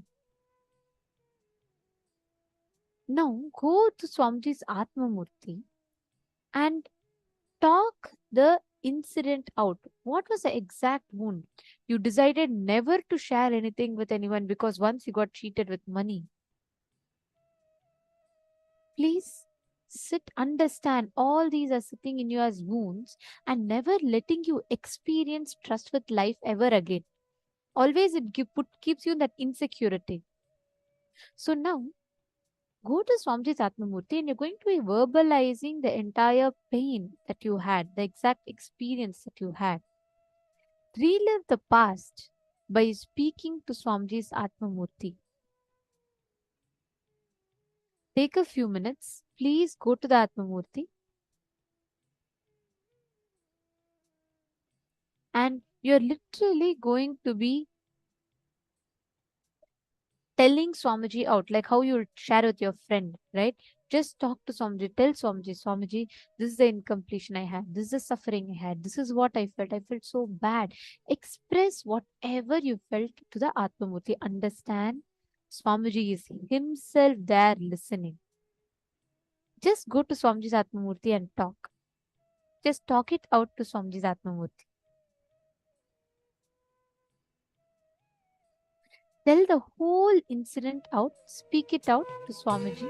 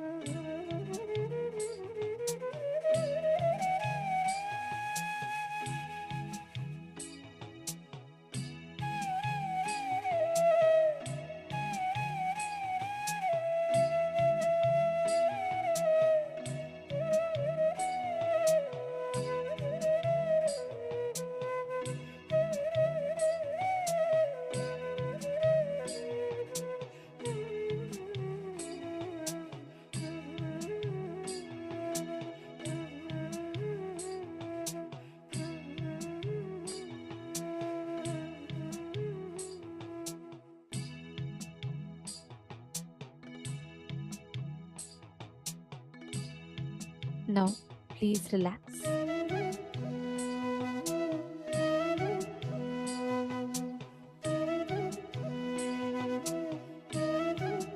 Slowly, you all can please relax.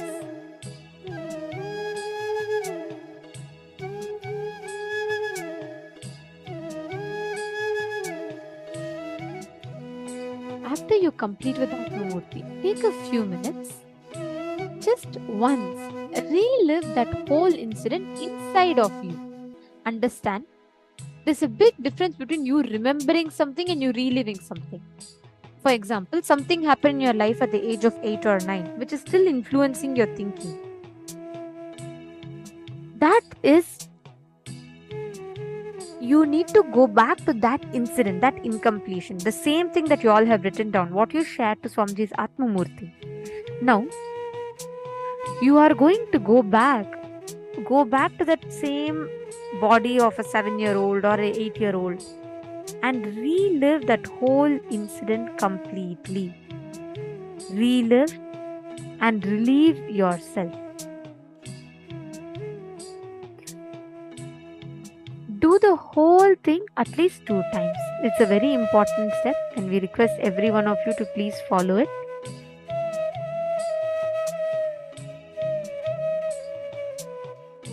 Invoke that incident in the mirror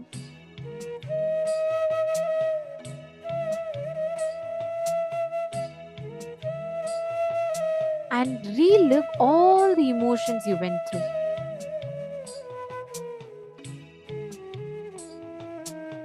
I request all the participants to do this sincerely. You will see the kind of an impact it will have. It will completely heal all the pain that you carry inside of you. So please take a few minutes. We request all of you to live, relive and relieve.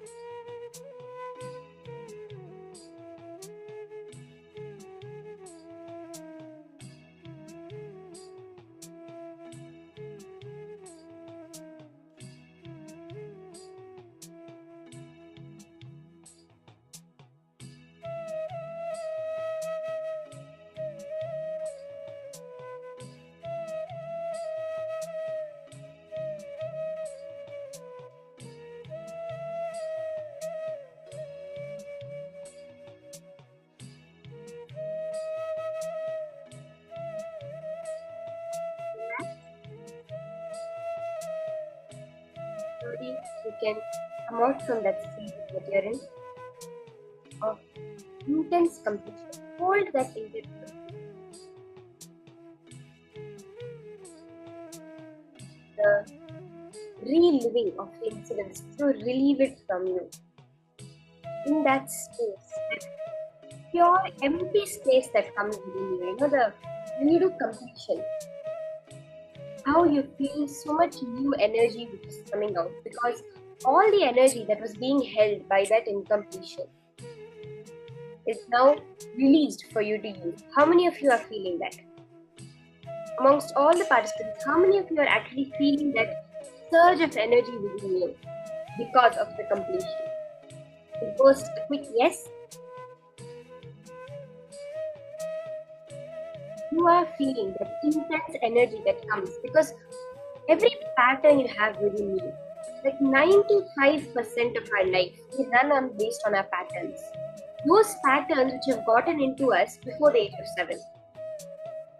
Now, when we do the completion, all the energy, that 95% of our life energy that is stuck within those patterns, every time is released to you for you to be able to manifest your life.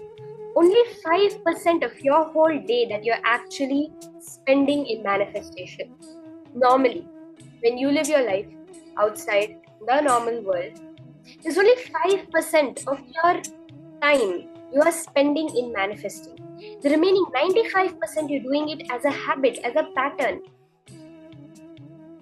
But this completion breaks that patterns, opens up that energy which is being sucked into your patterns for you to use for your manifestation. Today, in the beautiful day where we're going to be understanding throughout how to build relationships, how we can live a complete, fulfilled life when it comes to relationships, we are doing a set of very beautiful powers, starting with the power of shifting someone's inner space. Yes, you heard me right. It is shifting someone's inner space. We just heard from Swamiji how when someone holds enmity towards you, when the minute you drop the enmity, they become irrelevant. Because when your inner space shifts, their inner space has to shift as you are the one projecting them out there. How many of you are understanding this? It's a very subtle concept which we have to grasp very importantly. Anything that happens in our life externally, it may be some fight that's happening, it may be a case that's happening on you, it may be even the good things where you're enjoying having a lot of fun with your friends, you're passing an exam, you're acing at your job, you're about to get a promotion, or else your colleagues are not very happy with you, they think that you're being really bossy. Whatever it may be, these situations outside are a result of the space you hold inside. Take it like this. In your dream, let's say in your dream, you're walking on the street and someone comes and slaps you. When you wake up, you're not going to go and fight with that person because you understand it's your manifestation, right? You created it in your dream for whatever reason. The same way, even in this reality, you are creating what you perceive. Only when we wake up from this reality, we will realize it. But now, when we live by that truth, you will see very, very clearly every time you shift your inner space, every time you have a cognition change, how life starts responding to you differently. Are we ready? In this power, they are going to be having that shift in another person. You're going to be connecting to any one person. Please, you can connect to someone who is not within the program, or you can connect to someone who's there in your Zoom itself. This power, you're going to be shifting their inner space. With this power, any situation in life that comes up, anything that happens where you're feeling it's not going the way you want it to, you'll be able to instantaneously shift it and manifest your life exactly as you want it. Are you ready?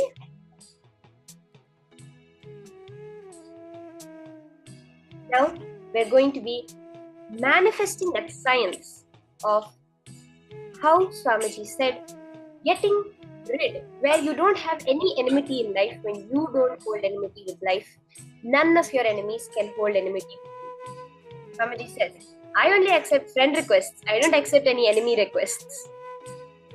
That is what is the science of shifting another person's inner space.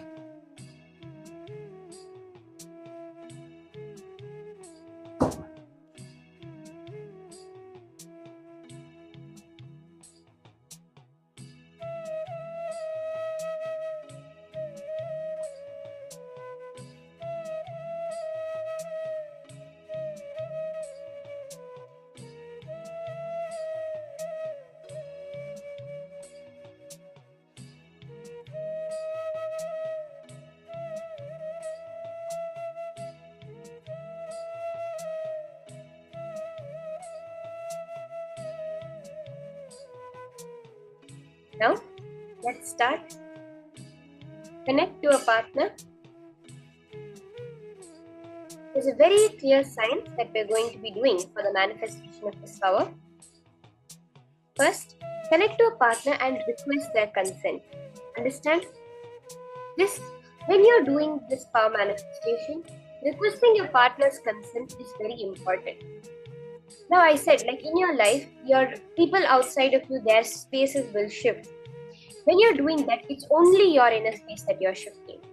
As this power we're doing, when we're connecting particularly to a person, you're going to help them shift their inner space to manifest a certain reality that they want to in life.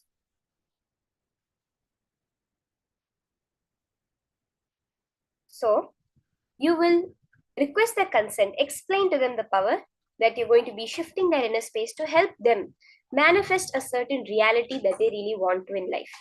It may be they want to get a job promotion. It may be that they're trying to win a court case. They really need the money to pay their bills this month.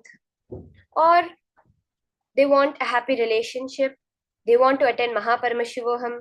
They want to become a SJP Yajaman, a Sarvanyapitha, Karta or Yajaman. Any reality that you want to manifest for them, that they want to manifest in their life, but they're somehow not able to. They need some shift. They're trying to start a new business, but somehow it's not happening. It's not starting off. Or they've started a business and it's not taking off. They're not able to get much profit from it. Anything as simple as this that they want to manifest in their life. You can ask one thing that your friend or your partner who you're connecting to wants to manifest in life. Let's start. Connect to your partner and ask them one thing that they want to manifest.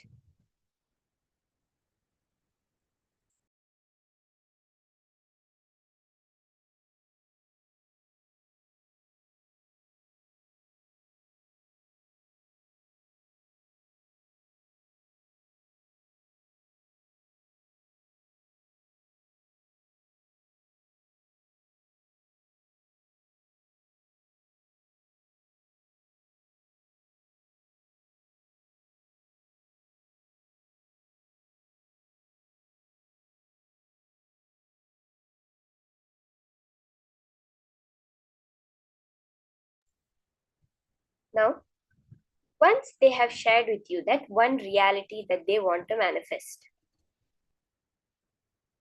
first let's listen. Let's understand the whole process before we start the manifestation. I see some of you are already starting. Just now, let's listen and understand the whole process, this whole science that we're going to be doing. Every power manifestation is a pure science. First, you're going to scan what is the thought current that is stopping them to manifest. See, anything that's not happening in reality is a result of our inner space. This is a very clearly even scientifically proven, which is when life is not moving around you, because you're not able to believe that it can move. There is some thought current within you that is not allowing it to happen.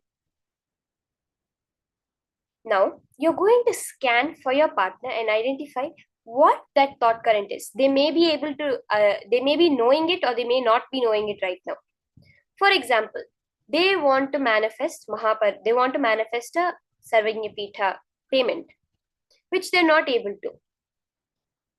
For example, the thought current that may be appearing in your third eye is postponing. They're having a deep incompletion, a deep pattern of postponing, where every time something comes up, they feel it's okay, let me do it tomorrow, or let me do it a little later, not right now. So you can share whatever appears in your third eye with them.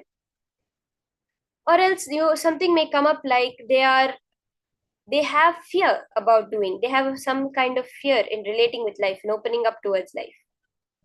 Like this, any pattern may appear. Then ask them if they're able to relate with it. Okay, this is the first part which we're going to be doing. Scanning what is the thought current that is becoming an obstacle for them. Then holding that, whatever that pattern is there within them, holding that in your inner space. What is that reality they want to manifest? Hold that within you and chant the Mahavakya. Visualize Swamiji. Open the Living Enlightenment book. Please have a copy of the Living Enlightenment book either online or physical with you. She will give you the answer. The Living Enlightenment book, Swamiji has said, is a goddess, is a living deity. She will give you the powerful cognition which will exactly shift your partner's inner space. That powerful cognition, when you feel the shift within you, surrender that powerful cognition in your Ananda Gandha and feel that shift in your understanding of life.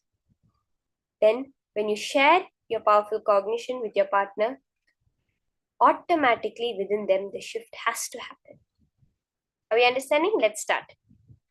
Now, start and scan the exact thought current that is an obstacle right now for them to manifest the reality that they want to.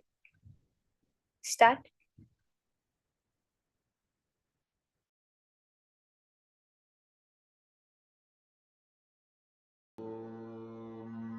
Nithyananda Paramashivoham.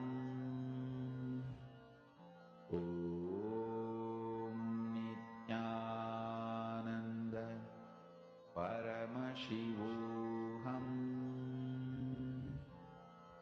Om Nithyananda Paramashivoham.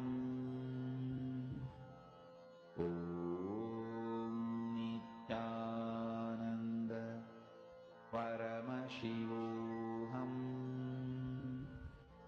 Om Nithyananda Paramashivoham. Om Nithyananda Paramashivoham. Om Nithyananda Paramashivoham. Om Nithyananda Paramashivoham. Om Nithyananda Paramashivoham. Om Nithyananda Paramashivoham. Om Nithyananda Paramashivoham.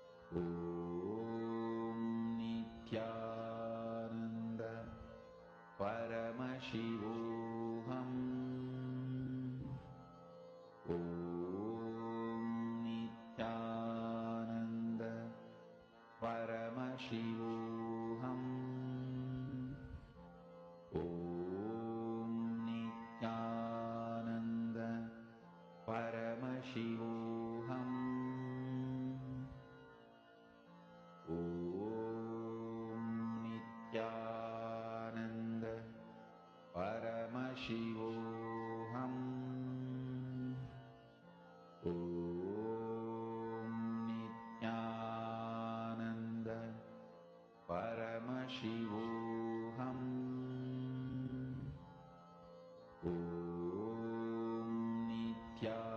Nithyananda Paramashivoham.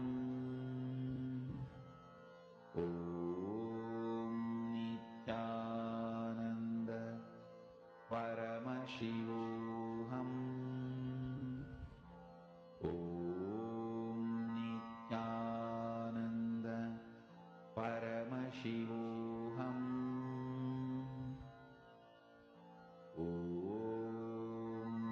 Nithyananda Paramashivoham.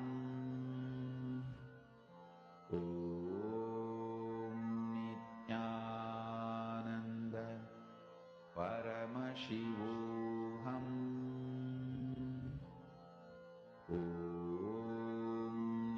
Nithyananda Paramashivoham.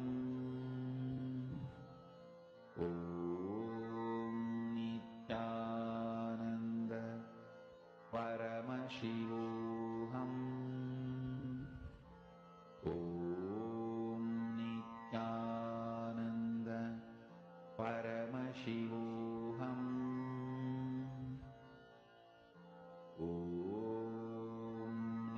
Nithyananda Paramashivoham.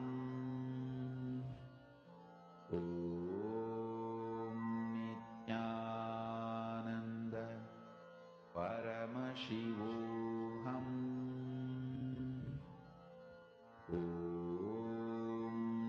Nithyananda Paramashivoham.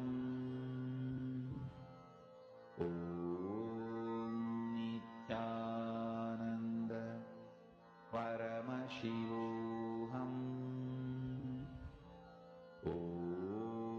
Nithyananda Paramashivoham.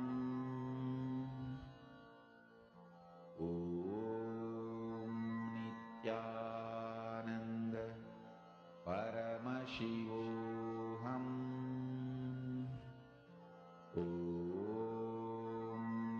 Nithyananda Yes.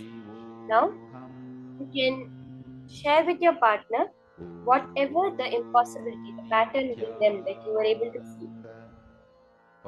Share it and help them guide through it, how they are able to see it in their life. Make them understand how the pattern is there in their life, and once they're seeing, they're able to relate with it. They're able to see that as a strong incompletion within them.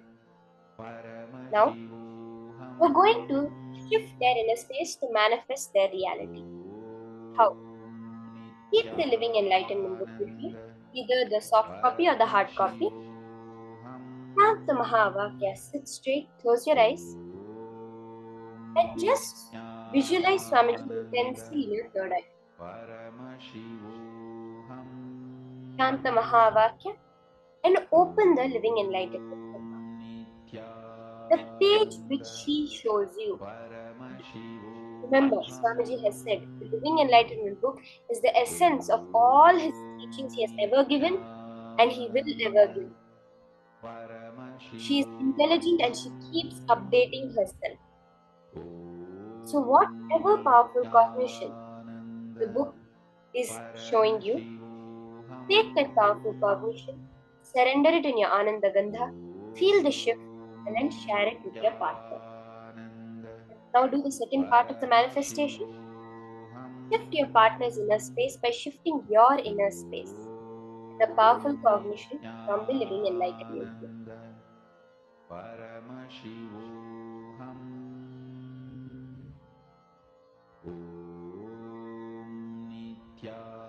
Nithyananda Paramashivoham.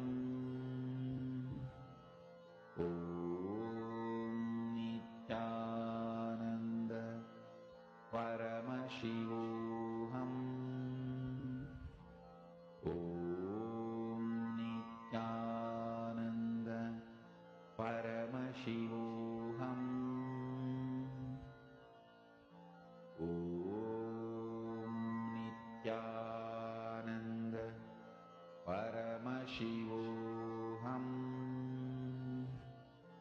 Om Nithyananda Paramashivoham. Om Nithyananda Paramashivoham. Om Nithyananda Paramashivoham. Om Nithyananda Paramashivoham. Om Nithyananda Paramashivoham. Om Nithyananda Paramashivoham. Om Nithyananda Paramashivoham.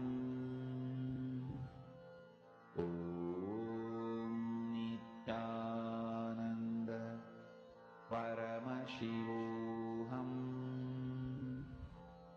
Om Nithyananda Paramashivoham. Om Nithyananda Paramashivoham. Om Nithyananda Paramashivoham.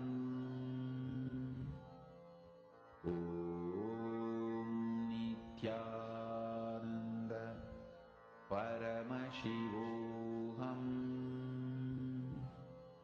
Om Nithyananda Paramashivoham. Om Nithyananda Paramashivoham. Om Nithyananda Paramashivoham. Om Nithyananda Paramashivoham. Mahamahavaagya, spiritual lullaby for samadhi, and Suprabhatam, wake up call, wake up song for Paramashivam. This Mahamahavaagya is spiritual lullaby for you to fall into samadhi. Suprabhatam, wake up song for Paramashiva to wake up in you. Just remember this one powerful cognition. This Mahamahavaagya puts me in samadhi. This is spiritual lullaby for samadhi. And Suprabhatam, wake up song for Paramashiva in me. For Paramashiva to manifest. With this one spiritual powerful cognition, chant this Mahamahavaagya.